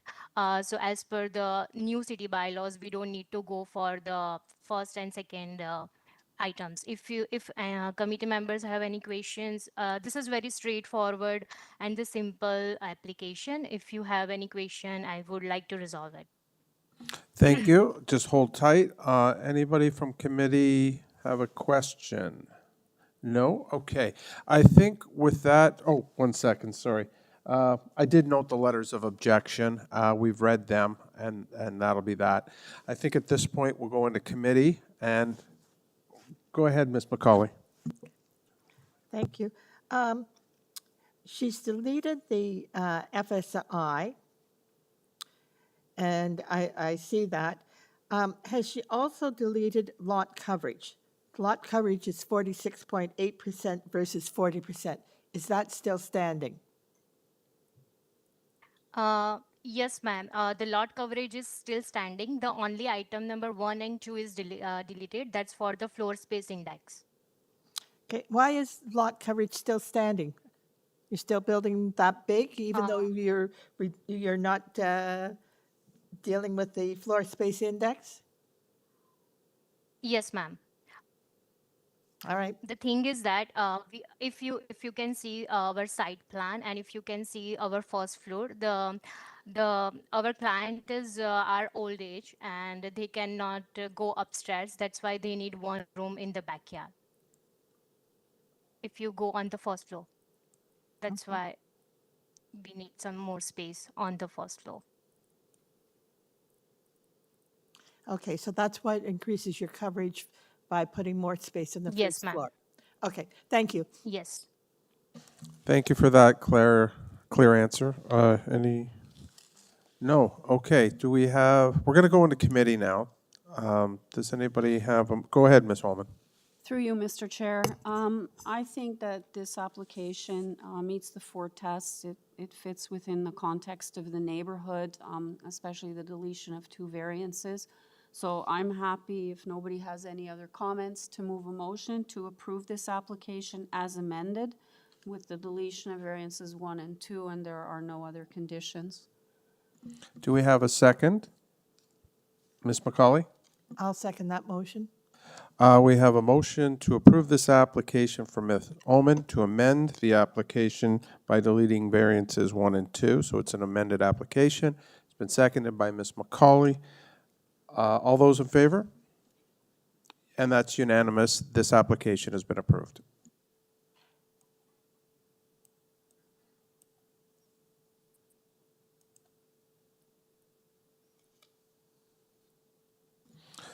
We've now moved to item 15, 1 Nantucket Boulevard, Toronto. Purpose of the application is to legalize the temporary work site shelter building, temporary work site shelter building fronting Nantucket Boulevard on the southeast portion of the site. We do not have any conditions. Actually, there is a Metrolinx consideration, but we don't have any letters of concern and no speakers on this, correct, Deputy? Correct. Applicant agent, would you come on the air, please?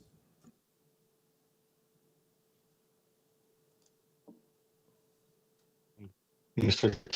Chair, my name is Max Marchese, and I'm here on behalf of the City of Toronto on this application.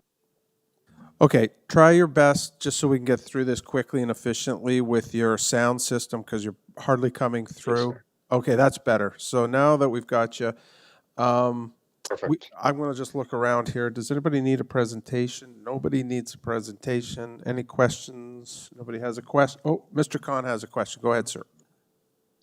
Thank you, Mr. Chair. Through you, sir. I would like to ask very brief questions. They are 3 in number, and I'll appreciate a brief answer. So number 1 is, how temporary is the shelter building? Is there any time frame? Or is it No, sir, existing? there's no actual time frame. Those buildings are for city employees. Those yards are actually storage yards of the City of Toronto that are holding equipment for the snow removal in the winter. This is how it's done for pretty much since forever. So those buildings are temporary buildings that are there to house the employees that have to be there for 6 months. This is the part of the agreement with the City of Toronto.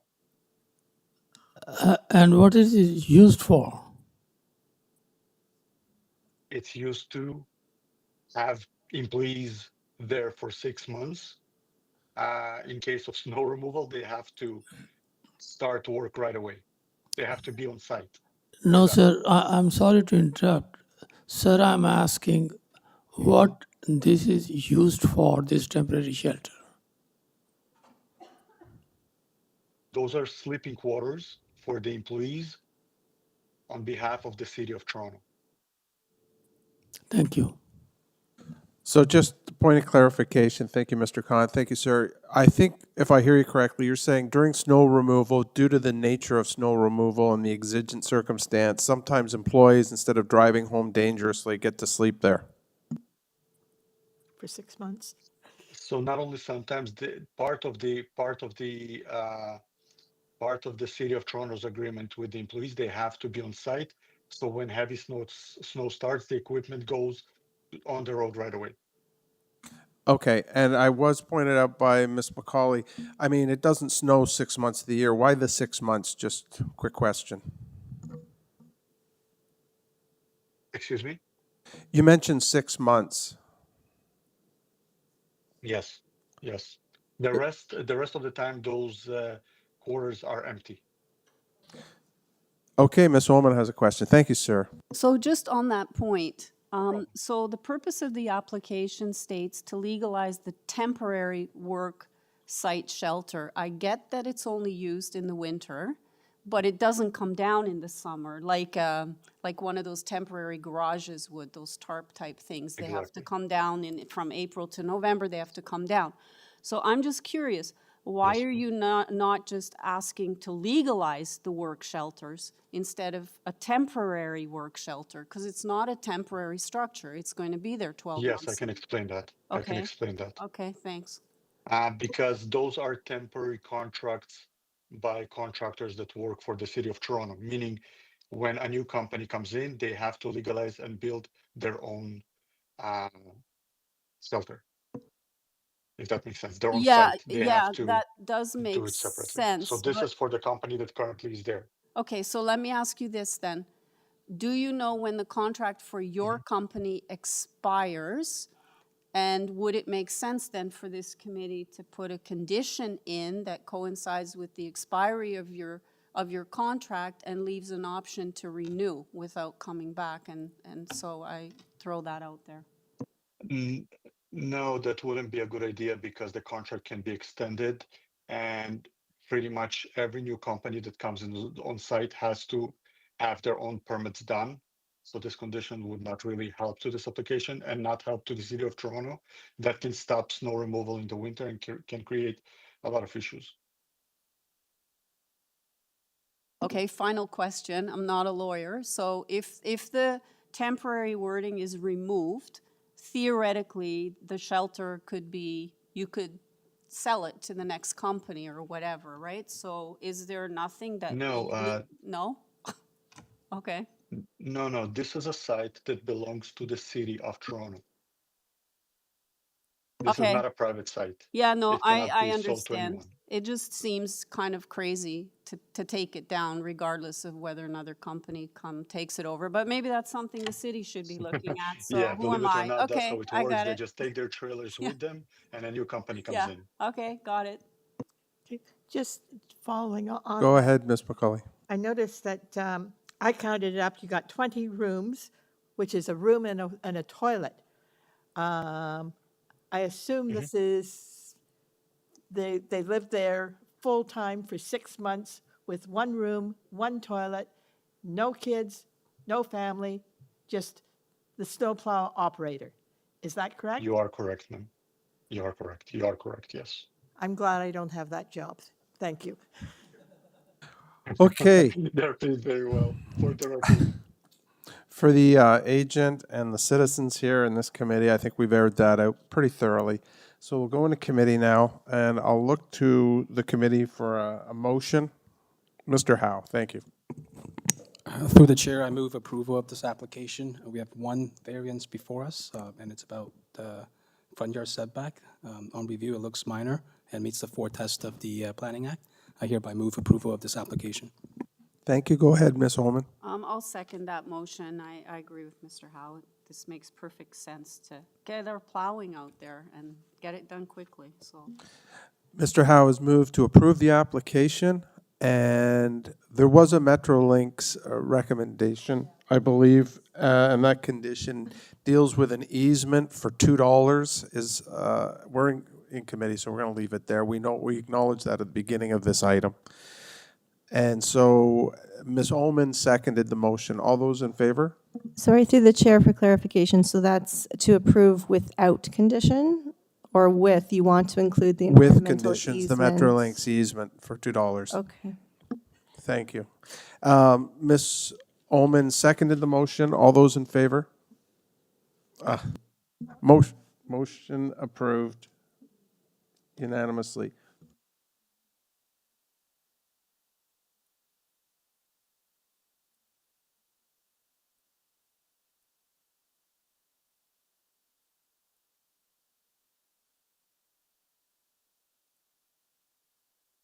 How many more items in the morning session? Just curious. Through the chair, so we are on item 16, and there's 18 items. Okay, thanks.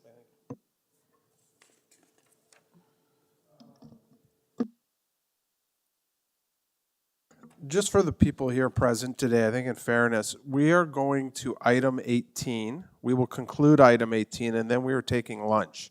If you are after item 18, now you know. Thank you. And we don't know until we get to this point, so I apologize if it's upsetting anyone. Okay, we're on item 16. And that means it's 897 Victoria Park Avenue. And the purpose of this application is to construct a new 3-story detached fourplex building with 2 front yard balconies, 2 rear yard balconies, and the existing 1-story detached dwelling be demolished. I understand from the information I have, we have conditions by community planning, we have a letter of opposition, and this is an amended application identified by the Committee of Adjustment staff to correct a typo in purpose to reflect the proposed 4 front and 4 rear balconies instead of 2 balconies. Correct. Through the chair, we have the agent online and no registered speakers for this item, and we'll just have the agent confirm that we can correct the purpose to reflect 4 front balconies and 4 rear balconies instead of 2.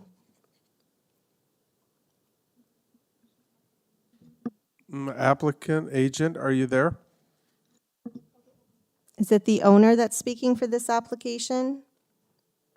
My agent is, I'm the owner of the property. My name is MD Atikur Rahman. My agent is currently flying back home. She's exactly right now she's in a plane. So I'll try to answer your questions. Okay, sir, so you're representing this application. So again, you're proposing 4 front and 4 rear balconies, correct? That was the original proposal, and once we consulted with planning, they proposed to remove them, and we agreed to remove them. Okay, so we don't have any correspondence in that regard. So have you revised your plans? Yes, I have revised the plans. It was submitted on February 26th. Okay, sir, so the notice that went out to the public is on the screen right now. Staff, if you can just zoom in. We don't have a amended application from your agent or revised plans. This is what's before us currently. So you can see your variances on the screen. Yeah, so the variance number, the variances that has the balconies, like number 4, as per the planning staff recommendation, we are going to remove those additional balconies. We will comply with planning staff recommendation. Okay, hold on a minute, sir. Deputy Treasurer, I'm a little confused at this point. I was wondering if, when I read the amendment on our paperwork for the committee purposes, that it was a typo, but this gentleman's saying he removed balconies. So which is it? Do we know? Through the chair, we don't have that submitted. So to the agent, again, this is the notice that went out to the public. This is on the screen. So tell me what changes you've made. This may necessitate a deferral depending. The rear balconies are all removed. The front second level balconies are, sorry, the third level balconies are also removed. The only balconies are remaining the front ones that's allowed as per the bylaw.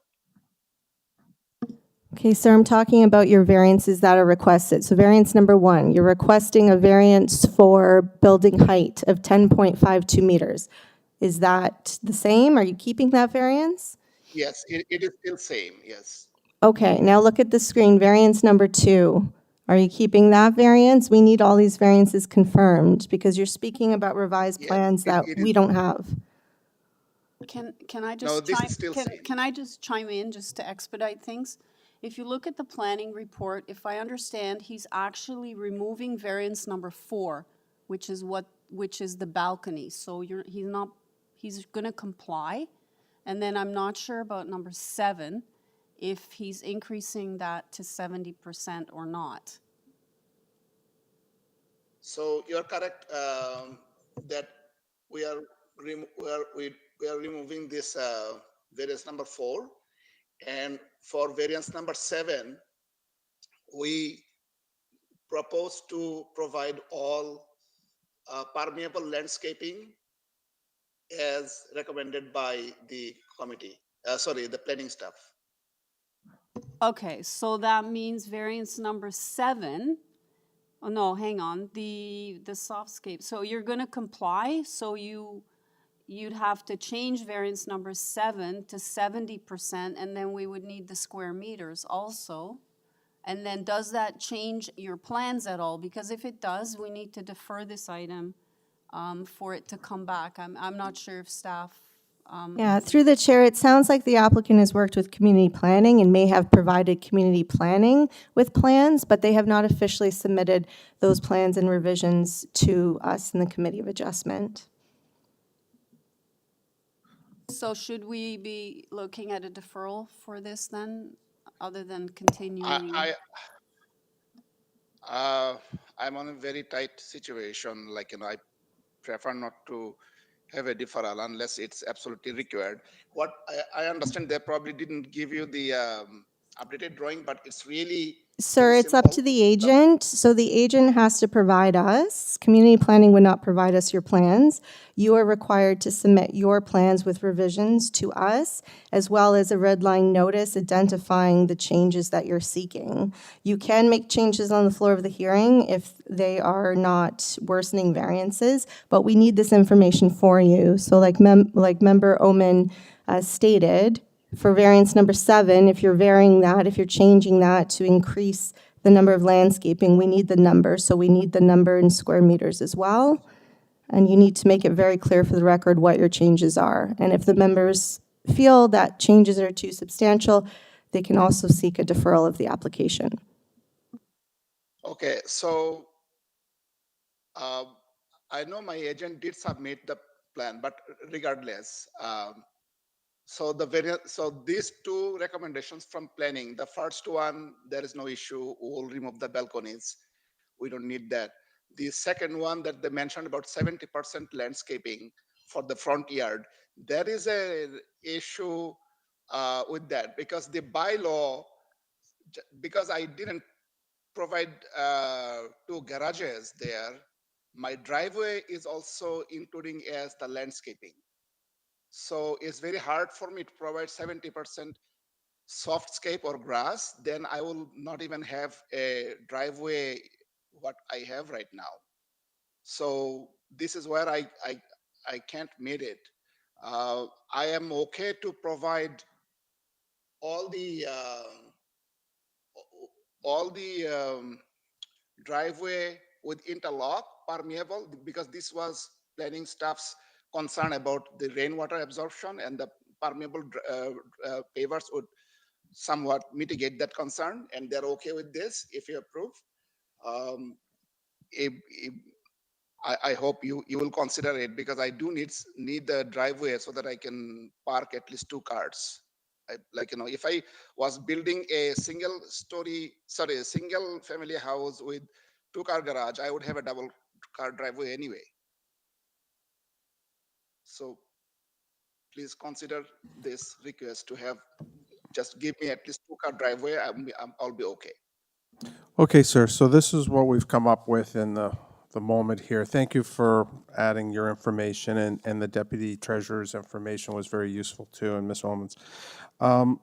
We can amend and delete the proposition, or the point number 4, which is the balconies. That's all been agreed to, I think. But as far as the number 7 and the soft landscaping, we could add the condition of, if I understand the Deputy Treasurer, that community planning probably receives something for eco pavers, and whatever wording we come up with, that can be an amendment to number 7. Sorry, a condition, pardon me. The condition for number 7 so that it takes us whatever's already been submitted to community planning. Through the chair, so what would variance number 7 remain? It would remain as the 27% proposed and 23 meters square? Yes. Okay, and through the chair, how are we amending the purpose of the application? Is it, or to the agent, is it to remove all the balconies? Because the plans that you've submitted to Committee of Adjustment are still your original plans that have the balconies.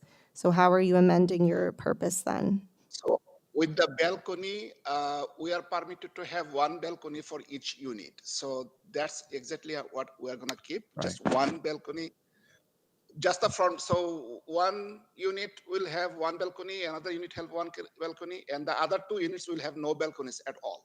So are you proposing 2 front yard balconies and 2 rear yard balconies? No, only 2 front yard balconies, one for each, one for unit 1 and one for unit 2. And there is no rear yard balcony at all. Okay, sir, we got that. Just 2 front balconies. Correct.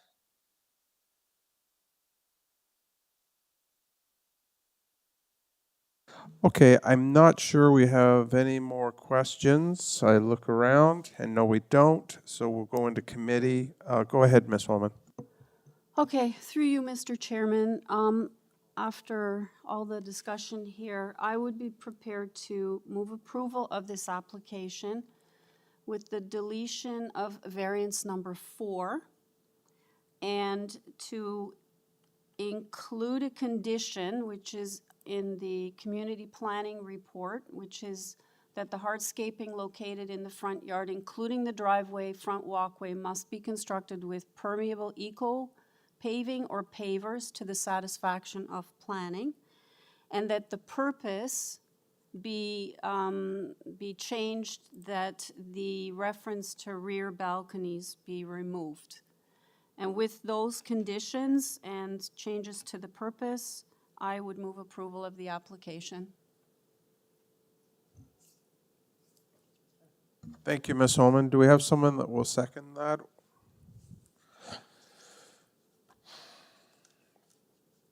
Okay, we do. I'm sorry?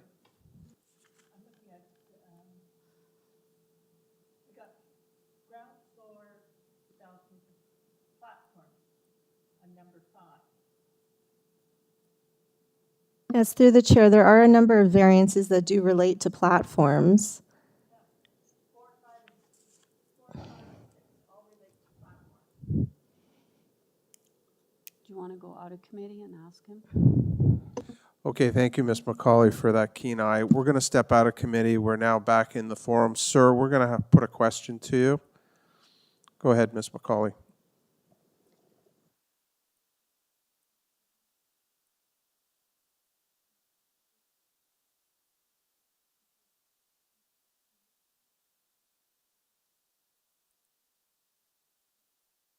Oh, I'm sorry, thank you. In his revisions, he is moving platforms as a variance. So some platforms are permitted. So item number 4, which talks about platforms, is not needed. Item number 5, which also talks about platforms, is not needed. And item number 6, which also talks about platforms, is not needed. Are those 3 variances being deleted in total?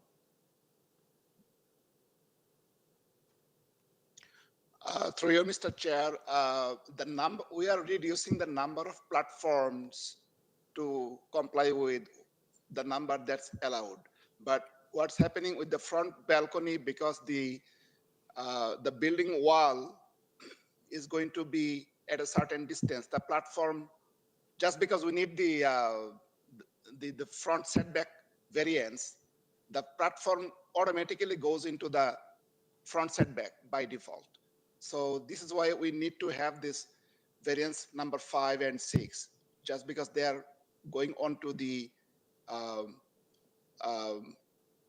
front setback. So the ground floor platform encroaches 5.71 meters into the front yard. We need that, yes. And then the second and third floor platforms also encroach 5.71 meters into the required front yard setback? No, because that's a good point, because we don't have the second, well, the third floor. The second floor has, okay, so only one set of balconies on the front of the building. That's on top of the second floor, there is no balcony, which is the third floor balcony. Okay, We don't you are have that. making this very difficult. I'd be inclined to, one, defer this so that we have a written confirmation of what you're looking at and attached with the drawing of what we are approving. Otherwise, we don't know what you're proposing, and I don't know what you need. I don't know whether you need a variance for some of these platforms or not. Normally don't need a variance for a platform on the ground floor that's otherwise called a deck. So my recommendation to you is we defer it, get your applicant back from on the airplane, submit a revision with the appropriate revision of your drawing, and then we will consider this application.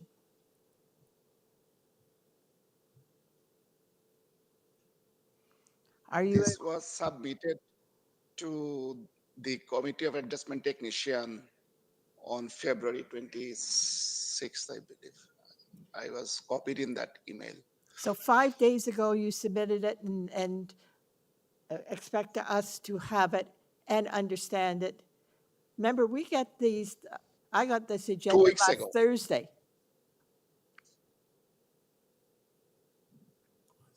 Through you, Mr. Chair, it was submitted at least two weeks ago. Yeah, Ms. McCauley is making a different point. We got it 5 days ago. So there is a process involved before we get it. But I think at this point, for clarity, understand this. Your options are very clear. We can go to vote on this, but in light of what we've just heard, Ms. McCauley and you talking, I will not be approving this. I would encourage you to consider a deferral. This needs to be done properly, which means there has to be greater clarity as to what we're talking about here between platforms, balconies, and missing, applicants that aren't available. At the end of the day, the other option you have is we vote on it and we see how it goes for you. And then depending on that, you can always, go from there.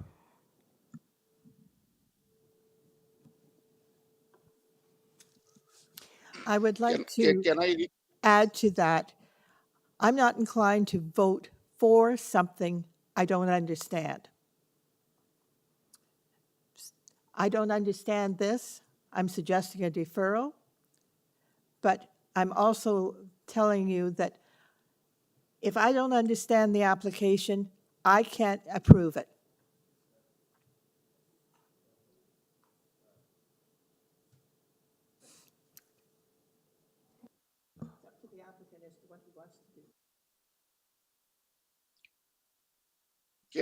Can I request you that if you can approve it just with the front balcony and associated variants, either I think 5 or 6? we were trying to help you out, but as Ms. McCauley pointed out, things are a little bit more complicated, and I'm sorry that your agent, who understands this stuff perhaps more than you, that if we can't approve something, chances are we approve it even with the removal of the variance and the other suggestions. You're going to come back here again because you have variances here that you don't need, and it may trigger something else. Honestly, I understand you have constraints, but it's in your best interest that we move a deferral on this, and the sooner you get us get what we need to the staff, they can try to put you on, you know, the first agenda, that they have a spot for you. Can I request, just because I'm in a tight budget and timeline, that you remove everything? I'm gonna remove all the balconies. Like, I can suggest we refuse this entire application if you wish. We're really not into a position of trying to negotiate with you. We're trying to understand what you want. Then we have to consider whether we think it is desirable. That's what the requirement is.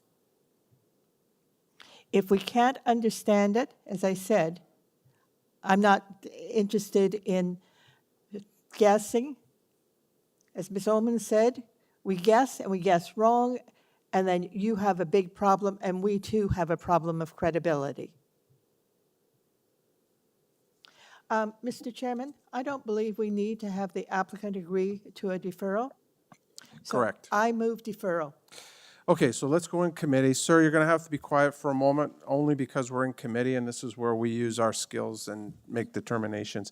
Now that we're in committee, Ms. McCauley, do you have a motion? Yes, I have a motion for item number, whatever we're at, 16, that this application be deferred. And do I have a seconder of that motion? Go ahead, Mr. Howe. Thank you, Chair. I don't have an issue with seconding the motion, but I do want to make a note that the application, regardless of the platforms and the eco pavers, I still have issues with the proposed development. Similar to the last application, that had 10 bedrooms. This one has 12. Again, it's a fourplex on a very similar, on a pretty small lot with 2 parking spaces. They are fronting Victoria Park Avenue, which is a major street, and there are a series of T intersections hereby. So, you know, even if we, you know, disregard all the platform issues and the eco paving issues, I find myself hard to approve this application as is, especially given what we've seen from the previous application with less bedrooms. So I just want to make a comment here, and I hope the applicant heard it. And when we do defer and when you do come back, that you find some amicable solutions to these concerns. With that said, I will second the motion. Thank you. Thank you, Mr. Howe, and thank you for the extra detail and input on a very complex application. We have, Ms. McCauley moved to defer this matter. Mr. Howe seconded it. All those in favor? That's unanimous. The matter's been deferred. Thank you. And through the chair, the original motion from Ms. Oman is failed, for the record. Thank you.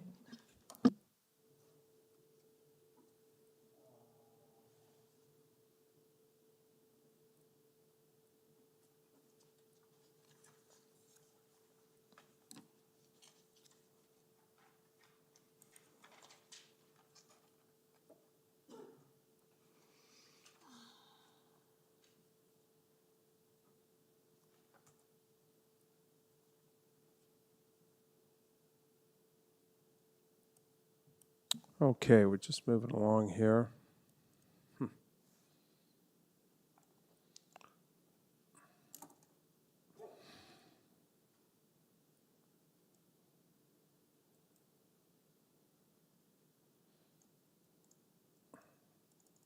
Item 17.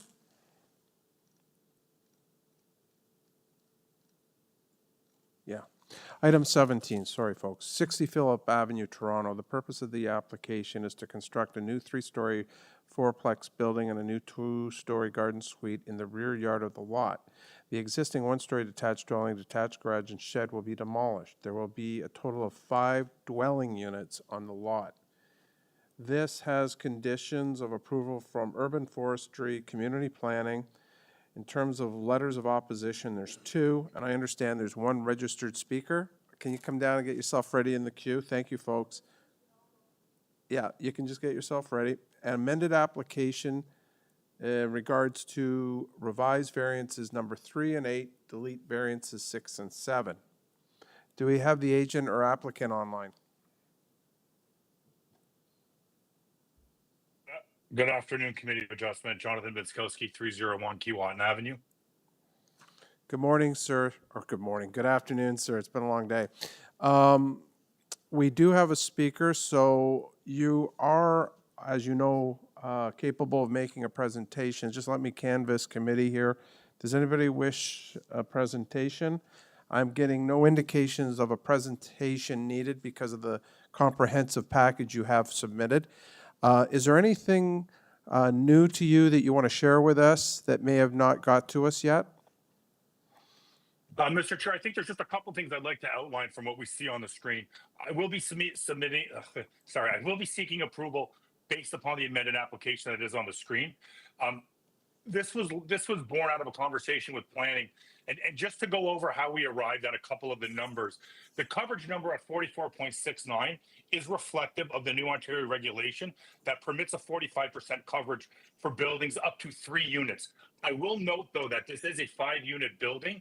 The vision of the city is ultimately to increase that OREG of 45% to include up to 5 units, which is similar to the multiplex zoning bylaw that was passed about 1.5 years ago. So the reason we came to the 45% is it would be reflective of the OREG.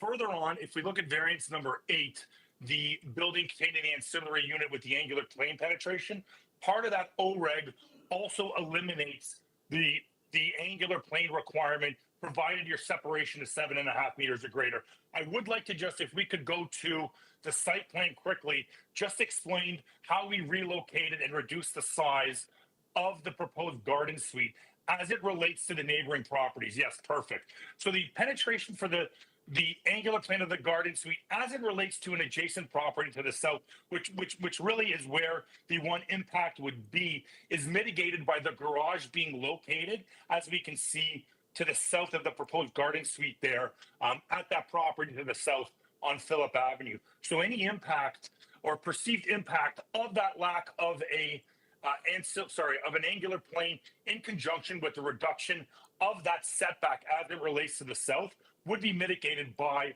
there being that garage there, which again, obviously not used for amenity space, again, is a garage shed in the rear yard.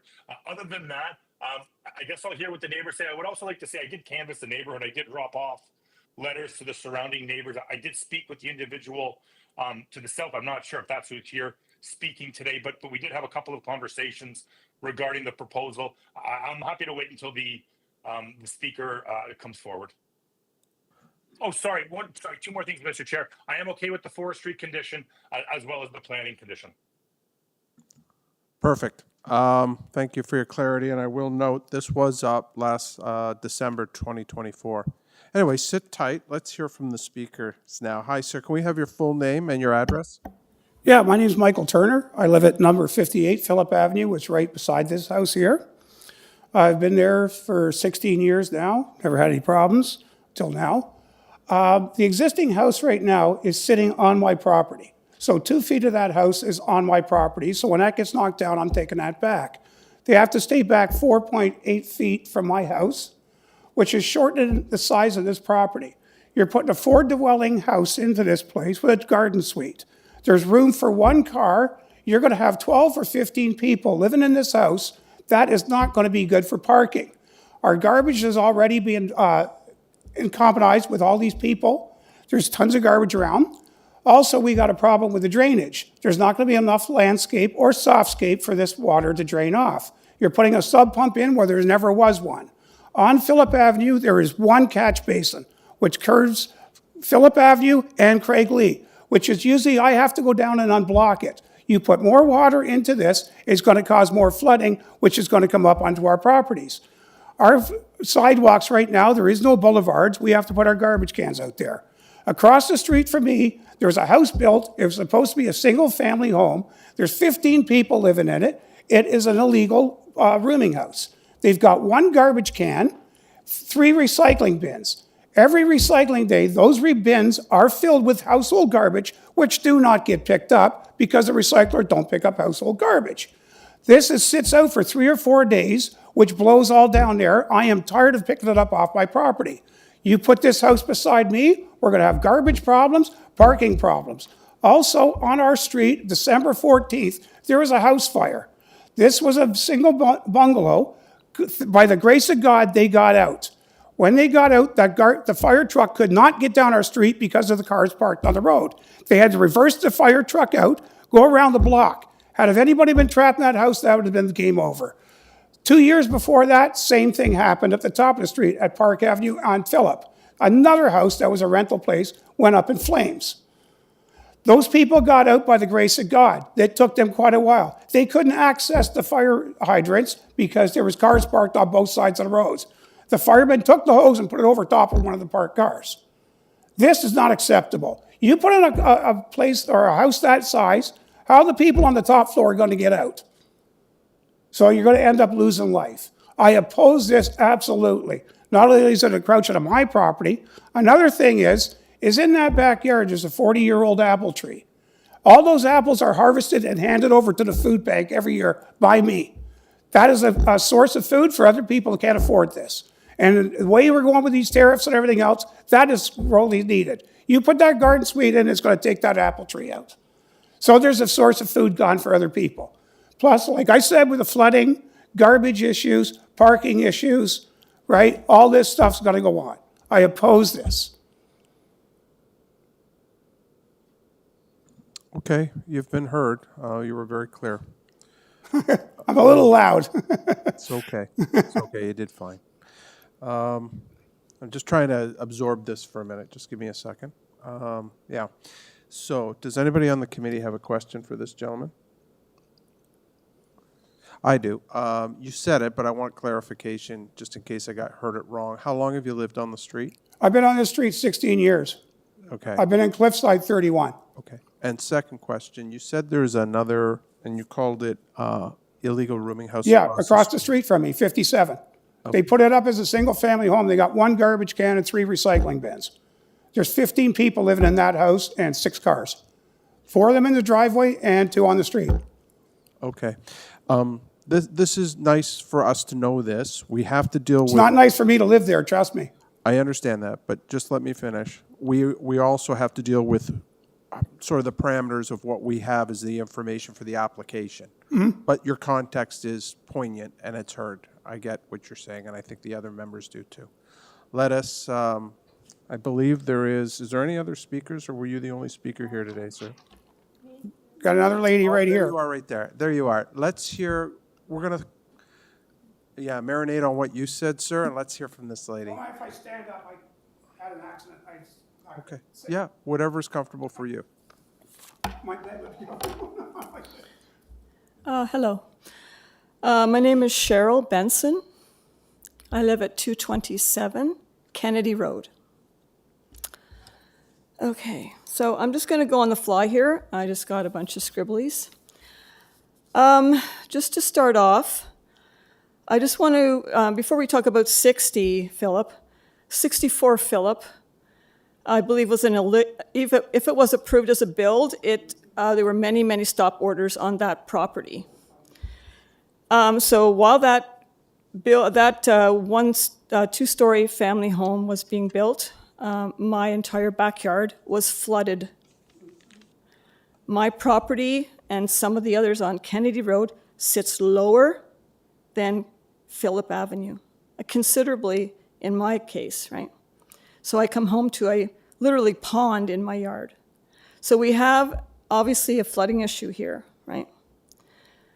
Now, Olivia Chow, concerned about the flooding issue, talked about a rain tax and taxing people like me, people that have restored their properties, to naturalize their properties, to absorb, not only for that, but also to bring back the birds, the whatever, you know. I was a former board member of Don't Mess with the Dawn, so I'm very involved in environmental issues in the area. So I see these builds going up, these kind of monolithic buildings that really don't look like homes. I see that people are opposing them. I see that they're losing. These buildings go up. And in case of my neighbor,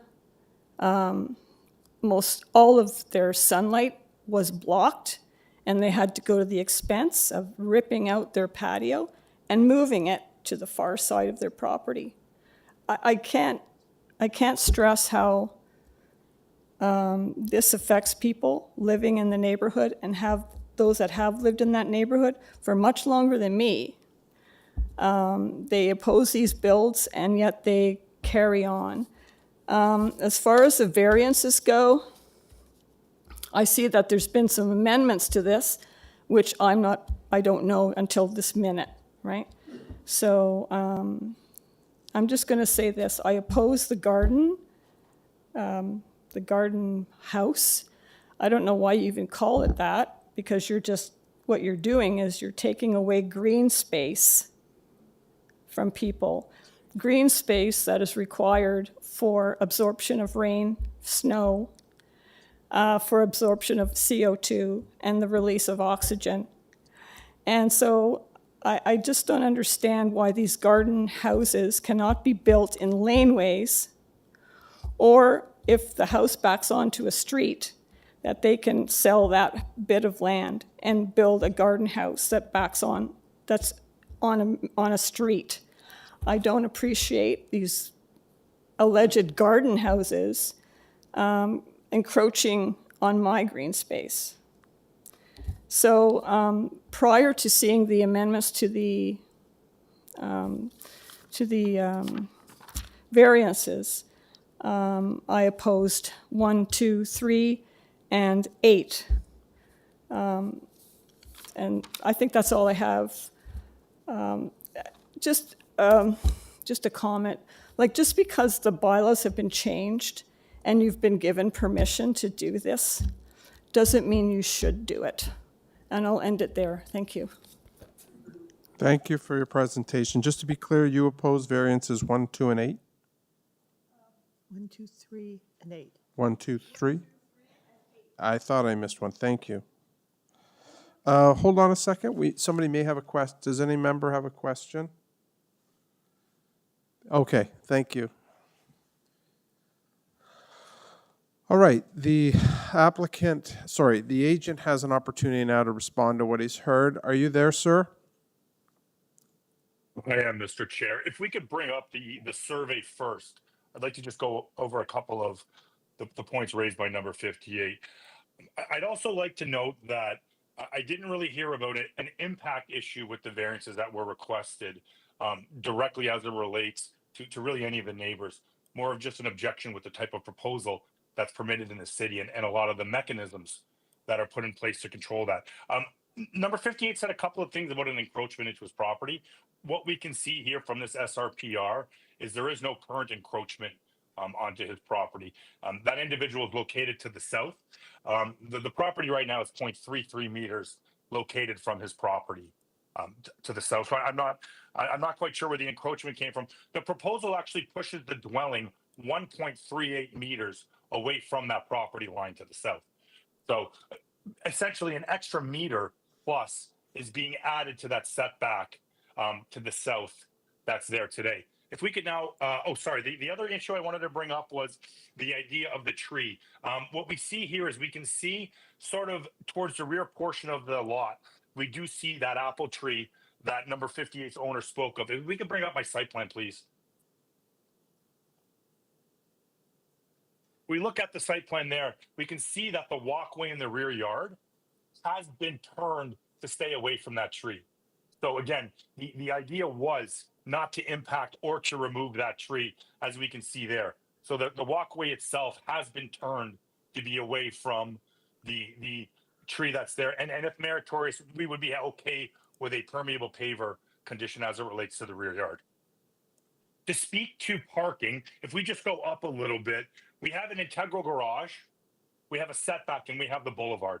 Realistically, there's enough room for 3 cars to park along this portion of the property itself, taking into account the garage, taking into account the surface spot from the property to the front main wall, as well as into the boulevard itself. So 3 spots for access. This again will have to be OBC compliant. The garden suite is less than 45 meters from the front street line. which is the requirement of the garden suite policies. Additionally, non-combustible construction would be required to the north because of the 0.6 meter setback, which again is zoning bylaw compliant. There is no request for the 0.6 meter setback, but that would require non-combustible construction. Additionally, all of the dwelling units, and this is important when we speak to fire access and exiting, have direct access into their own units. There is no shared access for any unit other than the front door, which leads to the basement and the first floor unit. The second and third floor units enter directly off of the side. Additionally, this will have to be OBC compliant with 45-minute fire ratings throughout it. In terms of addressing the variances, as we see here, the front yard setback variance is in line with the adjacent dwelling at number 58 and is in line with the front porch to the north of it at 62. So that it's not a question of the dwelling being pushed further towards the street than what is there today. In essence, the dwelling has actually been pushed back from what exists today, which is a 3.35 meter front yard setback. So the setback being proposed is in line with the existing dwelling at 58, and again, has been pushed back from where the dwelling sits today. In terms of the main wall height variance, we are below the maximum height that is permitted at this property. If we were to set in the front by 1.5 meters and comply with the 70% projection for the main wall height, it would not change any type of impact as it would be in the rear yard, because that 1.5 meter setback could just be at the front, therefore complying with the main front wall height as well as the side main front wall height. All that would accomplish would be in a reduction in the number of bedrooms for this family style house that again is located less than a 10-minute walk from Kingston Road, which offers 24-hour transit service. I think that covers the point. I'd be happy to answer any questions that the committee has. Thank you very much. Does anyone on committee have any questions?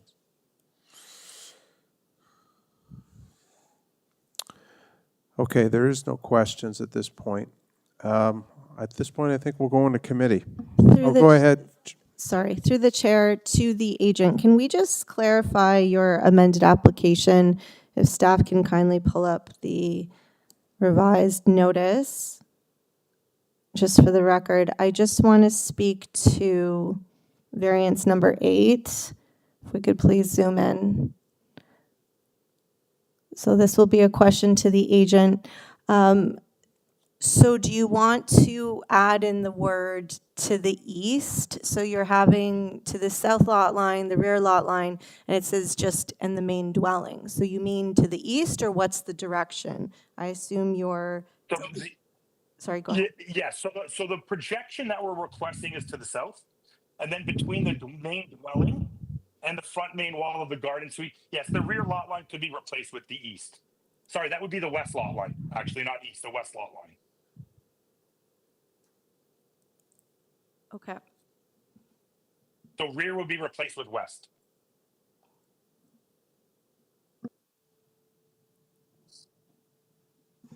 Good, Deputy? Okay. All right, we will go into committee right now. This is contentious, obviously. We have an experienced agent representing the applicant in the presentation given. We've got residents here that have been very clear and concise in their point of view, what their concerns are.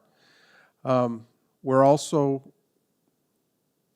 point blank, we have to deal with what we can do at this committee. There are reasons. Sometimes we go this way, sometimes we go that. You've seen it today. This is going to be very challenging because community planning didn't oppose it with conditions. We have not issues with some of the other departments refusing it or telling us to defer it. That said, I will turn my mind and my eyes to the rest of the committee and hear what they have to say as I continue to think about this. And nobody has anything to say on this, so we may just go right into a vote then, as if nobody has any comments or questions. Eric, please, Mr. Howe, go ahead. Thank you, Chair. The regulation, OREG 462-24, as I understand, only applies to additional units up to 3 dwellings.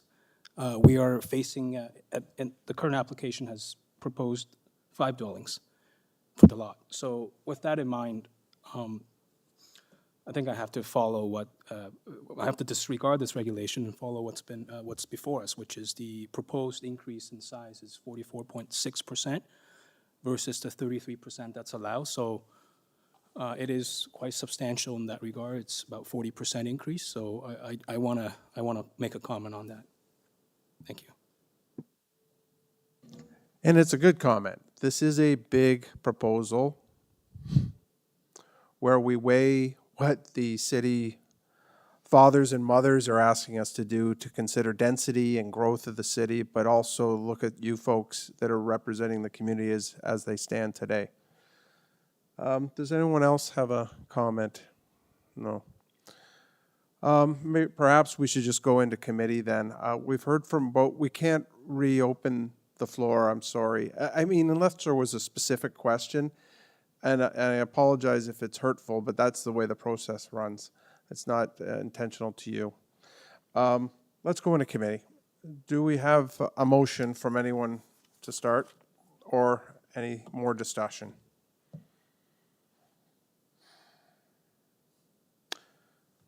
Go ahead, Mr. Howe. Thank you, Chair. Looking at this application in its entirety, what we're facing here is 5 dwelling units, 13 bedrooms, on a frontage that's 9 meters. That's to say this is a very small lot size that we're seeing. And like I said, the applicant's agent referred to the regulation as justification for increasing the lot coverage to 45%, less than 45%. But like I said, the regulation applies to a unit that's less than five dwellings on the lot. So we have to, I have to consider the increased lot size in this case, which is variance 3. It's not that it's approved. It's still applicable here. So in light of what's been proposed here and that the lot coverage is about 40% increase in size, I don't think this application is minor. And therefore, I move refusal of this application, which, as it does not meet the 4 test of the Planning Act. Thank you, Mr. Howe. And that's refuse as amended. That's correct. Refuse as amended.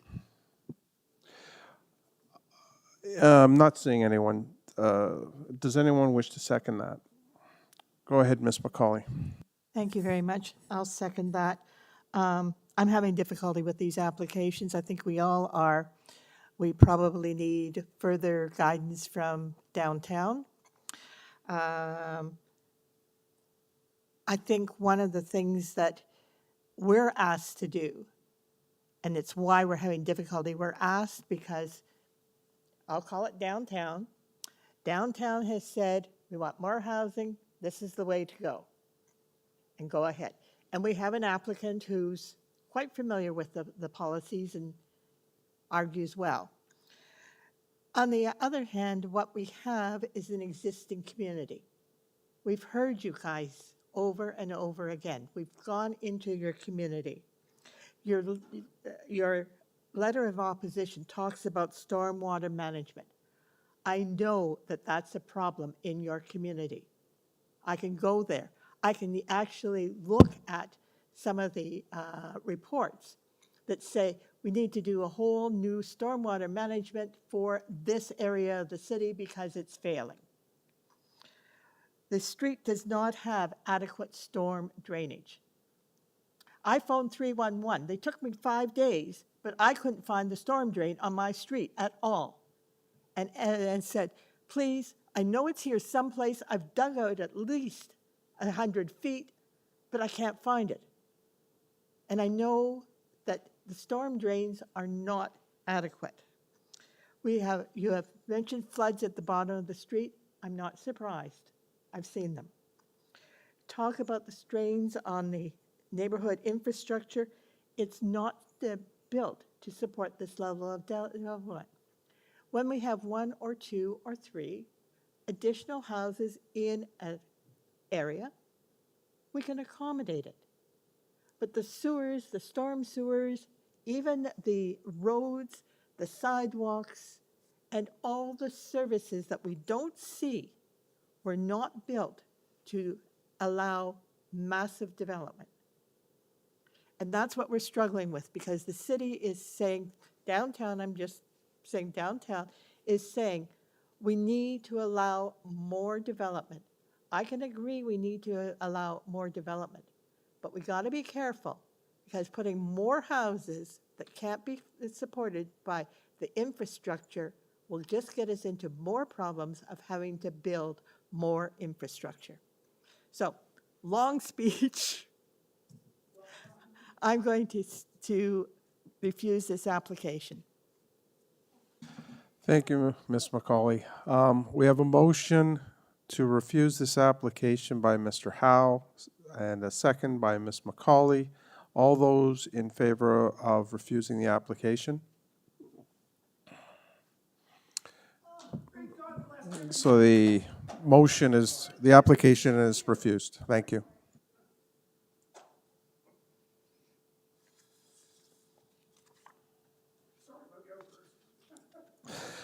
Thank you, sir. Deputy Treasurer, are we? Through you, Mr. Chair, we're on the last item of the morning agenda, item 18. Thank you.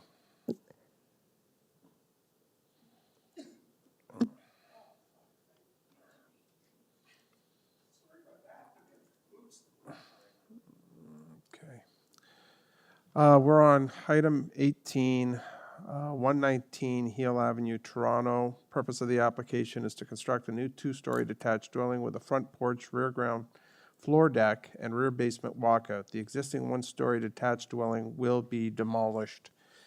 I notice from my sheets, we have urban forestry conditions, community planning, one letter of concern, and I understand 2 speakers.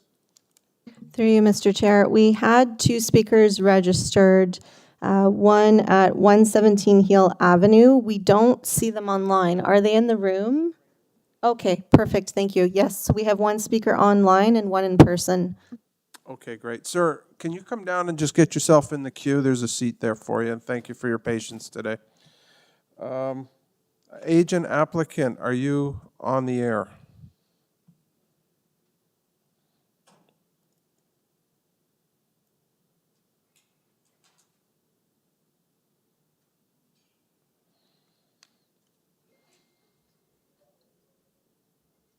Yes, good afternoon, Committee Adjustment Board and Chairman. This is doing with the designers and the applicant agent as well. Thank you. So your address? My address is like 5576 Yonge Street. Okay. Let me canvass this committee. Does anyone need a presentation? We don't need a presentation. Is there anything, since you've submitted your comprehensive application and materials, that you feel you need to add? No, sir, except just one item is like number 2. We got a recommendation from the planner to reduce the building height from proposed 9 into 9.4 meters. That's all. So if I hear you correctly, item 2, or point 2, variance 2, sorry, went from 9 meters to 9.2. Sorry, is our proposal is 10 meters. We asking 10 meter. However, we decided to reduce it into 9.4 meters. 9.4, okay. And this is an amendment? Yes. Okay. Anyone on committee have a question for this agent? Okay, sit tight. Let's hear from our speaker. Sir, your full name and your address. Good afternoon. My name is Michael Gardner. I'm at 117 Hill Avenue. Good afternoon, committee members. Thank you for allowing me to speak today regarding the proposal developed at 119 Hill Avenue. I find it odd that such a monstrositous house is being built in what has long been a family-friendly neighborhood. This is not a typical home for our area. With 5 bedrooms, 7 bathrooms, a wet bar, and a walkout to the backyard, this house is not designed for a single-family resident. It looks more like an Airbnb-style party house. This raises serious concerns about noise, traffic, and long-term impact on our community. One of my biggest concerns is drainage. Right now, there's a driveway that naturally directs the water down its center, but if A solid pathway is put in its place. That water is going to be draining towards my house. On top of that, the front of the property is being dug down significantly to accommodate a below-grade garage. This, along with the larger double driveway, raises concerns about stormwater runoff. Is there enough soft landscaping to absorb water during heavy rains? Or will this increase the risk of pooling and flooding? This front yard will have very little grass left, and with less green space in the backyard as well, where will all this water go? Street parking is another major concern in this neighborhood. We have a strict 3-hour parking limit, meaning that any additional cars beyond their driveway's capacity could lead to illegal parking. A house of this size could easily have 5 or more vehicles associated with it, especially if it is used for short-term rentals or as a multi-unit dwelling. Right now, it's a bungalow. There are 6 cars that go in and out of that driveway. This will add to congestion and create enforcement issues for both the city and residents. Additionally, homes of this size and price point are not selling in our area. Down the street at 109A and 109B, those have been on the market for over a year. They're still up for sale, and they keep putting people in and out of those houses. Who is this house really built for? If it doesn't sell as a family home, will it be converted into a multi-unit rental or a short-term rental? That would significantly change the characteristic of our neighborhood. Raising construction costs also raise concern. With looming tariffs, no longer looming, on building materials, costs could increase by 30% or more. How will this affect the completion of this project? Will corners be cut? Could we be left with an unfinished or poorly constructed home? Construction itself will also impact the neighborhood. A build of this scale will bring in more noise, dust, and debris, and I'm especially concerned about materials like asbestos when the demolition act comes around, or styrofoam, which is often used before stuccoing a building like this and blowing onto my property, polluting my fruits and vegetable gardens and my flowers. If the house is finished with stucco or another lightweight material, what measures are there in place to prevent debris from affecting the neighborhood homes? Privacy is another major issue. With only 50 inches between their house and my property, I'm concerned about how they will maintain the upper levels of this house without accessing my property. Additionally, large homes often have recessed security lights in their rooftops, which could cast unwanted light into my backyard and deck. Even an 8-foot fence won't be enough to go and block the views from their deck or from their upper window. I also request tree protection from my magnolia tree in the front yard to ensure that it is not damaged. It's been there for over 40 years. Finally, I want to know if there is a proper stormwater management plan in place, runoff from this increased hard surfaces. I also urge the committee to ensure that enough soft landscaping is retained in the front yard, as a large double driveway and a dug-down garage entrance are unprecedented in this neighborhood. I appreciate the committee's time and hearing my concerns. This development is unlike anything in our neighborhood, and I urge you to carefully consider its impact on my community. Thank you very much. Thank you, sir. Hold on a sec. We may have a question. Okay. Your proximity of your garden to this development, where is the garden? The garden is on the north side of my property, so it's right next door to it. I have a greenhouse and an above-ground garden, and I also have a berry garden and other gardens in that area there as well. Okay, thank you very much. I looked at the sheet here, so thank you. I think that's good for you right now. There may be one speaker online. I could be wrong, but I thought I saw something on some paperwork here. No. Oh, there is somebody online. Oh, good. Let's hear from them. Hello? Hi, your first and last name and your address, please. Hi, my name's Catherine Hicks. I live at 121 Heal Avenue, and I'm on the other side of the 119 that's being proposed to be built. So I'm just north of it, adjacent. Now, my problem is with the height and the north side variance that they're looking to have. If they put that in, then that means that my property will be shadowed and that it won't dry up. I may get flooding in my basement. And I've been in this house for 46 years. And the other one I have is what's been mentioned before when they put the soffits and the lighting in. I have a window on that side of my building, the south side. Am I going to get all the light into my house, which I do not want? I also have a fence between the two properties, and I propose that fence be staying there. I do not want it destroyed. If they do destroy it, I want it replaced at their expense, not mine. And that's all for now. Thank you very much for your time. Thank you, Catherine. Does anyone on committee have a question? No. Okay, sit tight. The applicant agent, in this case, has an opportunity to speak to your concerns. Are they available?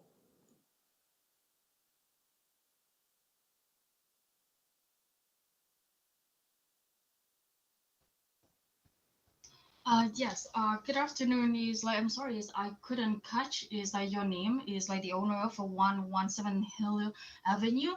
And thank you so much for your concern. And unfortunately, I couldn't get is like your concerns before the hearing day. However, I would like to have a quick response to a couple of your concerns. The first of all is for the drainage. We do aware of that, and that's why we have a both is the retaining wall on the both side of the driveway, as well as the rating is that our rating elevation is matched with the natural, and then some of the points even lower than your property on the front yard, and even is on the rear yard as well. That's the first thing. And the second thing is for the landscaping is like we totally comply with the zoning. We don't ask any variance for that. So then we believe that is already is address your concern. And the last one is like your concern about a rental property is like we would like to clarify our scope of work is like a single family detached house, and the basement is unfinished. It's just that is like for the future potential or as a finished basement for the owner use only, and that's the things I believe so. And the next one, my response to the Catherine, I believe is the 121 Hill Avenue.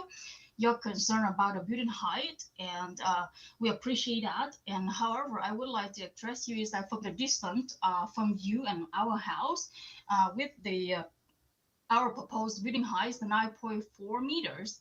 It's just over than the zoning allowed it is like 2 feet, and with the distance is like more than 10 or 12 meters away from your property. I believe it wouldn't have any shadow is affected on your property, or is I'm happy to run a shadow study to present it to you to prove what I'm explaining right now. So yeah, that's all. Committees. Thank you, agent. Thank you. If I heard you correctly, you're willing to do a shadow study that is yet to be produced, but you're willing to do that. I've also heard you talk about some mitigation with respect to retaining walls, or how did you put it? There were supports so that it doesn't, the new construction doesn't leach over into the existing homes? Yes, Chairman, it's already on the site plan. Yes, I did see that. I'm just reiterating that that's what you are committed to, or your client is. This is a large, thank you. Anyone on committee have a question for this agent? No, okay. Sit tight. We're going to now go into committee and discuss this. Thank you. Now we're in committee. I'll make a few observations. Every case stands on its own merits. Everyone on this committee knows that. I'm saying this for the public listening and watching today. This is a larger lot than has come before us in some of the other applications today. This, at this point, has been described as a single-family dwelling, but not to be lost on what the speakers said today, namely the first speaker noted, it is a larger home. The progress of this city from the War of 1812 to today continues, and it always will, and it'll never be easy for these decisions to be made, and I'm just giving context because we will now make that decision. The paperwork before us has community planning concerns and conditions, and also urban forestry. Having said my piece, I'll turn to the committee members for anybody else who would like to make a Mr. Khan, oh, you want to make a motion? Okay, if nobody has any comments, Mr. Khan, go ahead. Thank you, Mr. Chair. My motion is very straightforward. I am moving this application be approved as amended with the conditions and also forestry conditions. We have a motion from Mr. Khan. Does anyone, Ms. McCauley?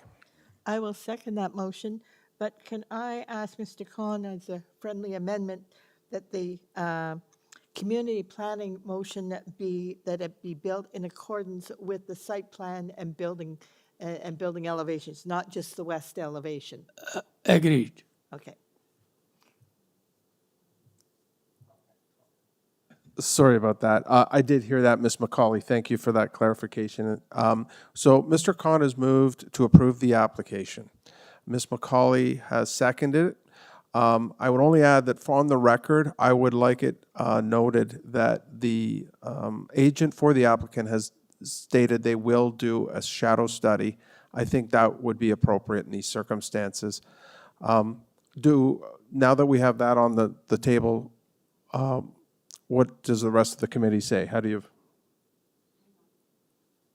Oh, sorry, I didn't see you. Go ahead, Mr. Howe. Thank you, Chair. I just want to make the note that the motion is for approval as amended because the height is okay. Yeah. Thank you. So the motion from Mr. Khan as amended, seconded by Ms. McCauley, my own notations and clarification by Mr. Howe. All those in favor? The application's passed. Thank you.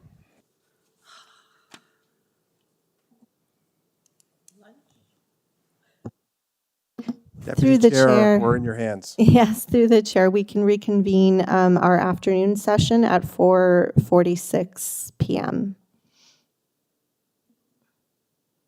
Thank you. Everyone, please mute your microphones and turn off your cameras.